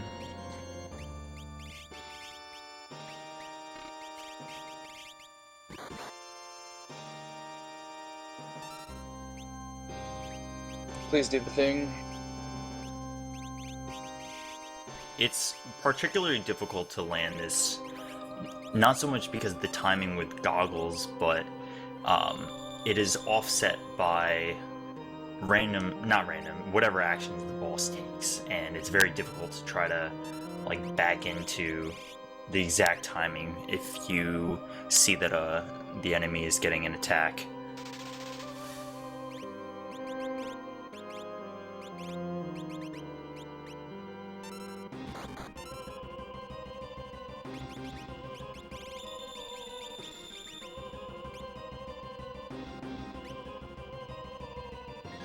That was a pretty quick frame. Okay with that.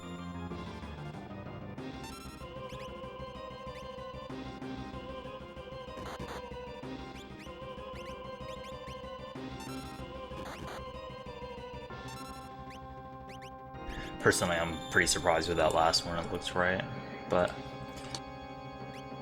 he has to keep on waiting for Locke to get a turn so that he can set up the goggles glitch. Are you kidding me?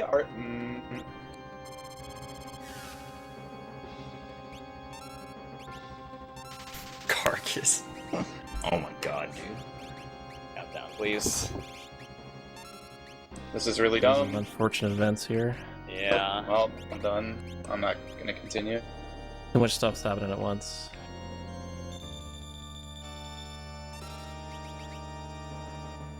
Can't do any timings if all this stuff keeps happening. Yeah, this is really unfortunate. As you can see, Locke kind of goes off screen with every attempt.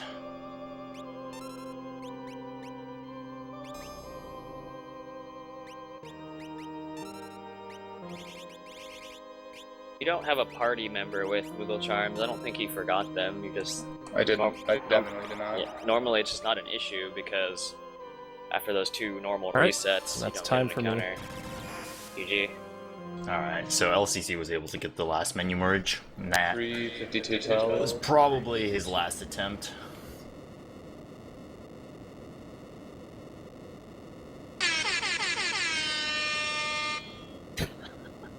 Thank you, Golden. I do what I can. You win JRTA. You are the winner. And in true Who's Line fashion, the winner gets to do a little something special with me, and the rest of you get to watch. Nice. Sounds good. Next fashion's over. GG.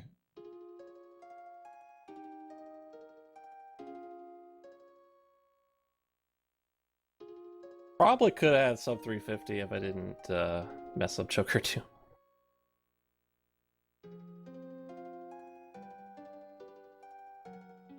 Glorious marathons. Do the thing, Arkilla.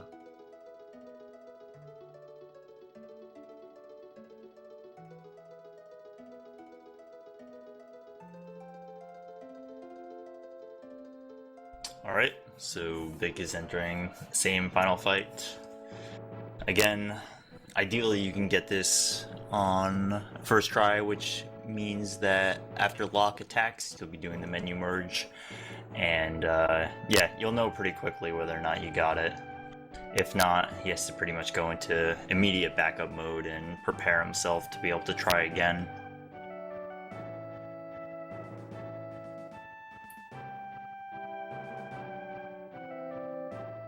Oh my god, what am I doing?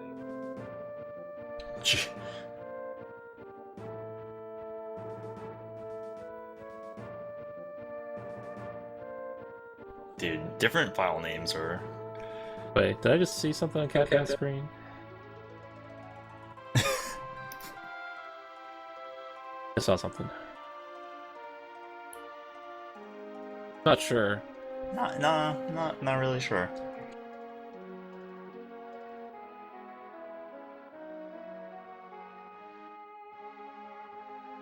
Just the new wrong warp.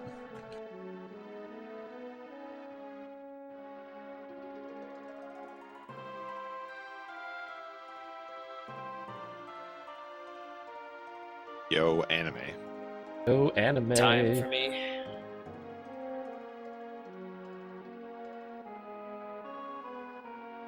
Sick finish. Good job. Thanks. GG. GG's. I got another one. Thank you. To be fair, I did sabotage countdowns. So. Not yet. Not yet. The thing I'm most sad about this is that I didn't get to do my Cook Sour menus. I really like those. Sadness. Why you gotta practice the palette swaps, dude? I know no one else offered that as an incentive but me, but you gotta practice the palette swaps. You gotta know what to do. Now I'm gonna embarrass myself and not get the menu merge and just die. I had a practice session earlier. I tried this on console before I set up my manip, and he just killed everybody outright, and I didn't get it once. I only had one chance to get it the whole time.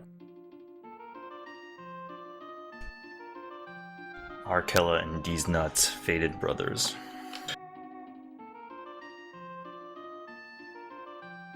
Well, my do the thing moment would have been right here, but I loaded another file, so now you get to see LG or LSSG or whatever. I also brought the wrong person. I was supposed to bring these nuts. I brought him instead. I'm glad you brought Nice. Malcolm. I brought the wrong characters, but I got the right characters because they have the right names. On purpose, though.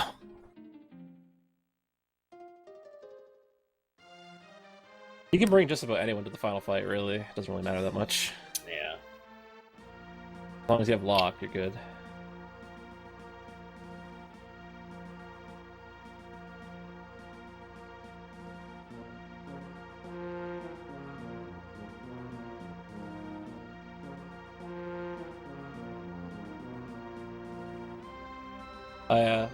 What Countdown's doing, what he did there, you can, like, the actual menu merge doesn't have a visual timing normally, you just have to time it out yourself, but if you actually use damage numbers that are appearing on screen as a visual, you can actually use that.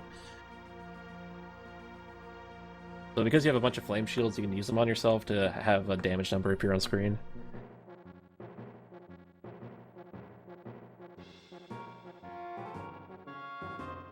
Oh no! Alright, time. GG, friend. Splice GG. There you have it, GG. folks. I should have used that tech during my run.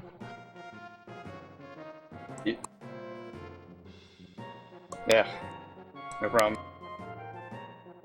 It's easy. Easy, dude. Good race, everybody. Hey, I already proved that I can do a Joker Doom and a menu merge.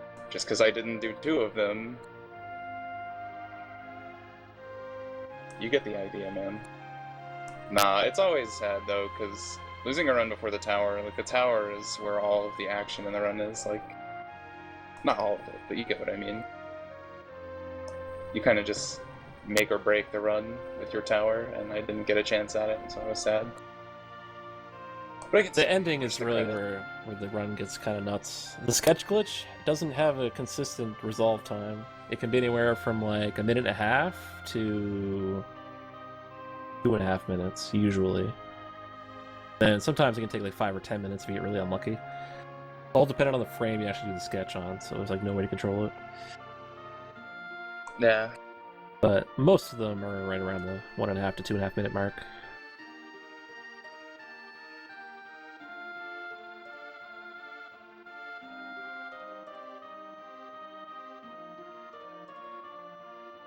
But yeah, this is really good marathon. I enjoyed it. A lot of good games. Yeah. Agreed.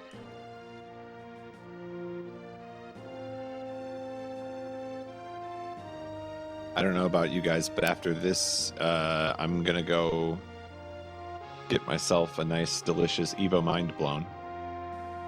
There you go. Really brings SRK out the Evo Evo one. Mind Blow.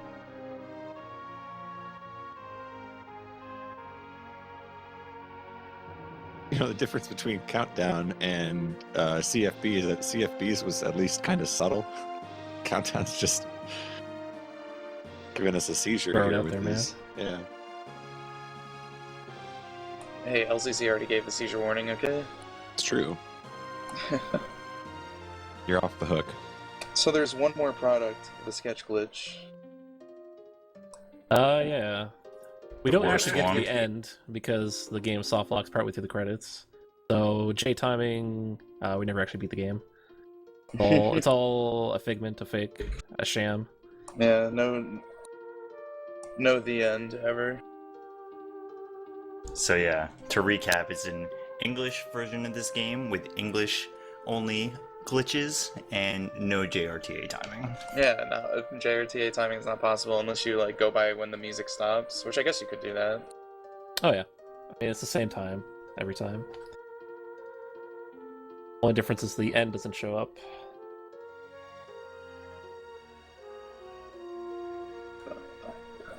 You just count the,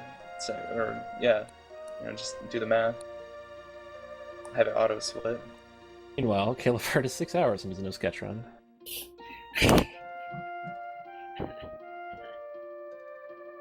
6 Damn. hours? Is he in the tower? I would guess he is. If it's 6 hours. I would hope so, yeah. Done a couple runs he's gotten there in 6 hours, so. Yeah, his thumbnail's on tier 2, so. Oh, good. Let's see, it should be like a low 6. Yeah, it looks like he just GG'd. 6:11:26. What a day for FF6. Well, thank you guys for participating in the race. It was a lot of fun. Thanks for having that's us. great. Yeah, thanks for having us. Thanks for putting your entire weekend on this one thing. Yeah, exactly. Same to you, Clartonic. I think you did 2 runs in this, plus you did DQ3 earlier today, plus you commentated this whole thing, so good solid 8 hours or so. It's all good. Yeah, It was a lot of fun.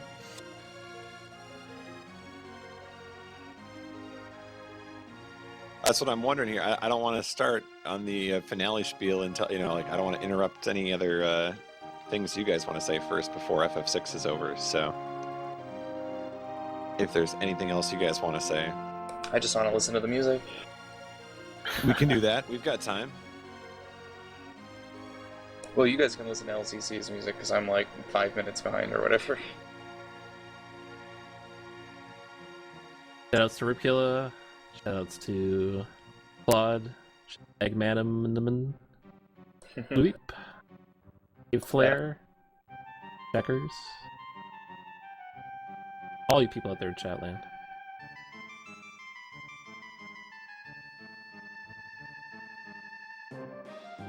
Thanks for having this game on the marathon. Doesn't get accepted very often. Agreed. Except for meme categories. Yeah. Well, I mean, we Gotta figured stamp with, out FFT, man. we figured with the popularity of Bob Ross, Yeah. sketch Bob Ross viewers. So I think it worked out. Should have just named Realm Bob instead. See, Blecky, make love to the canvas. I like what was I saying earlier? Paint your dreams on console. That's what it was. Yeah. To get people off sketch your emulator. dreams on console. Exactly. There you go. Well, this has been a lot of fun, even though I didn't have the most ideal speedrun, even from the beginning. But because I was able to continue and actually make it as far as I did, I owe all of that to LCC and Dick, and Tonic a little bit. So Glad thank my you guys. voiceover helped. Yeah. I have the exact same spiel, basically. Pretty sure LCC taught us everything we know. Mm-hmm. That was good, anyway. I might have taught myself some bad things. Yeah, me too. Also, Bissinim and Satarak for always, throwing out some ridiculous knowledge. Yeah, people who helped me the most in this game would be Kilai and Abyssinum, probably. Yeah, Kilai already gave that man a shout out. He did the sketch test, and it's really good. Also did the kill yourself 52 times and warp the credits task. Oh yeah. I had money helping on it as well.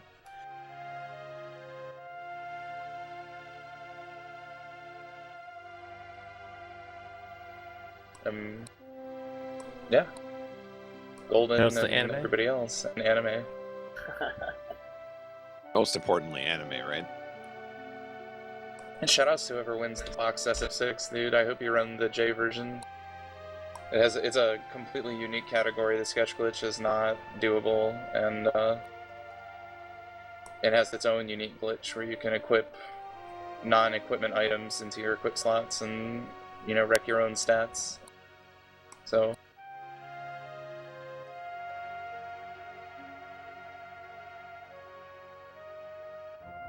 Oh yeah, shoutouts to TAS videos for not accepting this ending. What? Is that true? Yeah. So they rejected the sketch test? No, they accepted the sketch task because it would involve completely redoing the whole thing, which would take months of work or weeks of work or whatever. But the kill yourself 52 times task they rejected for that reason. Had to figure out a different setup for it, which takes like an extra 20 seconds or something, but that's great. That's great. My opinion doesn't mean much in the realm of task videos, but one thing that's always fascinated me about that site is what is with the need to accept tasks rather than just like letting community members vote on them, or why can't you just let novice taskers have their tasks on the site too, or have categories that don't make any sense just to have them there? But yeah, I had always thought the same thing. Because then you can I don't know. You can let the people decide what they like. I don't know. There's lots of cool tasks out there that aren't known about or seen unless you know the right people, because they weren't added to task videos. Exactly. Yeah. I'm surprised that the Mortal Kombat 3 play around task was accepted. Good tasks. Yeah, that's a little ridiculous. No one's opinion matters. Fantastic. Funny story about Gary. task videos, Golden. I think you'll like this. The Rondo of Blood task with Richter goes through. It goes through three slower stages, Okay. I believe, or two slower stages, and gets the key, which is a sub weapon that you use to unlock like the gates where Maria and all the maidens are. And it's like you just hold a key out in front of you, and if something's in that hitbox, it takes a buttload of damage. Right. So even getting the key and taking the long route, the two longer stages that the RTA does not take, the task is still slower than the RTA record by like a minute and a half. And they did it only because they wanted to use the key, and not because it was faster. Hmm. So task videos, ladies and gentlemen. Oh well. It's So all good. So anyway, FF6. What's it, 23-minute ending? Something That's like a that. It's very pretty long lengthy. ending. Can we get a final lore update? Oh yeah, lore update. So we got out at Thamaza, we met up with the Espers, they're friendly to us now. The Empire betrayed us. After that, they floating continent went to the top of the stratosphere. We had to go after Kefka and the Gestal Z and the statues to go after them. And then we tried to go after them, but we had 4 people, which doesn't work, obviously. So we decided to land on an island and paint some pictures there. After that, a portal to a different dimension opened, and we went into it. Then we were all different colors, because the colors are different in that dimension, and then we went to a tower and looked through some goggles, sneezed a few bosses away, and then here we are.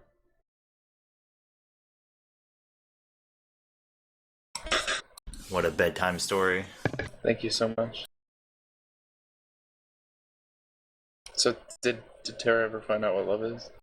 No. I think she found out love is over. Love is a battlefield as well. Ooh, Pat Benatar. Very nice. I think that's something LCC played at one point over the opera back in the day. Like, Surprising. the safety dance. I distinctly remember the safety dance happening.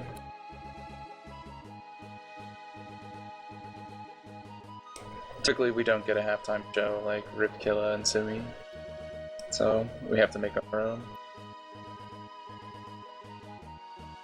That or something? What? Just looking at the RTA stream, it's black on my corner, my quadrant.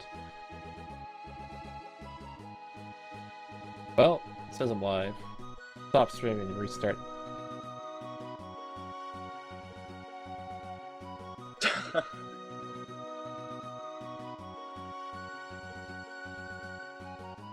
So what is the situation now? We're still live?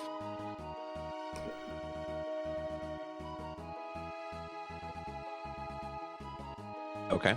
I'm fortunate about Trauma Center, guys. Yeah, Trauma Center and FF3, unfortunately, for both of them.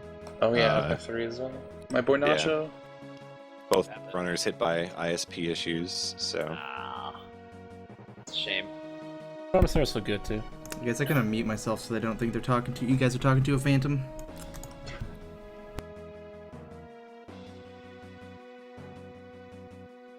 But I believe that there will be more opportunities for both of them, so... It would have been nice to have them both, but sometimes that's the way it goes with online marathons.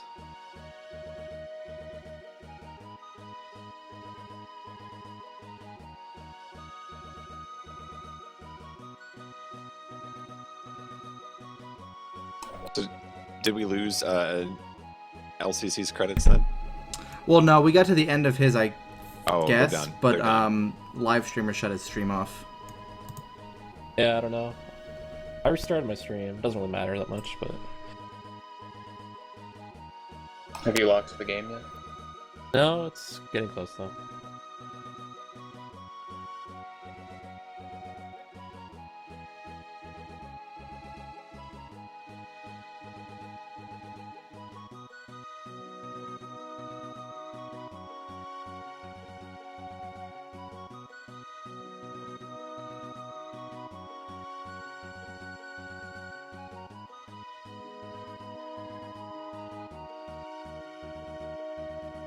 I guess just to plug it one more time, if you're interested in Final Fantasy VI speedrunning or following it or whatever, there's a very large tournament going on right now.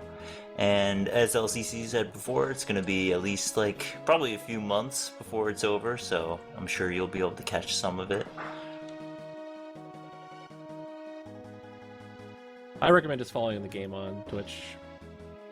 That's what I do. You just doing what? Especially now, there's going to be tons of people playing it at different skill levels. I see all sorts of hilarious, or not hilarious, but typical mistakes of new players.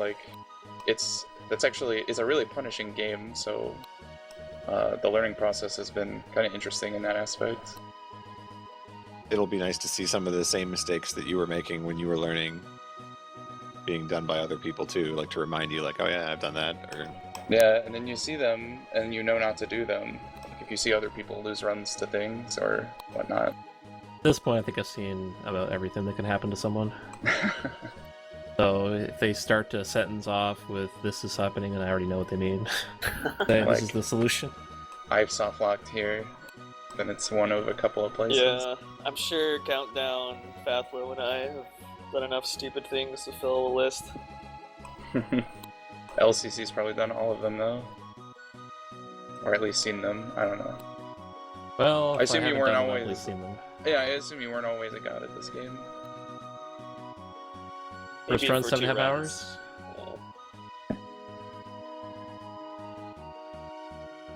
There, mine's finally soft locked. Dang, I don't think Supreme ever started live streamer again. Oh, shoot, I'm sorry. That's on me. How long until how far behind were you, Vic? 2 minutes? Yeah. Yeah, 2 minutes.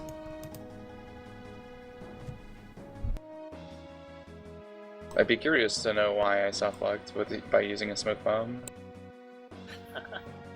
What's the science behind that? Same with the airship crash. That's really insane. Airship crash, not sure. River softlock has happened to people. Is the airship crash one of a kind? I get the feeling it is. I just think Fathlo's card has issues. Because he had a final boss fight where there's glitchy graphics all over the place too. When he was moving in between the tiers and they were just destroying themselves.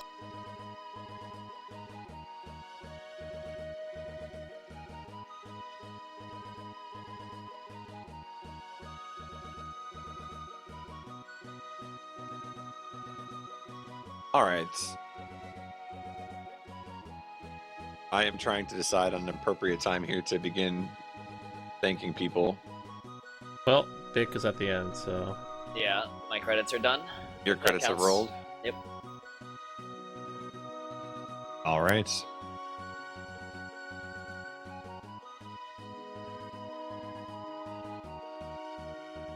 Well, again, thanks to all the FF6 runners and commentators and donation readers for the final run here.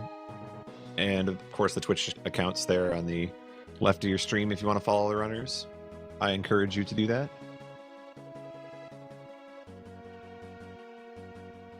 Time for a Claude stream. That seems appropriate, doesn't it? Well, hopefully I can stall long enough to motivate one here. Maybe we can get a raid going or something. But in any case... Alright, I guess I'll start my little spiel here.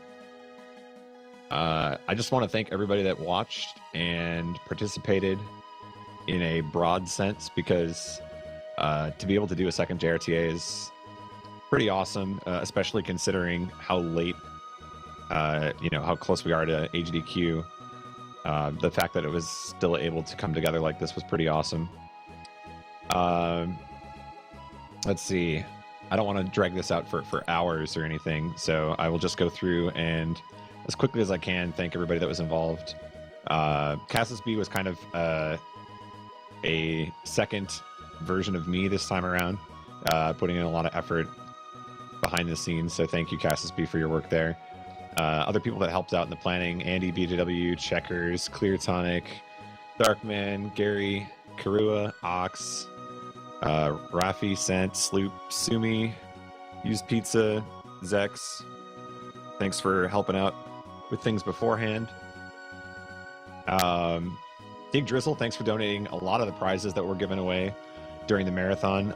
Also, Rambling Josh and Clear Mouse. Thank you for donating prizes to the marathon. Please check out Ig Drizzle's eBay store. We have it in the Twitch bio there. Considering all the stuff that he donated to us, if you could spend a little bit of your time to check out his store. And you're fans of gaming anyway, so there might be something there that you're looking for.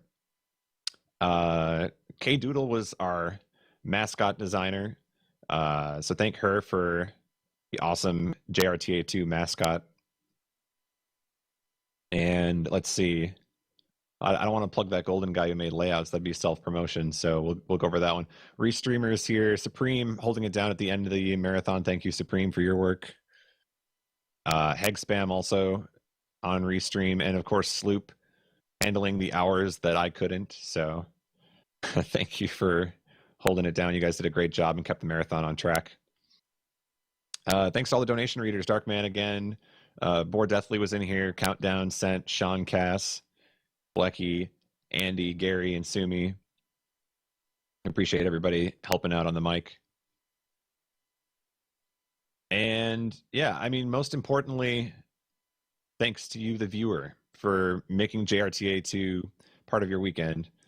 It was a lot of fun to get to do this all over again. We did the thing. Yeah, exactly. JRTA is about two things in my mind. The first one is we kind of bridge the gap with the Japanese community and give them an opportunity to participate at the GDQs. And we did that. We reached our donation goal for that. But the second thing is it's just about having fun and keeping speedrunning enjoyable and letting you guys present your runs. And so the really neat thing about meeting our goals so early in the marathon is that we just kind of get to spend the rest of the weekend enjoying why we're in the hobby. So it was a lot of fun. Hope you enjoyed it. There were a lot of awesome races this time around, a lot of individual performances that stood out. And even if you didn't have a great run during the marathon, I hope you had fun, because I still believe that there is a big difference between getting a good time and having a good time. So I hope you had a good time. Other than that, I don't know that I have a lot more to say with regards to the marathon itself. Other than, again, thank you all.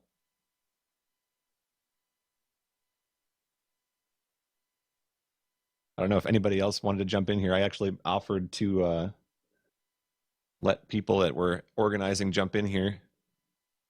Well, I guess I'll say some stuff. Go for it. Of course, I want to thank Golden, who was our leader again, the main organizer for this marathon.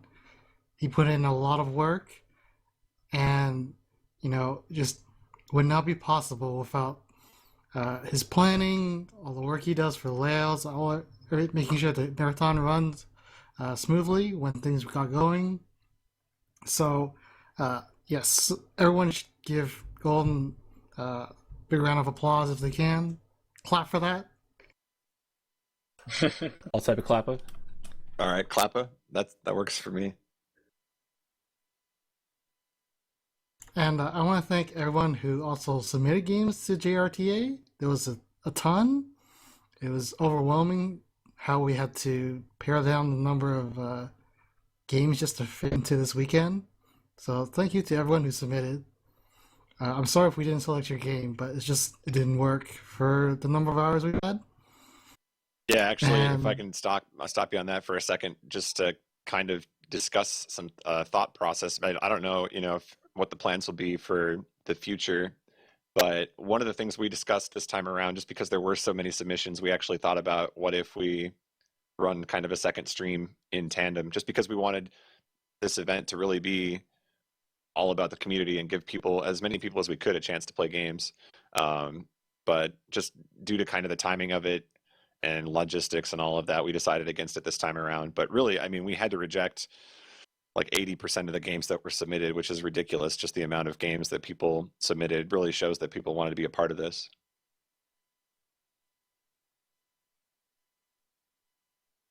Yep. And anyway, go ahead. Yep. And I want to thank also anyone who spread the word about JRTA on social media, Twitter, and especially all the Japanese viewers who were talking a storm up using the hashtag. It seemed like they really enjoyed it, and I'm really glad that they did. So yeah. Yeah, I mean, that was another thing that was just a lot of fun to watch, was kind of the evolution of awareness of JRTA. Just a lot of tweets from Japanese runners or fans of speedrunning. It was cool to witness. And obviously, this is kind of just the start, you know. This marathon gets us our goal of bringing Ohan and Bekared to AGDQ. I'm so excited that I know how to say his name now. Nailed it. Yeah, I got to work on it because I'm just gonna keep saying Becord like an American, but or Ohan like an American. I gotta get those out of my vocabulary. But yeah, I mean, this is really the reward for this is going to be at AGDQ, and the reward is everybody's reward. So that's kind of the motivating factor for this. I think this is something that the community clearly wants, and I hope the community enjoys the reward for the donations and their support of the marathon. And I hope if you're at AGDQ, you get a chance to talk to the runners and meet them. Anyway, I keep interrupting you. No, it's on. I'm done. Just thank you again, everyone, for Thank you, watching, guys. for participating, everything. Great It's marathon, been everyone. a bunch of fun. Yeah, agreed. The two runners are like amazing too. Like they're not just any Japanese runners; they're like really, really, really good. So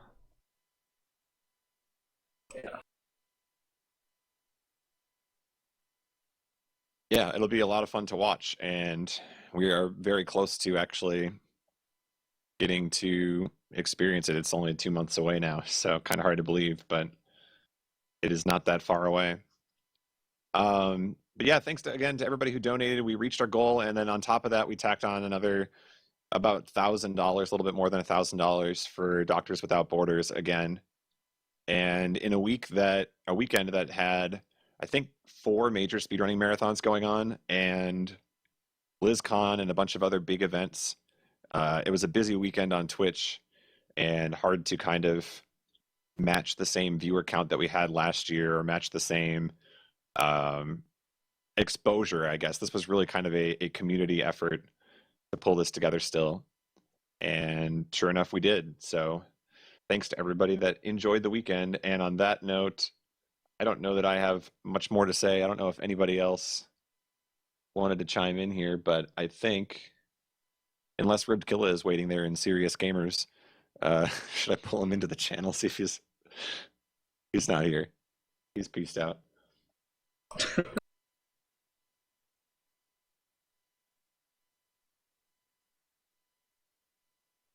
So the only thing left to do is to bring the marathon to a close. Did I stall long enough to get a Claude stream, or is that too much to ask? Too much to ask? Got to pick a raid target now?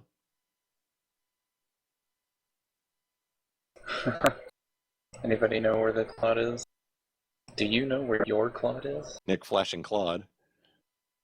Go live with FFT, please. You're the bonus stream. It's not Friday. It's hard to find him. Oh, this is a very appropriate end picture, too. For those of you that were here for JRTA1. From the infamous Paris-Dakar rally. I wish we had seen a repeat, but because it wasn't in the cards.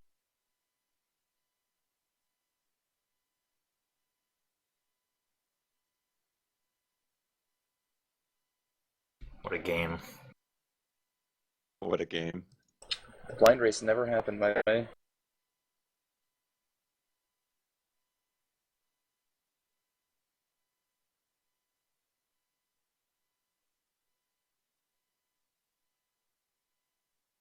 All of us in chat did it. We did the thing.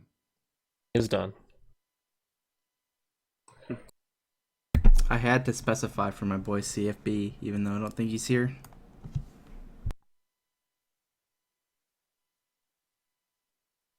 All right, let's see. Where can I send you fine people? Oh, here we go. This is a good one. Oh, man. Okay, we have to go here. This is appropriate. Our very own opera singer. Kill it? I think it's only appropriate Oh, baby. that we send you here. And the raid message can be do the thing. I think Ribkill is under the impression that people didn't know that he was the one in Mumble.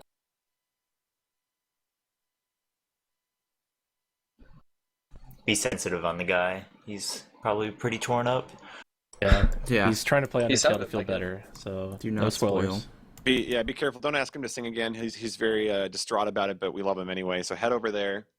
Again, thank you all so much for your involvement. It means a lot to me, and I think it means a lot to everybody that was involved in the marathon that this was a success. So have a wonderful week, and we will see you and Ohon and Bekared at HEDQ